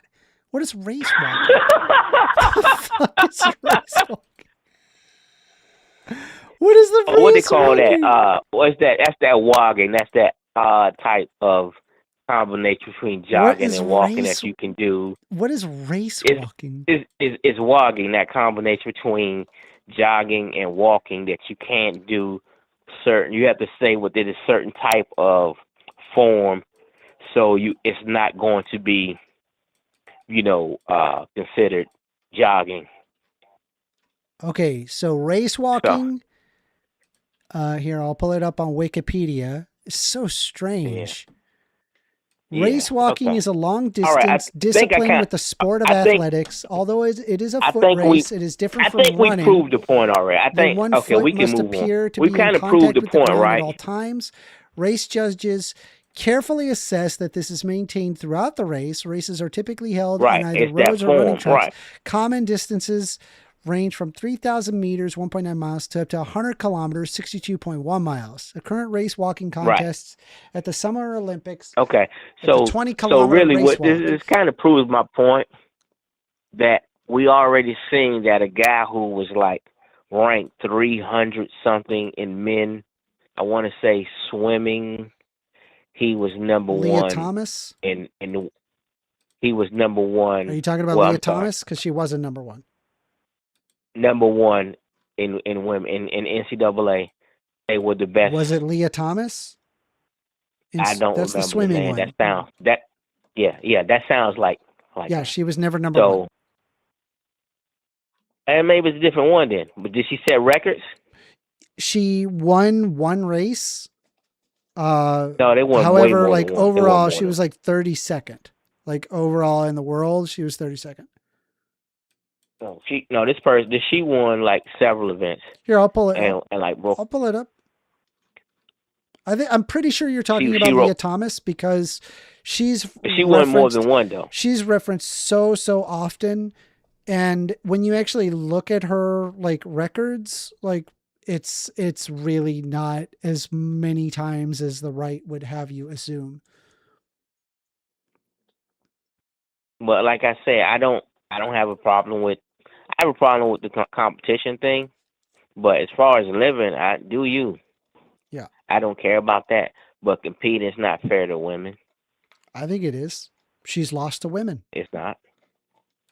But if she was number 300 something with men, but then she went from that to women against women, winning against women. Yeah, who cares? That tells you the whole thing. Let her compete. She's not doing it to win a trophy. She's like losing her friends, losing her family, potentially losing job prospects, friends. I'm like not saying alienating she's doing from her.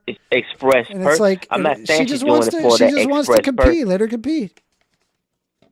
I'm not saying she's doing it for that express purpose, but I'm sure it's a factor though. Yeah. It's a factor, and I just don't think it's fair to. Somebody sent me. I have a picture in my phone of this guy who's like 6'7", 245 pounds, competing against at a small college versus women. Yeah. Well, so here I'll show you here. This is 6'1", and in March 2022. Event. Thomas became the first openly transgender athlete to win an NCAA Division I national championship in any sport after winning the women's 500-yard freestyle with a what? All right, we can stop there. She won a national championship. She was the best in that sport let me for finish. that year. So With a Well, time we're of done. I mean, she's already won it. 4:24. Olympic silver medalist Emma Wyant and was second at the time, 1.75 seconds behind Thomas. Thomas did not break any records at the NCAA event, while Kate Douglas broke 18 NCAA records. Thomas was 9.18 seconds short of Katie Ledecky's NCAA record of 4:24.06. In the preliminaries for the 200 freestyle, Thomas finished second. For the final 200 freestyle, Thomas placed fifth with a time of 1:43.50. In the preliminaries for the 100 freestyle, Thomas finished 10th. In the finals of the 400 freestyle, Thomas played 8 out of 8 competitions in 48.18 seconds, finishing last. So you can't sit there and tell me it's like, oh, well, they won one race, therefore it was unfair. She was losing to biological women. What's the problem? Reread that first sentence you said. You said she won a national championship. That's the biggest event that they have. She won it all. Once. The big one. The national championship. Yeah, once. Yeah, and that was it. Oh, she won one. Does that not count? Once. It counts, but I'm just saying it's once. Oh my God. Out of dozens of times. She lost all the others. She right high. She went from being in the hundreds. I don't really care. She was in the 300s. I don't care. As a male. I think she was even higher than that, I'm pretty sure. In the men's division. She was 300s, and then she went to be a national championship in the women. Yeah, sure. What's wrong? Okay. That speaks for itself. You're being disingenuous when you're saying, yeah, what's wrong? I don't have an issue. But yeah, but if that was your daughter, your niece, you would have an issue with it. No. I wouldn't give a shit. I'd try harder. Okay. Yeah. All right. Yeah. Hey, man, you have a good one. You've been disingenuous, but hey, enjoy I'm not your being disingenuous. I'm being honest with you. All right. Talk to you later, Rob. Bye-bye. Yeah.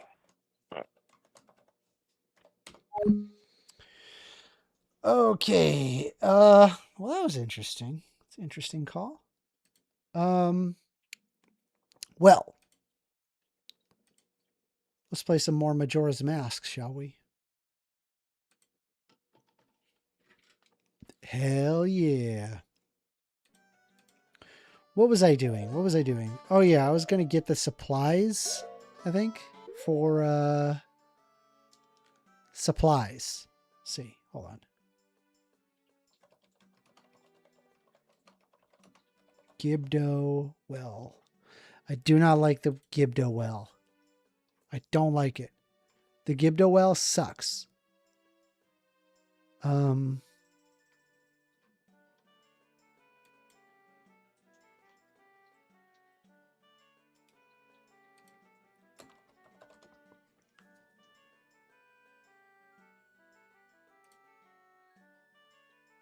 Okay, Majora's Mask. We got to get the mirror shield. Inside the well, centers around the premise of finding Gibdos that guard certain doorways. Completion requires the Gibdo mask, magic beans that must be purchased at the DQ pal. Okay, let's go. Let's start with the magic beans. I think we can go to, well,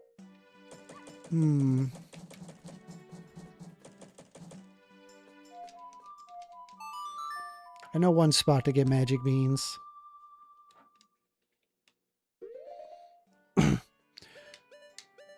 Hood Monkey, you call me that again, I'm timing you out for the day. Call me that again, I'm timing you out. I don't appreciate that.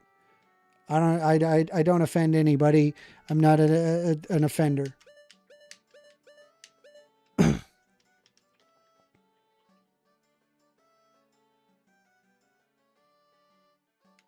Let's see here. Southern Swamp Woodfall. I think I want to do Southern Swamp, I think. He says, yeah, truth hurts, doesn't it, bud? It's not the truth. What am I offending? Am I a sex offender? Are you referring to that me being a sex offender? Because, yeah, I don't appreciate that at all. Not even a little bit. And I think if I called you a sex offender, it's unironically slander. So don't call me that. I'm going to time you out for the day, and I'll see you tomorrow. Maybe learn how to learn to watch your mouth.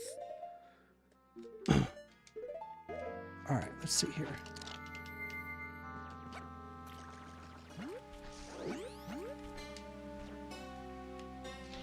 Happy Trans Day of Visibility, y'all.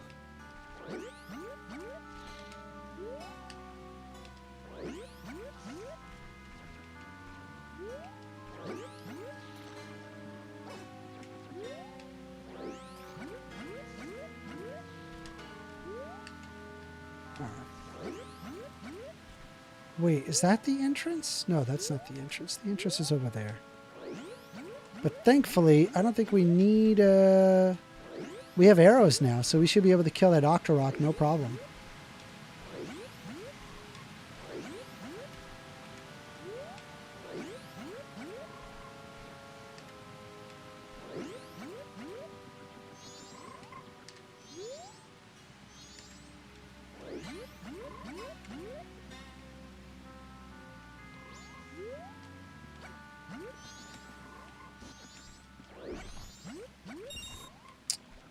Alright, let's see here. We have no arrows. Oops, that's not good. Can I kill him with this? We can.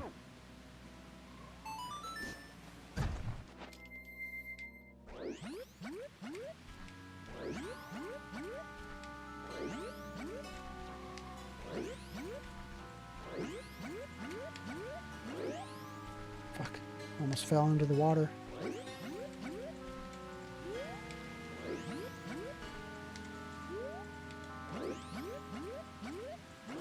No! Fuck. Sucked.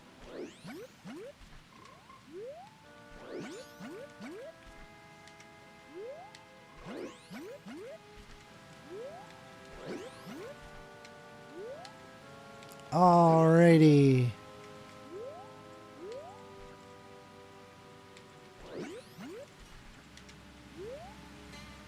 Boom, boom, boom, boom.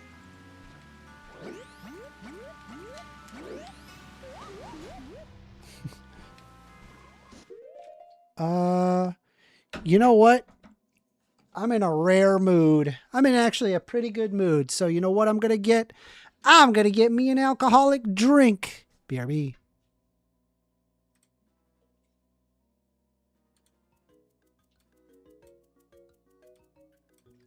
Give me a moment.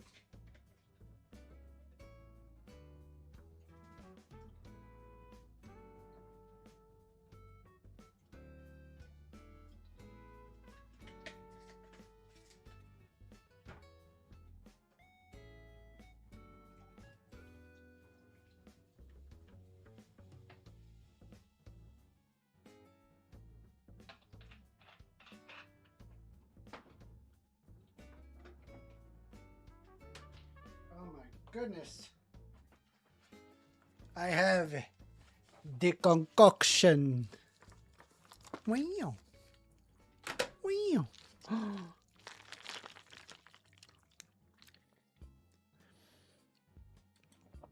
Just got that good.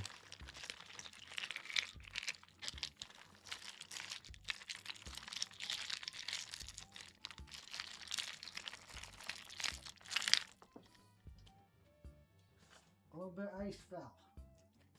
It's fine.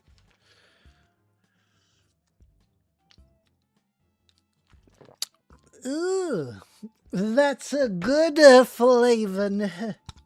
All right, I got a new game. Check it out.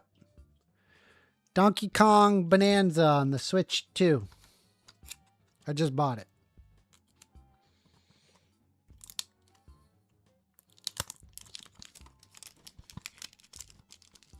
I've been having fun on the Switch too. It's actually great. It's fun. Base Scout Flashy says, economics is the predominant policy field that determines how left and right you are. I know plenty of communists who are anti-feminist, anti-trans, and anti-abortion. Jesus. Bro, that's so sad. There's no label. No label. It's Donkey Kong Bonanza. Why is there no label? Give me a fun label. I want a fun... whatever. It's fine. I just wanted something. It's okay. I'll look forward to that, I guess. Maybe tomorrow's a cheat day where I could just eat garbage. Let's see. Do you live stream your Switch too? I could. It's without sound, but I could. I have like a really cheap ass thing, and it's really cheap and shit.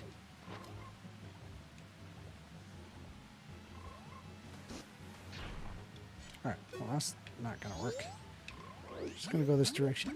I could totally stream my Switch too, though.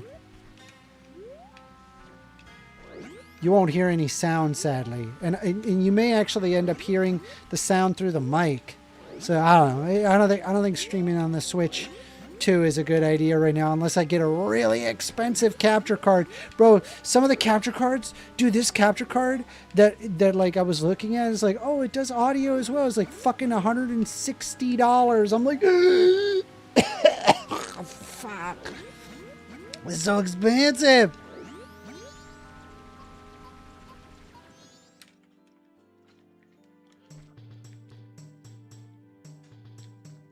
Mm.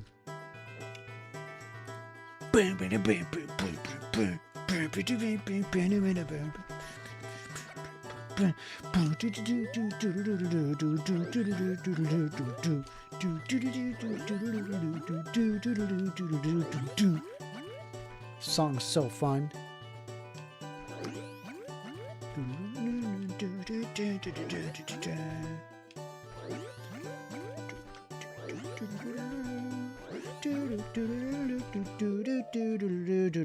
Wow, a dono. Oh! 50 says, I sent a link on Dono if interested. Wow. Wow, a dono. Let's take a look.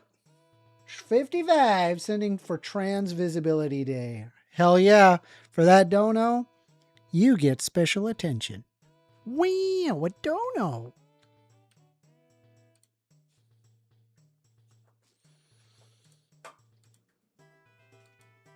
My name is Brandon Boulware, and Chairman, I'll go as quickly as I can.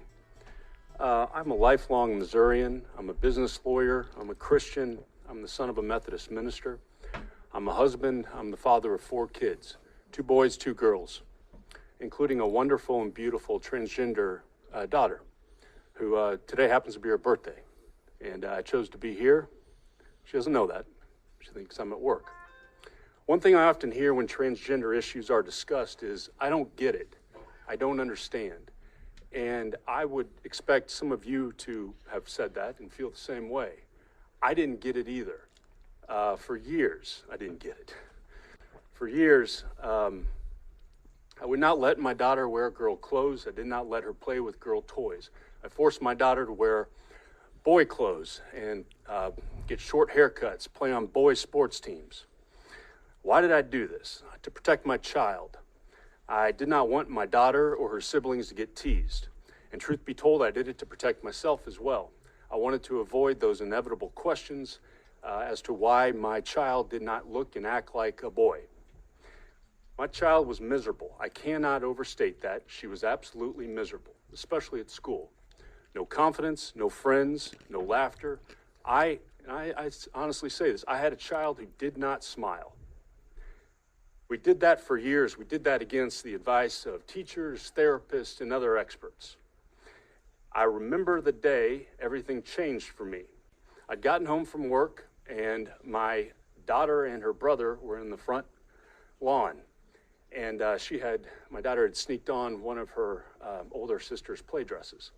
And they wanted to go across the street and play with the neighbor's kids. It was time for dinner. I said, come in. She asked, can she go across the street? I said, no. She asked me if she went inside and put on boy clothes, could she then go across the street and play? And it's then that it hit me that my daughter was equating being good with being someone else. I was teaching her to deny who she is. As a parent, the one thing we cannot do, the one thing, is silence our child's spirit. And so on that day, my wife and I stopped silencing our child's spirit. The moment we allowed my daughter to be who she is, to grow her hair, to wear the clothes she wanted to wear, she was a different child. And I mean, it was immediate. It was a total transformation. I now have a confident, a smiling, a happy daughter. She plays on a girls' volleyball team. She has friendships. She's a kid. I came here today as a parent to share my story. I need you to understand that this language, if it becomes law, will have real effects on real people. It will affect my daughter. It will mean she cannot play on the girls' volleyball team or dance squad or tennis team. I ask you, please don't take that away from my daughter or the countless others like her who are out there. Let them have their childhoods. Let them be who they are. I ask you to vote against this legislation. But let's be honest, right? No amount of discussion on this topic will ever seem to change their mind. I mean, there is an inherent, like a vitriol, like a really heavy, nasty, ugly view on these things. And I'm hoping in due time that these feelings change. But it's going to take a long time to kind of unpack all of this. It really shouldn't be so bad knowing that gender is different from sex. And knowing that being trans and transness is not an ideology. The opposite side is the ideology. I am trying to remember where the fuck these beans are. Where are these beans? This is not where the beans are. Wait, it's inside. That's right. I remember. It's inside the fucking... Fuck. I always forget. We need magic beans. We're gonna bean out. Where have you been? Sorry.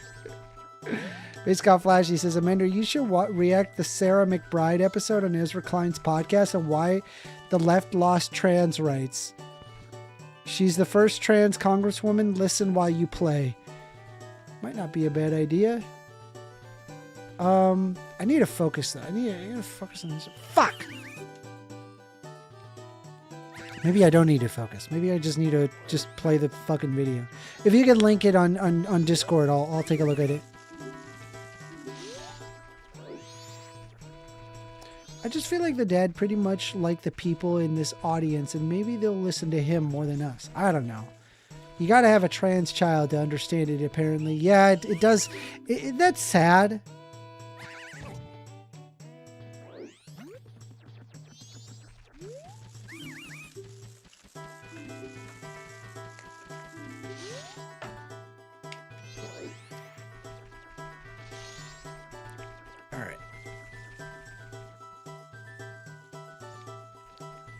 see if we can get around. He can look through those bushes? Alright. Sick.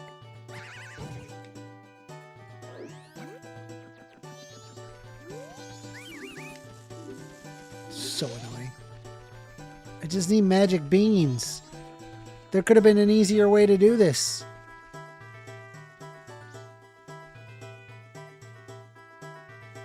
There is a much easier way to do this. I'm stupid. My boyfriend is enjoying you watching play Zelda. Thank you.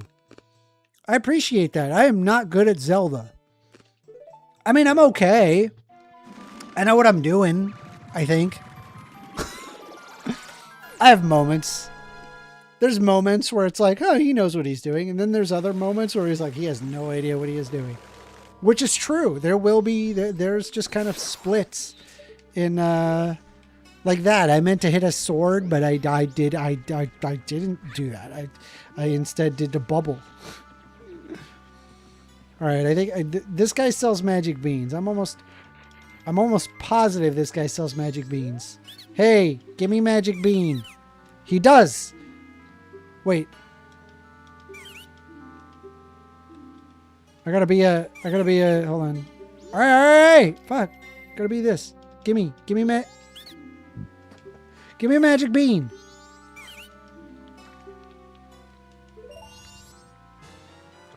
Great, I got magic beans. Okay, I didn't need to go through all that. All right, we have the magic beans. Okay, next. Flashy is asking me to... All right, so the illiberalism of the left. Sarah McBride on why the left lost on trans rights. Okay. Visit site. So Donald Trump... Bro, it's an hour. All right, here we go. Whoop. Beep. I hope you guys don't mind it this way. Do you guys like the format okay? Like the format's not horrible?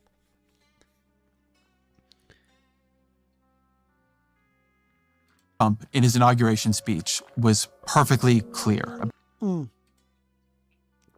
Playback speed, 1.5. All right, here we go.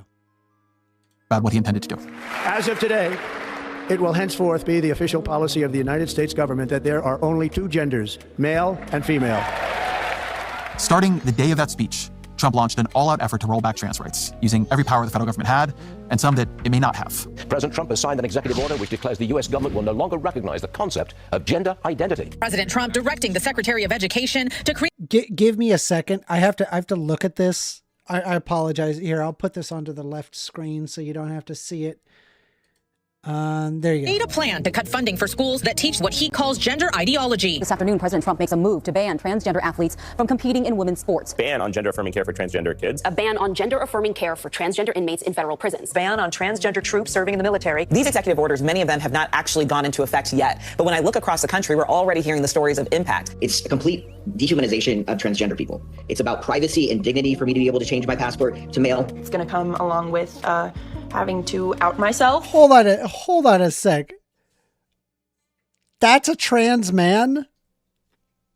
Chat. You take one fucking look at this guy. Are you going to tell me that's a woman? Hey, you got to go to the women's restroom? Come on. Really?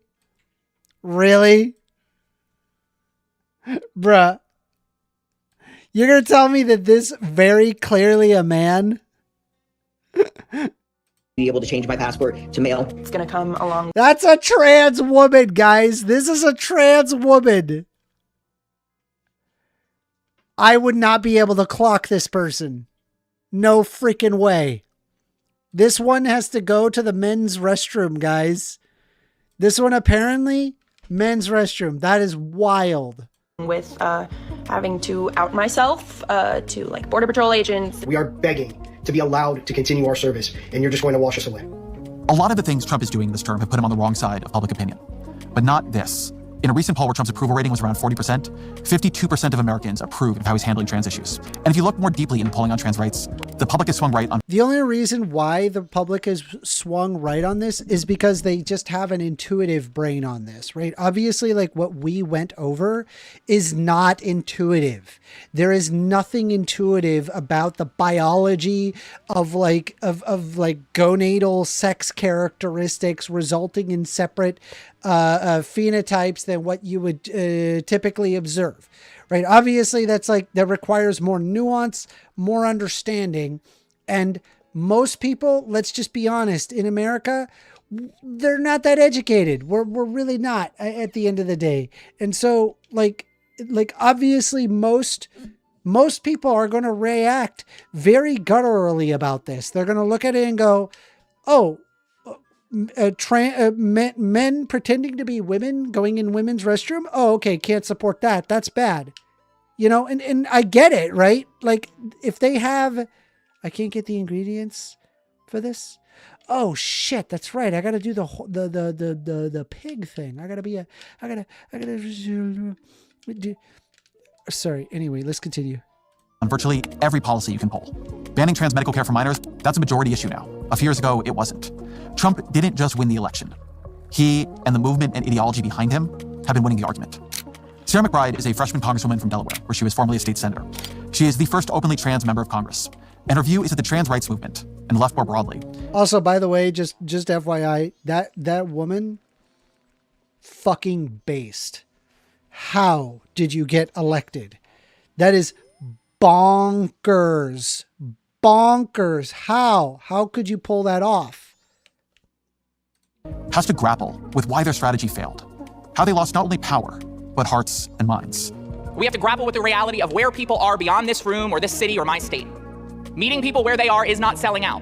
It's what this work is. I was struck talking to McBride how much she was offering a theory that goes far beyond trans rights. What she's offering is a counter to the dominant political style that emerged as algorithmic social media collided with politics. A style that is more about policing and pushing those who agree with you than it is about persuading those who don't. Sarah McBride, welcome to the show. Thanks for having me. So I want to begin with some polling. Dude, could you imagine if I could get just FYI, long time ago, I was like going off asking famous people to show up to like AMAs. Long time ago. It was not actually to promote my YouTube channel, but it was done to promote a Discord that no longer exists. I got it to about 2,000 members. So I felt like I did a pretty good job. But I had gotten Professor Dave Explains. I had gotten Vosh on. Anyway, it did really, really well. And you'd be surprised how many people you could get to respond if you just incessantly write them emails. I would love to have Sarah McBride on an AMA with her. I think she would be an excellent guest to ask the chat or whatever. So Pew asked the same set of questions in 2022 and 2025. And what it found was this collapse in, I would call it persuasion. So they polled the popularity of protecting trans people from discrimination in jobs, housing, public spaces. That had lost 8 points in those 3 years. Requiring health insurance companies to cover gender transition lost 5 points. Requiring trans people to use bathrooms that match their biological sex gained 8 points. When you hear those results, what to you happened there? By every objective metric, support for trans rights is worse now than it was 6 or 7 years ago. And that's not isolated to just trans issues. I think if you look across issues of gender right now, you have seen a regression, right? Marriage equality support is actually lower now than it was a couple of years ago in a recent poll. We also see a regression around support for whether women should have the same opportunities as men compared to 5, 10, 15 years ago. And so there's a larger regression from a gender perspective that I think is impacting this regression on trans rights. But I think it has been more acute, more significant in the trans rights space. I think, just candidly, I think we lost the art of persuasion. We lost the art of change making over the last couple of years. We're not in this position. It's true, because it's like the amount of work that needs to happen in order to accept trans people is very high. The bar is high. Because you're talking about hormonal differences, you're talking about the interplay between social and hormonal, and how much of it is biological versus sociological. It really is a very complex subject, and it's like and I've come to the conclusion that most voters don't understand or care about complexity. People's attention span is basically shot. Because of trans people, there was a very clear, well-coordinated, well-funded effort to demonize trans people, to stake out positions on fertile ground for anti-trans politics and have those be the battlegrounds rather than some of the areas where there's more public support. We're not in this position because of the movement or the community, but clearly what we've been doing over the last several years has not been working to stave it off or continue the progress that we were making 8, 9, 10 years ago. And I think a lot of it can be traced to a false sense of security that I think the LGBTQ movement and the progressive movement writ large began to feel in sort of the post-marriage world. I think there was a sense of cultural momentum that was sort of this unending cresting wave. I think there was this sense of sort of a cultural victory that lulled us into a false sense of security, and I think in many ways shut down needed conversations. And I think, the support that we saw for trans rights in 2016, 2017, it was sort of a mirage of support in some ways, because I think there was, in the post-marriage world, there was a transfer of support from the LGB to the T. I think for two reasons. One, I think people said, well, the T is part of the acronym, so I support gay people, so I'll support trans people. It's all the same movement.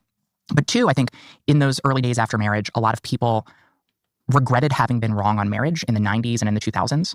And they went, I didn't understand what it meant to be gay, and therefore I didn't support marriage. And I regret not supporting something because I didn't understand it. So I'm going to, without understanding, support trans rights because I don't want to make that same mistake again. And I think that resulted in a lot of us, a lot of our movement, stopping the conversation. So I don't actually agree here with Sarah McBride. I think people have an immediate thought process regarding trans people. It is immediate. It is a guttural response. They're not thinking of some deeper sociological basis behind trans. They're not thinking of that. What they are observing. Oh, blue potion. Yes, I do need blue potion. Okay, sorry. Anyway, hold on. Let me just check what I need next. But for sure, just FYI, Sarah McBride, intelligent person, but at the same time, they're overcomplicating why it is that people are overwhelmed. I think it legitimately is that there is a deep desire to bring back traditionalisms and traditional norms. And there's a lot of religiosity involved in this. There's a lot of patriarchy that says men above women. And trans people just throw the biggest wrench into the entire thing. And so there's a lot of people where they just look at it, see this wrench, and say, this will destroy everything. Because when you operate off of a false pretense or just a social pretense that can be torn down at any moment, obviously they're going to see it as a threat. I think if you have an enlarged amygdala, which we've observed through various studies that right-wingers tend to have an enlarged amygdala, they have a larger threat response. Their response to threat is much higher than that of left-wingers in general. And so when they see trans people, there's an immediate guttural response to the existence of trans people. It drives them crazy. It's not logical. Don't assume it's logical. It's not. Because let's be honest, society is not going away just because trans people get accepted. Obviously, like if you're worried about birth rate decline, I mean, let's face it, gay couples, they handle adoptions. And it's if you're going to have less, abortions or whatever, or people don't accept abortions as much, there's going to be a lot more people in adoption clinics. That's just going to be the case. You're going to need trans people. You're going to need gay people. Anyway, let's continue. And ceasing doing the hard work of opening hearts and changing minds and telling stories that over 20 years had shifted and deepened understanding on gay identities that allowed for marriage equality to be built on solid ground. And I think that allowed for the misinformation, the disinformation, that well-coordinated, well-funded campaign to really take advantage of that lack of understanding. I also do believe that there was an instance of misinformation and disinformation that was done deliberately, because I think that I know, for example, I read the book, well, rather on Audible. Anytime I say I read a book, it was on Audible. I listened to the book, but just take me, hey, it's equivalent. I read the book on Ron DeSantis, and Ron DeSantis made it very clear in his book that he was against trans people. And based on the way that, like, what he was writing, it was very clear to me that Ron DeSantis, he was one of the first people that was like very much against trans people in the state of Florida. And he was one of the first people that brought up like, oh, K-3 education. Why are you teaching trans ideology? It was one of the first. Republicans weren't on that board when Ron DeSantis was doing it. This was like several months prior to the rest of Republicans following in suit. But Ron DeSantis was like targeting a specific group of people. And think about it from just like a parent's perspective, knowing zip diddly squat about anything trans. They're coming after your kids. They're here to trans you. Your kid could come back to school trans. Total nonsense. But that resonates. Cause it's like, what are the lefties doing? Oh God, we got to stop. No, I don't want my kid to be trans. They're worried. They're thinking that the schools are being used for ideology. Meanwhile, the whole point of it was just like acceptance that trans people exist and to treat people equally. That's all that was the lesson plan. That was provided by GLSEN. In the state of Florida. Anyway, it was a great scapegoat to get votes. It worked perfectly. People voted in favor of the anti-trans movement because they were scared. They were worried that, the parents were scared about their kids. So like, yeah, of course I'll vote for you.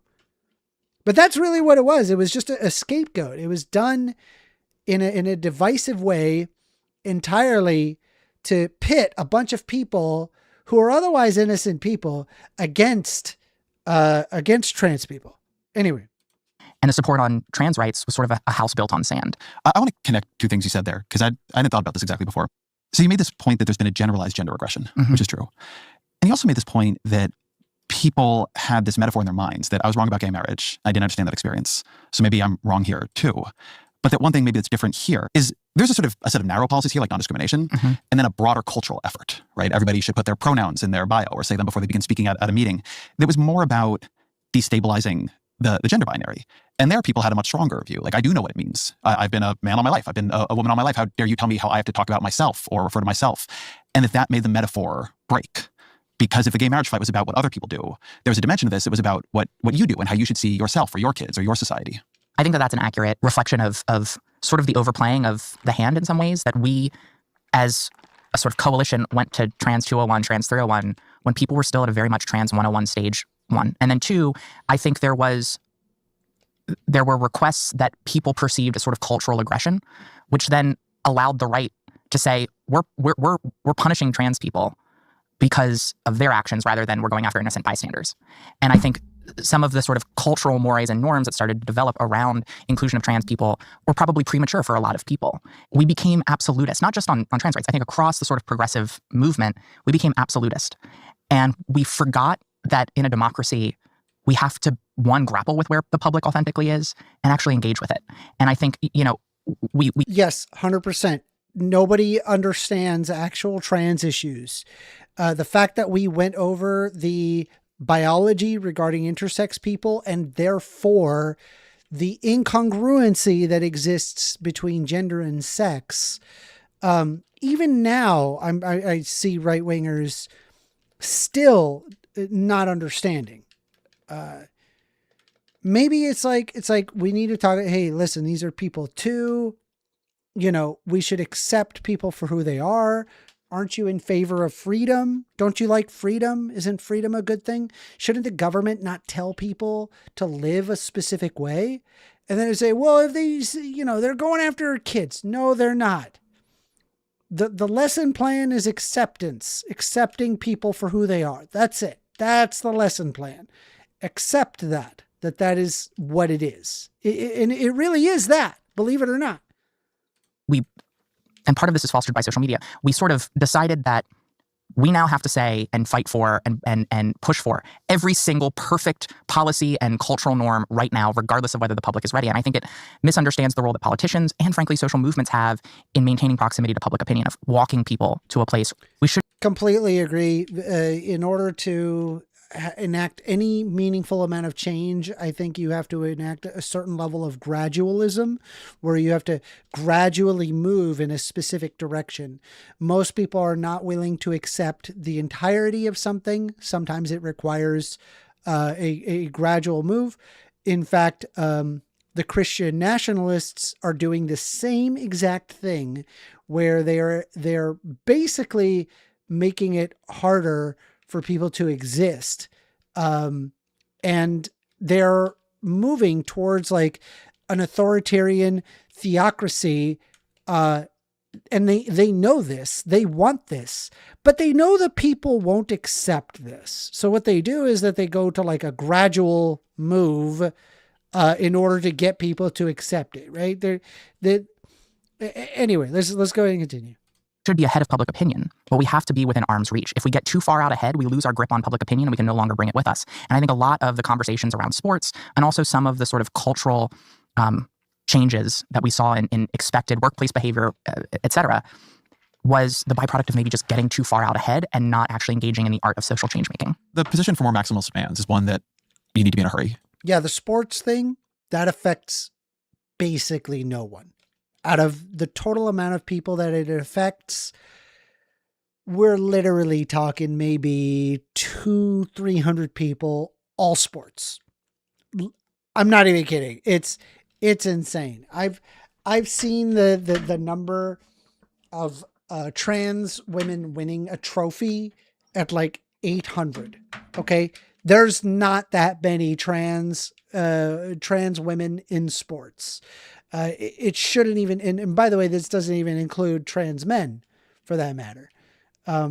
Just be aware that like the whole trans or anti-trans movement regarding sports, it's like probably one of the biggest nothing burgers you can imagine. It doesn't actually affect anybody for the most part.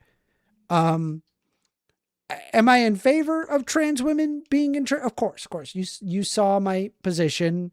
I've been pretty clear at what I believe, but it's like if I had to pick, like I don't know, trans women in sports versus trans women being able to use the bathroom without harassment, bro. Trans women being able to use the bathroom without harassment is way more important because it's like who cares the fact that the fucking sports? It's like 200 people. Like who cares? Trans people are dying now, suffering now, and that there isn't time for decades of political organizing here. And also that maybe it works, right? Or maybe there's a reason to believe it works. So you've been in more of those spaces than me. How would you describe how the sort of more maximalist approach and culture evolved and why? Well, first off, I think you're right.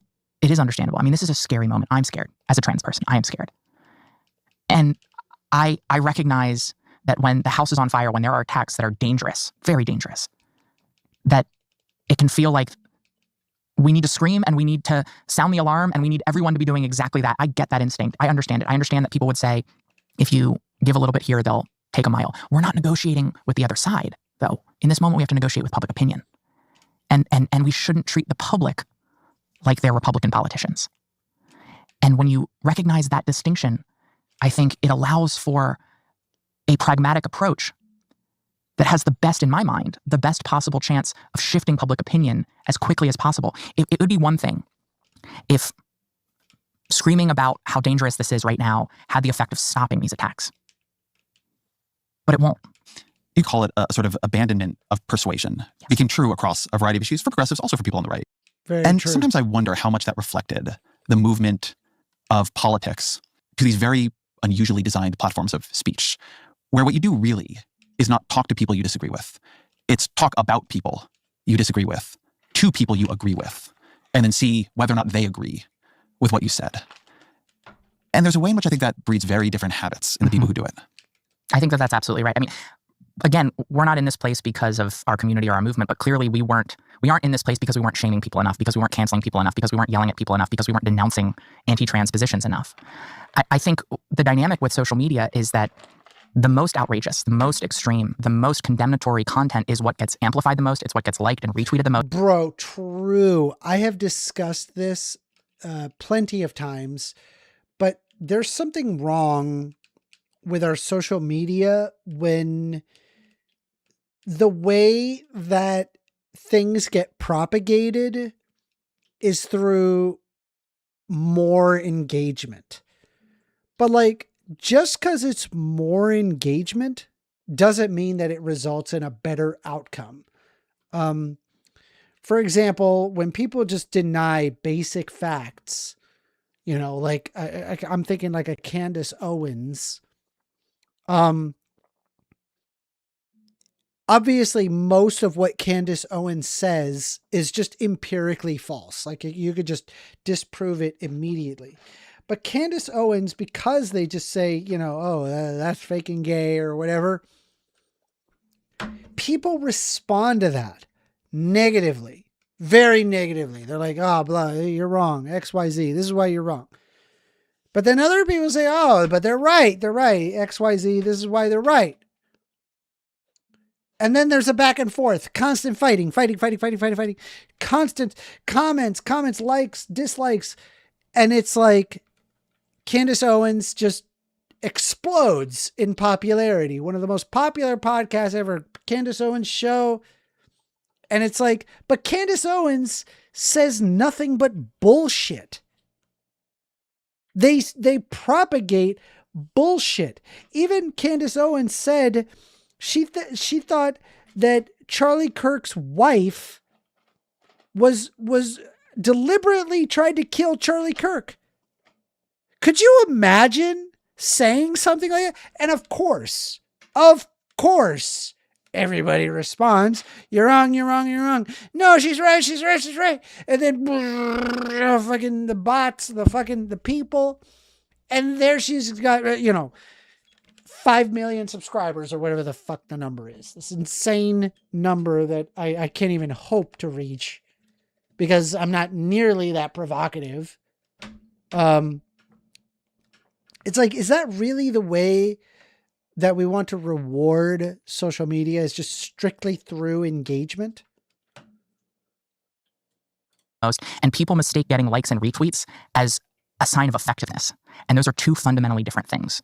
And I think that whether it's subconscious or even conscious, rewarding of unproductive conversations has completely undermined the capacity for us as individuals or politically for us to have conversations that persuade, that open people's hearts and minds, that meet them where they are. And I think the other dynamic that we have with social media is that there's sort of two kinds of people on social media. The vast majority of people are doom scrollers. They just go on and they scroll their social media. 20% maybe are doom posters. 10% on the far right, 10% on the far left. The people who are so strident and angry that they're compelled to post, and that content gets elevated. But what that has resulted in for the 80% who are just doom scrollers is this false perception of reality. Take a person, let's say they're center left, and it gives them a false perception of everyone on the left believes this, and it pulls them that way. And then it gives them a false perception that everyone on the right believes the most extreme version of the right. And it creates this false binary extreme perception of availability bias, because all of the content we're seeing is reflective of just the 20%. And it's warped our perception of reality. It's warped our perception of who people are and where the public is. One of the best things about being an elected official is that I have to break out of that social media echo chamber, that social media extreme world, and interact with everyday people. And you see, yeah, there are real disagreements, but that 80% of the doom scrollers or the people who aren't even on social media. So I have noticed there is a huge difference between what people on social media say versus what I see in just like going out and talking to people. Number one, most people are not interested in politics. They don't like politics. They don't want to talk politics. They don't like politics. Only a minority of people are actually into politics. Most people are not into his politics anywhere close to what I'm into politics. I love politics. I talk politics all the freaking time. It's incredible. I have a good time with it. But most people are not thinking about it, really. Most. They see like a thing is happening and they're very reactionary. They're not reading anything. They're not looking at the news. And so you kind of have to start off like I just end up avoiding talking politics at all costs whenever I leave the internet and I'm just going out and touching grass, because it's very common where it's like, it's very off-putting. It's like, wait, like, it's like, you know, you just don't talk religion, you don't talk politics, and you don't talk, you know, how much money you make, and you don't talk about health. Simple stuff like that is like, it's just basic social decorum. And most people, they're really not, they don't want to talk about this stuff. It's rough. They want to talk about the game. They want to talk about, you know, whatever bullshit they're going through, something that's entertaining. Are actually in a place where we can have a conversation with them. When I ask this question, I don't just mean on trans issues, but you represent Delaware, which is a blue state, not Massachusetts blue, but blue. If you took your sense of what Democrats want or what the country wants from your experiences on social media versus your sense from traveling around your state, how would they differ? I think they would differ in two ways. One, they would differ in the issues that we would focus on, right? What you hear on social media is a preoccupation with sort of the most inflamed culture war issues that you almost never hear when you're out talking to voters in any part of the state. True. What you hear is a understandable catastrophizing around democracy, which you don't hear nearly as much when you're out talking to voters. What you hear when you're talking to voters is you hear about the cost of living. You hear about the bread and butter issues that are keeping people up at night, people who aren't on social media or aren't posting on social media. And so you hear a difference in priorities. But like, you want to know like a super internet thing to say, like, oh, they're mutilating the genitals of children. They're mutilating the Dude, I've never heard a person not online say that shit. Never. I've never heard it. Not once. But then you also hear a difference in approach. People are hungry for an approach that doesn't treat our fellow citizens as enemies, but rather treats our fellow citizens as neighbors, even if we disagree with them. An approach that's just an approach that's filled with grace. And I think on social media, we have come to this conclusion, rightfully so, that people's grace has been abused in our society. Anyway, it does look like that it's toning down a little bit, so I'm gonna go back to the game fully. Because games are fun. I'm gonna turn up the game. Hell yeah, let's go. We're just gonna play the game as is, bro. Oh, that's maybe a little too loud. Put it down to 5. There we go. All right, let's go. I'm looking for Deku nuts. I need Deku nuts. Why do I need Deku nuts?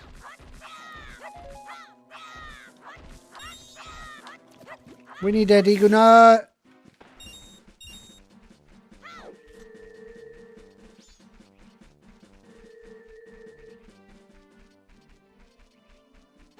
We gotta get the powder keg. Oh my god, bruh. All right, I think we just go through here. We're gonna get the Deku nuts.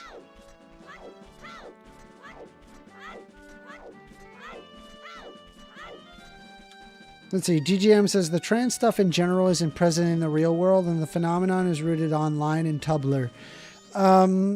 So I think it achieved popularity from Tumblr. You're right about that.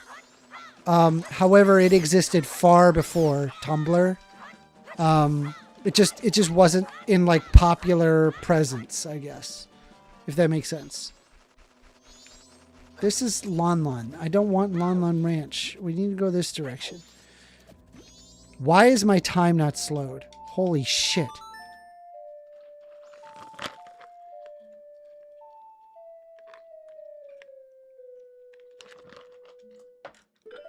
All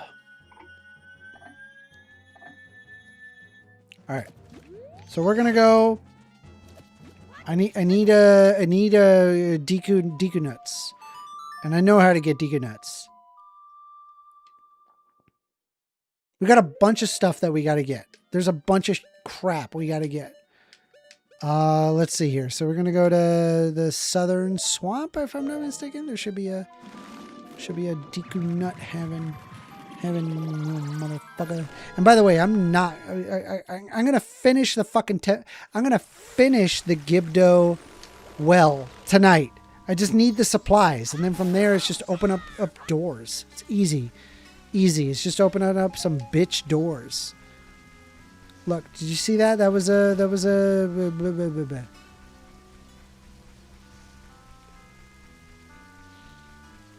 Where are we're gonna go this direction.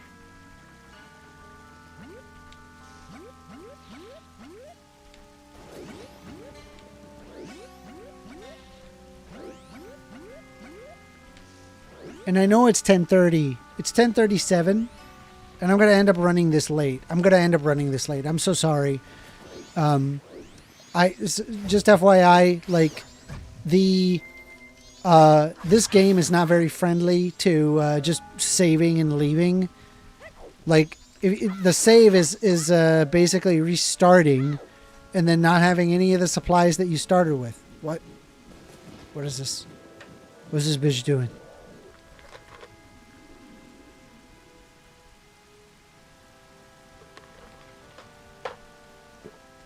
Okay. Well, we don't need to worry about that.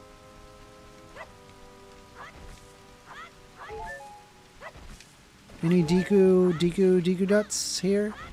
No. Deku nuts do not spawn from bushes, it turns out.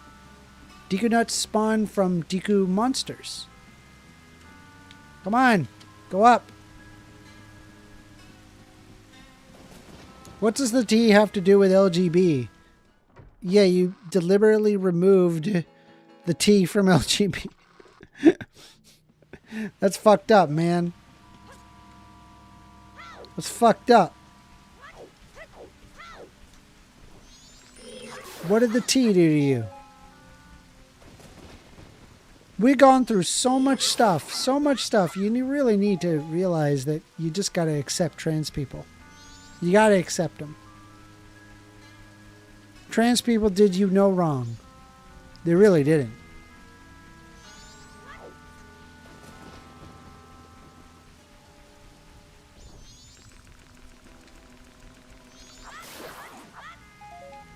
Sh50, do not leave.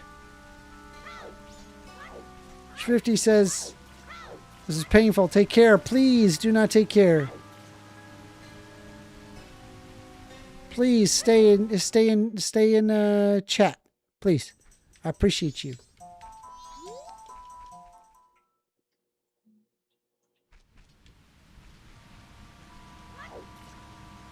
All right. We need 10 Deku nuts. How many Deku nuts do we have? 8. Just need 2 more. We're done.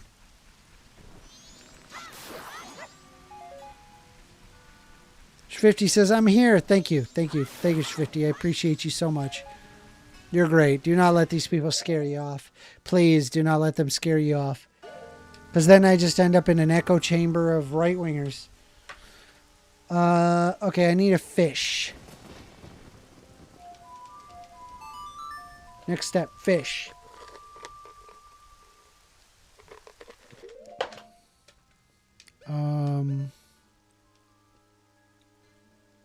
I think Clocktown is what I want. And then we got to go into a hole.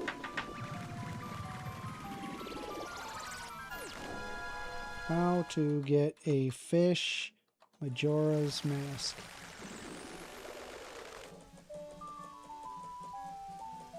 Try the kitchen and the stock pot in. There's some water at the far end of the room. It's always stocked with fish. There isn't much water, so they are pretty easily caught. Try the kitchen and stock pot in. Where's stock pot in? I don't remember where that is. Is that the inn, I think? Yeah, that is. Bro, we're on the final day? No, we're on the second day. Whew. Whew.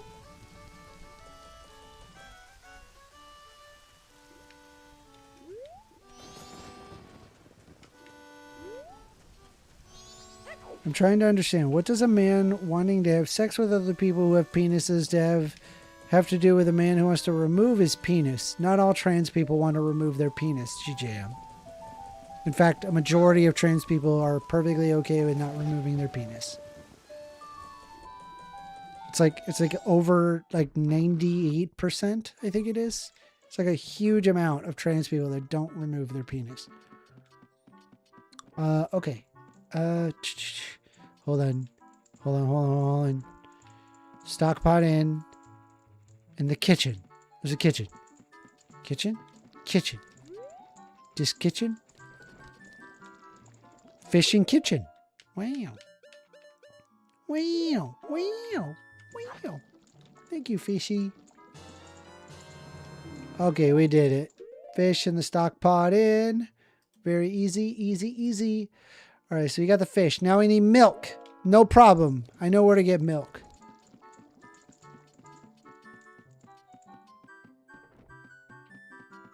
What does men who want to sleep with men have to do with women who want to sleep with women? What does anything have to do with anything? They're all made of matter. There you go. They're none of the things we're talking about are made of antimatter. We're good. They're all related. That's hilarious. That's such a thought-terminating response. It's great. I need milk. Excuse me, I have this cow thing. Now, you will give me milk. Give me milk. But the bar opens at 10 o'clock at night. Fuck! Majora's Mask, easy way to get milk.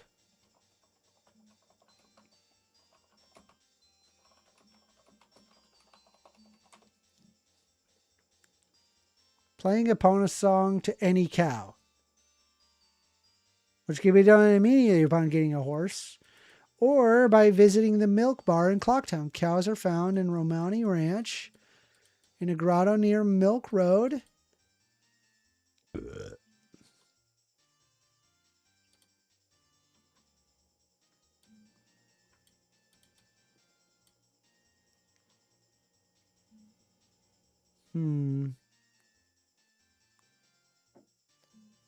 Isn't there a grotto with a cow in southern Termina near to the Milk Road? Grotto with a cow. Near southern Termina. We just need to find a cow. Cannonball God says Lon Lon Ranch it is. It's not Lon Lon Ranch. Milk Road. Get your game straight. I'm sorry. Hi, Cannon. Subscribe. I swear I'm not aggro. I swear. Bam. All right, we got a southern cow. Over here. Southern Termina. Near the entrance. Okay. There's almost always exclusively... No, get away from me! I don't need you! Alright, I'll kill you. You wanna die? I got you, cuh. Hey, cuh, come here. Oh, damn it. Missed. No. Don't touch me, no! Fuck! How do I get that back?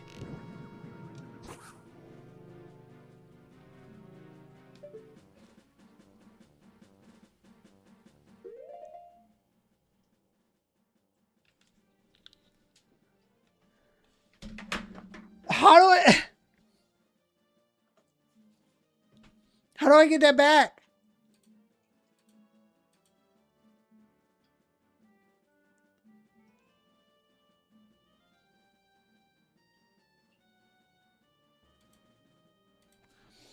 Lost bottle to bird. Majora's Mask.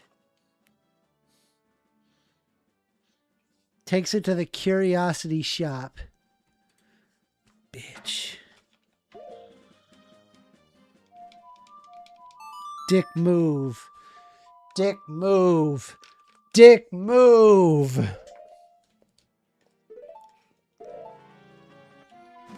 Now I gotta go do this, I guess.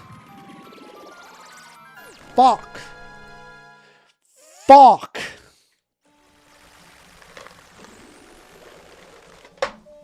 All right. All right. All right. Okay. Here we go. Here we go. Here we go. All right. Yep. Man, I sure am curious. Bro.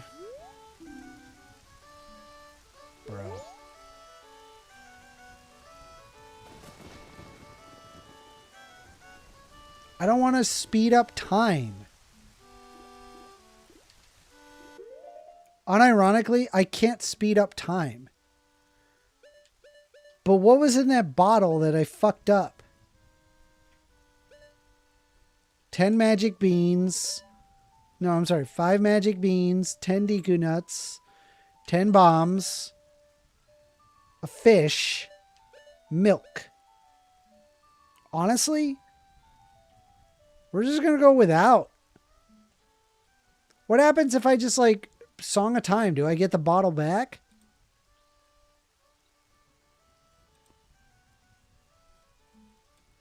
Play a Song of Time. Okay, so yeah, I don't actually need... Because the problem is the time is more valuable than another bottle. Anyway, let's go to Southern Termina again. Fuck this. Fuck this. I should have proceeded as usual.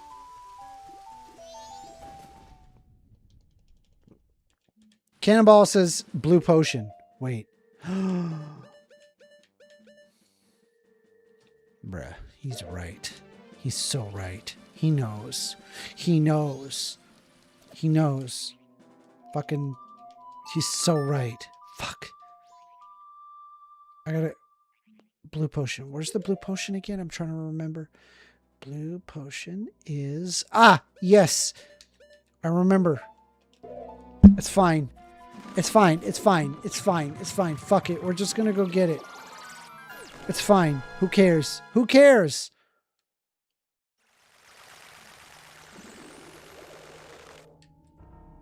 Nobody cares that we're short a fucking potion. Nobody cares. It's fine. It's normal. This is normal.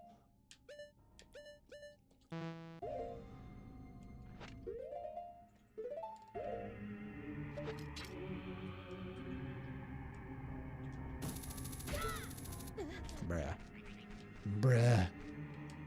This is brutal. I think it's like, what, 100 rupees for that? 100 rupee mistake right there. Cost me 100 rupees to get it back. Yeah. Let's go. We're moving. We're cooking. Don't look at me. Don't look at me. Don't look at me. Okay, moving.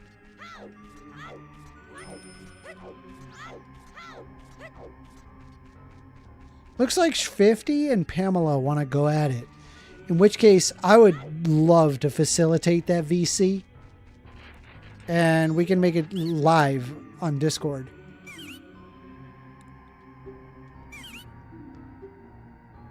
Yes. Give me your potion. Thank you. All right. All right. Yep. All right. We have that. We're done. Now I need milk. Fuck! No, we're fine. Don't worry. We'll just get rid of that fairy.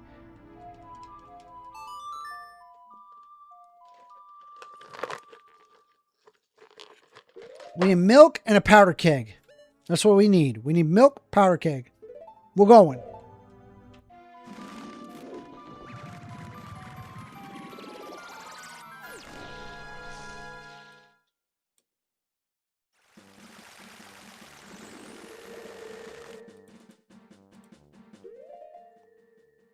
All right. Next, slash the bushes the way and go to the hollowed out log between Clocktown and the entrance to Southern Swamp area. Lay a bomb. Use blast mask in the middle of it to reveal a hole. Inside, play a Pona song for the one of the cows to get a free bottle of milk. All right. Next, slash the bushes along the way to hollow between and go to the hollowed out log between Clocktown and the entrance. Lay a bomb in the middle. Okay, I'm going. I'm going. I'm going. I'm going. I'm going. Wait a minute. It's second. It's wait. Is never mind. There's stone still there. Never mind. I'm going. Lay a bomb. I don't need the blast mask. I'm just going to use the bomb. It's over there. Let's go. Got this. No problem.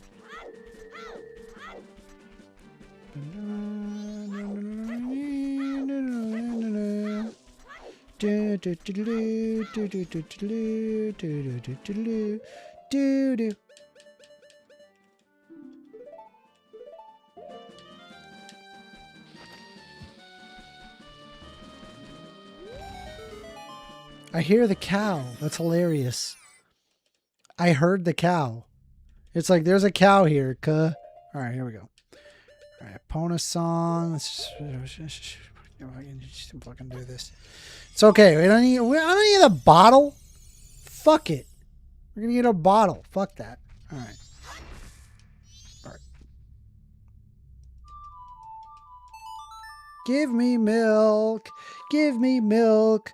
I need milk right now because fucking Gibdo fucking suck. Oh boy. Wow, that is not the noise I expected out of the cow. Anyway, we got that. Hold on. Hold on. What do we need next? We need... Hold on. Items. Items. Fish, blue potion, powder keg. Powder keg? Powder keg. Okay, let's go get fucking powder keg. Powder keg? Dennis Prager, I want mommy. I want milk. It's funny. We gotta go to Mountain Village. We need the powder keg. We almost got all the stuff, and then we could just finish this temple super quick. It'll be super quick. We're just gonna get through it like it was nothing, and then we can save and quit the game, and then I can go to bed and eat peas.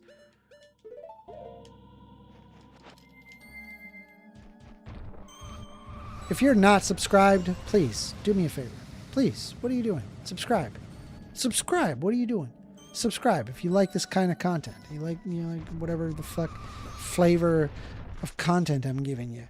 It's weird. It's a weird flavor, but trust me, I swear, you'd like it. It's good stuff. Wow. We got the milk. We got all that good shit. All right, here we go. Going over here. Nyop.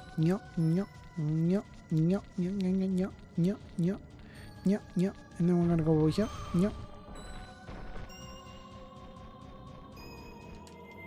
Subscribe! Wow! Alright, here we go. Fire!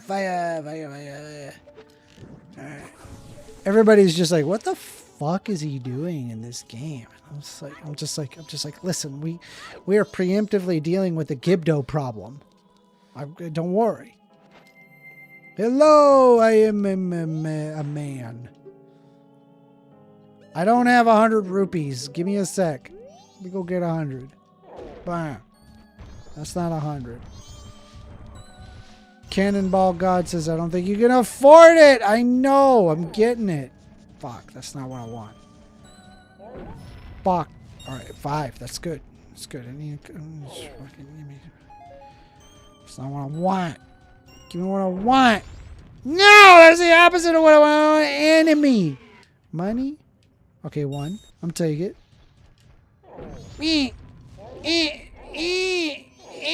My ass. Smack him, smack him, smack him, smack him in the docus. Hey, oh. Money. Money. Wow, money. All right.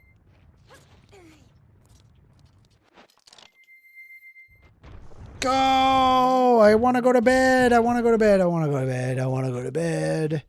I need to go to bed, and I'll buy the powder keg. All right. Come on. Okay.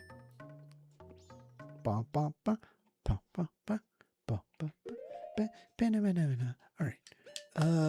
We're gonna go to the Con Canyon. Yeah. We're going. We're ready. We got the powder keg. We got all the stuff. We're done.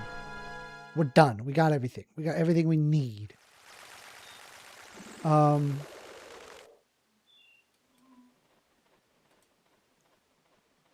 Make sure you brought the items listed above, except for the blue potion.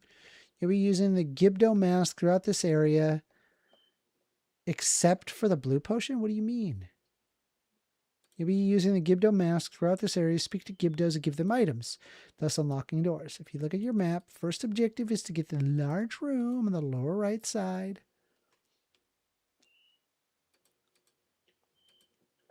Large room, brown bricks, and Minecraft. Brown bricks, large room. Give the Gibdo on your right east 5 magic beans, or just 1 magic bean, and go through. Okay. Go blah blah blah blah blah blah blah. Save progress up to this point and quit playing? Wait, I can do that? What? I've been doing that this whole time? Wait, what? I can just do that? No fucking way. No, now I feel like I'm cock blocking everybody. No, we're gonna do this dungeon. No, let's just knock out the dungeon. It's fine. I feel like I'm cock blocking everybody if I'm you know, not doing the dungeon. All right, let's go in here. I think this is it. This is where. Ow! Wow! Video games.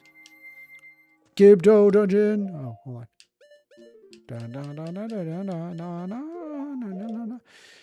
I'm a Gibdo. Okay. So,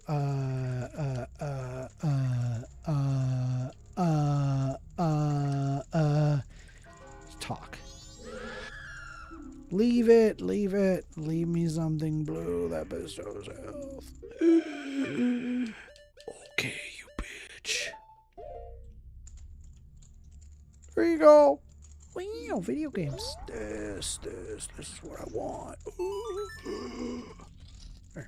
Next. Wow, video games. Okay. There's water here. What's here? What's in the water? Anything special? It's just water. It's just water and fire. What happens if I apply fire on that thing? Okay. Anything special? Wow. Nothing happening here. All right. And it looks like here it wants me to do stuff here, I guess, I suppose. It's fine. We're just gonna lift it. Just yeah, who cares? Hello, Gib man. Leave it. Leave me H2O. All right, so I don't have water, but you're gonna get water because we got water. Water.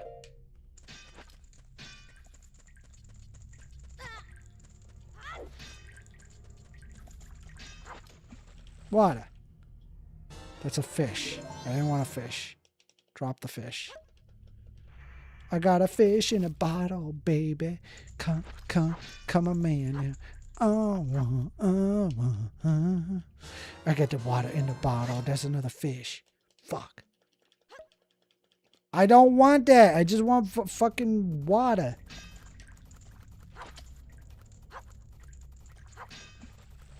Thank you. That's water. That's what I wanted. I wanted water. Okay.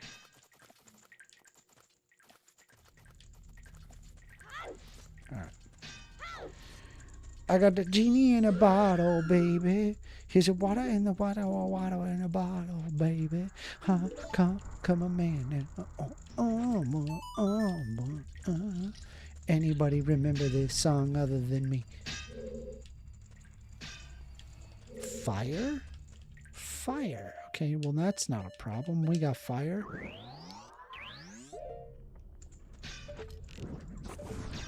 Whee!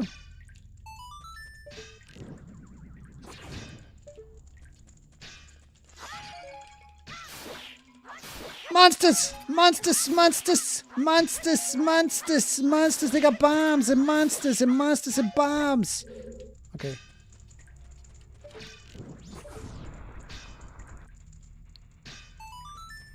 Is the VC open for like us to join later tonight?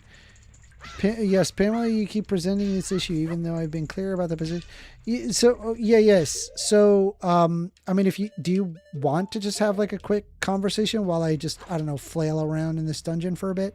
I can't stay up that late though. Maybe we should schedule this for next time. I've got a Thursday show coming up, which would be perfect time. And then I also have, there's a Friday on Modern Day Debate. I'm showing up, which is going to be kind of cool. Not going to be kind of cool. So it's probably not a good time for Friday, but Thursday would be great. Leave me something small and creepy. Here's your buggies. Casey says, go to bed. Casey, why? You always know when it's my bedtime. You always know. You know when it's my bedtime. And I want to go to bed, but unfortunately, I'm like midway through this dungeon, and I just need to get done with it. Listen, I had to collect all the items, and it would take so long to get all the items back. So I'm gonna finish it off. I'm just gonna finish it off. All right. I'm staying a little late. It's okay. I'm breaking a couple of my rules. I'm sorry. Leave it. Leave me something small and creepy. All right. Another one. All right. I don't have that, but okay. This one's not small and it's not creepy.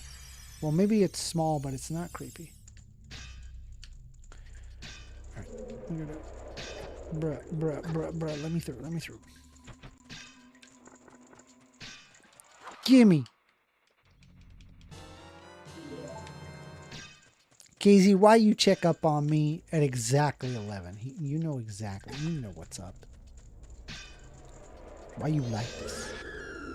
Leave it. Something small and creepy. Here you go, car. Hey, yo, we leaving. Boom. Is this a dead end? It's a dead ass end. What the fuck, bro? Bro, you triggering me. Wait, this is a chest. 50 rupees. Wow, thanks for the 50 rupees, nerd. I didn't want 50 rupees. I did not want 50 rupees.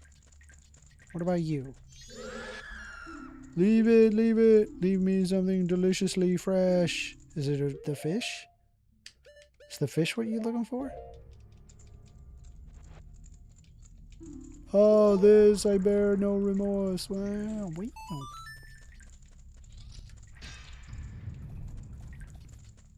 The fuck is this shit? Give me the fish.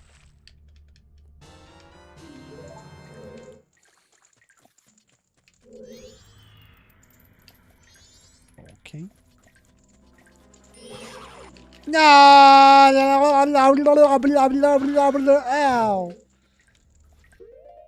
I don't know what I was expecting there. But we're going to try that again. What? Why does that not work? Why would that not work? Fine, I'll be a Zora. I'll be a fucking Zora and do the stupid thing. No, let go.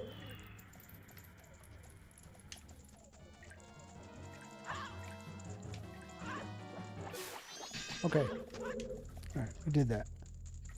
This is water. This water. I'm gonna collect this just in case. Thinking, ooh, it's steaming hot water. Hot spring water, okay. Next, let's move. We gotta move.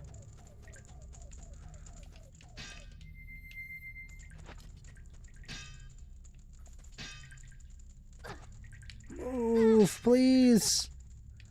Bro, this sucks.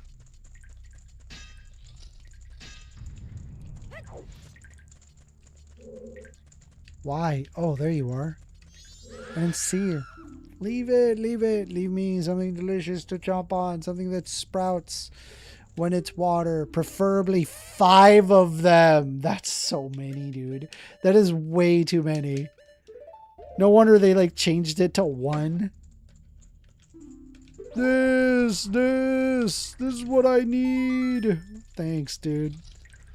God damn, bro. This dungeon sucks, bro. Can we just talk about this dungeon for a second? This dungeon asks you for the most random shit that you're supposed to get. It's so fucking random. Out of goddamn nowhere.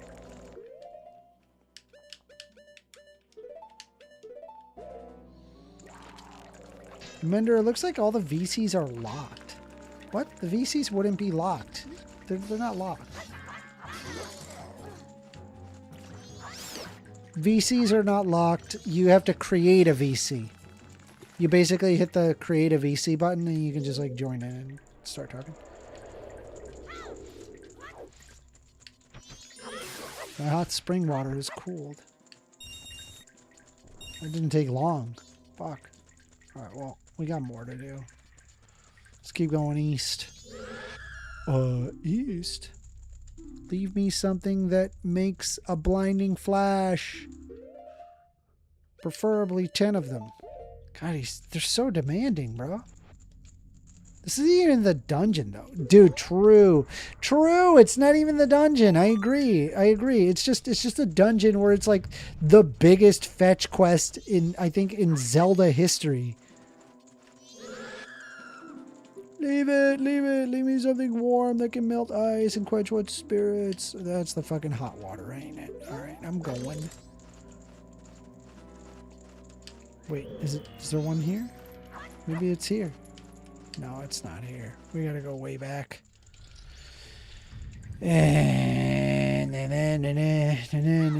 Elmo's world. La la la la la la la. Elmo's song. This dungeon sucks. It's not a good part of the game at all. Is that the hot water? No, that's not hot water. It's just fucking...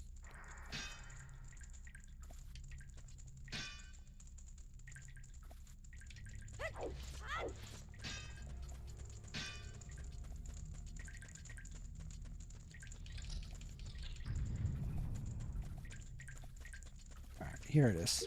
Wait, that's not it. This is not it. This is not the hot water. Fuck. Wait, is it here?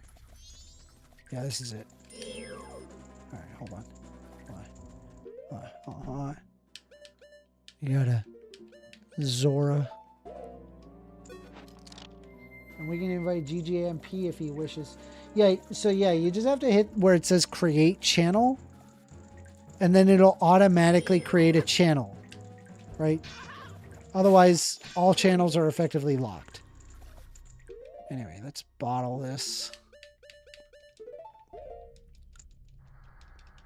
Bloop. Bloop. Bloop. Alright. Onward.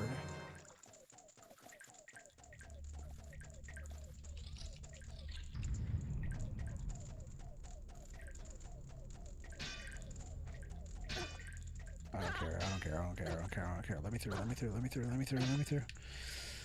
just let me through. Please, just let me through. Thank you.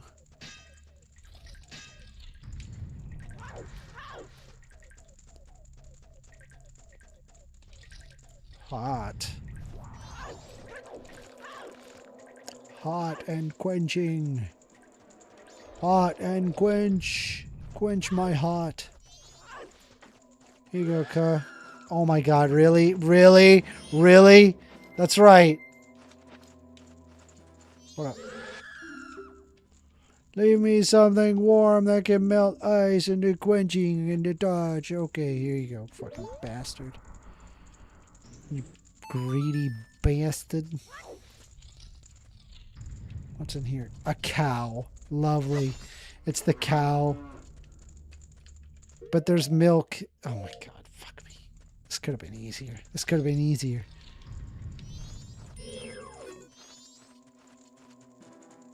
Hey, you. Leave it, leave it, leave me 10 refreshing blasts. I'm assuming bombs. Here you go, dude. Take the bombs. Be on your way. This, yes, this. Okay, thank you. I need bombs that specific. I need the blasts that make me like aim. That you aim. Bomb juice.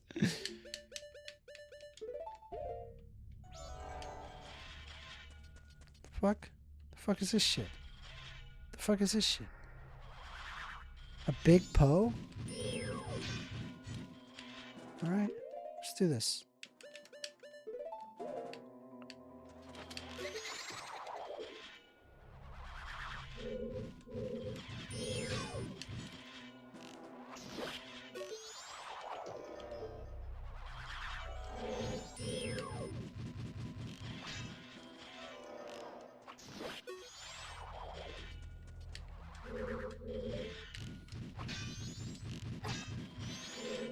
Why would that not work? You gotta wait for him to stop spinning, I guess?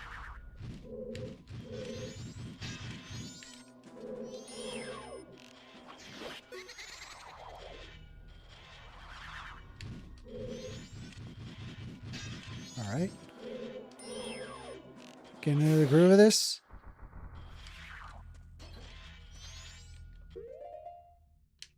Bruh. How much you want to bet you need a large Poe?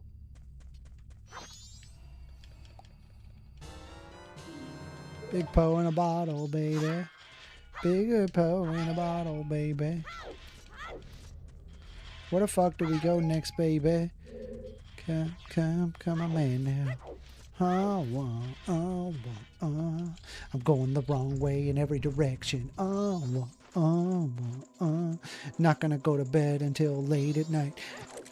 If you're gonna be tired in the morning, then there's gonna be a price to pay. There's no genie in the bottle, 'cause I'm not getting to go to bed at a normal time. What did he say? Leave it, leave it. Leave me something deliciously fresh. Fresh? Fish? Fish? Do you like fish? I bear no remorse. Yeah. Fish.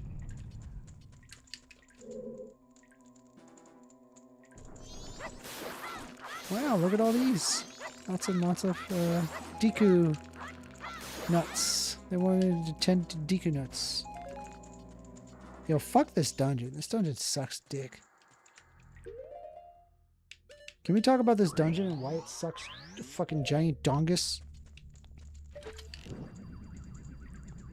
I mean, I'm assuming north is the way to go. Like, it just seems like the way, I guess.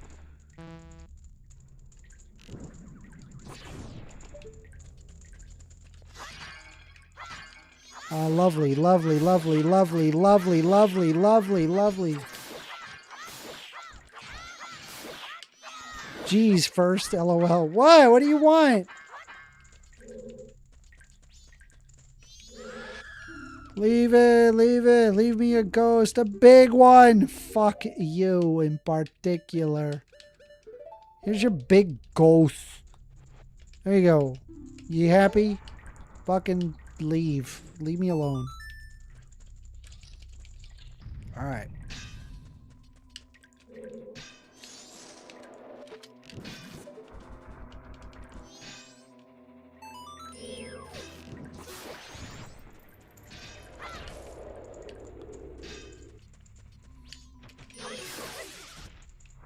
You must die. Give me that rupee.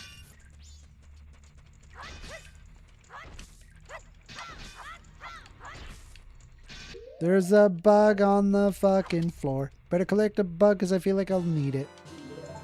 Make sure you collect the bugs because I'm sure it's a resource you'll need. But you know, whatever it is, you know, play Legend of Zelda. Leave me something rich in calcium. How the fuck do you know what calcium is? You're a fucking mummy, bro. How do you know what calcium is? You're a mummy. Whatever, it's fine. Bruh, what is this?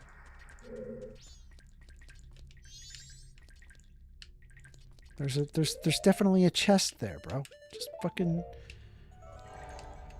What? What? What? Oh, the chest spawns with fire. There you go.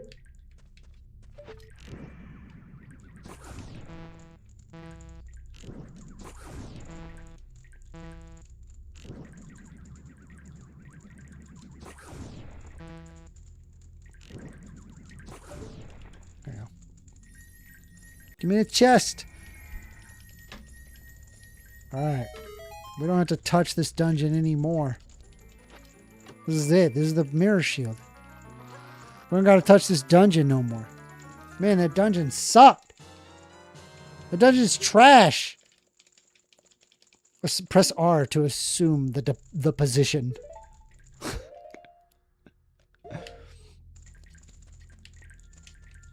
Hell yeah, let's go. Wake him up! Ew! Alright.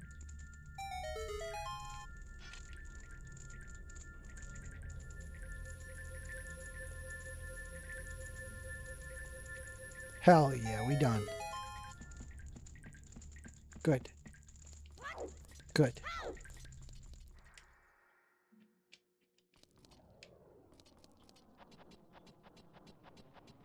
Alright.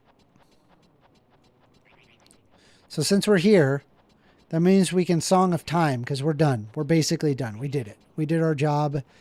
We got the... so the next step is to do this. But this is pretty easy. This is not that hard. Right? We already got the item that we need. So we're done. We're done with the Gibdo part. We don't need Gibdos anymore. We're good. All right, cool. That was sweet. All right. I hope you guys had a good time. I had a good time. Happy Trans Day of Visibility, everybody. I hope this was educational. I hope y'all learned something.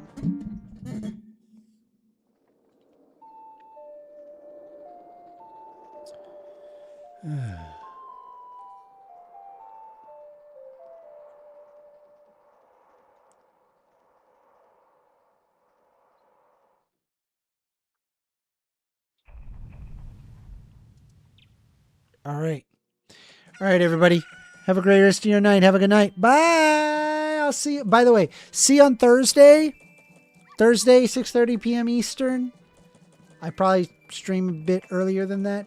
But then we got a Friday stream on Modern Day Debate, and it is not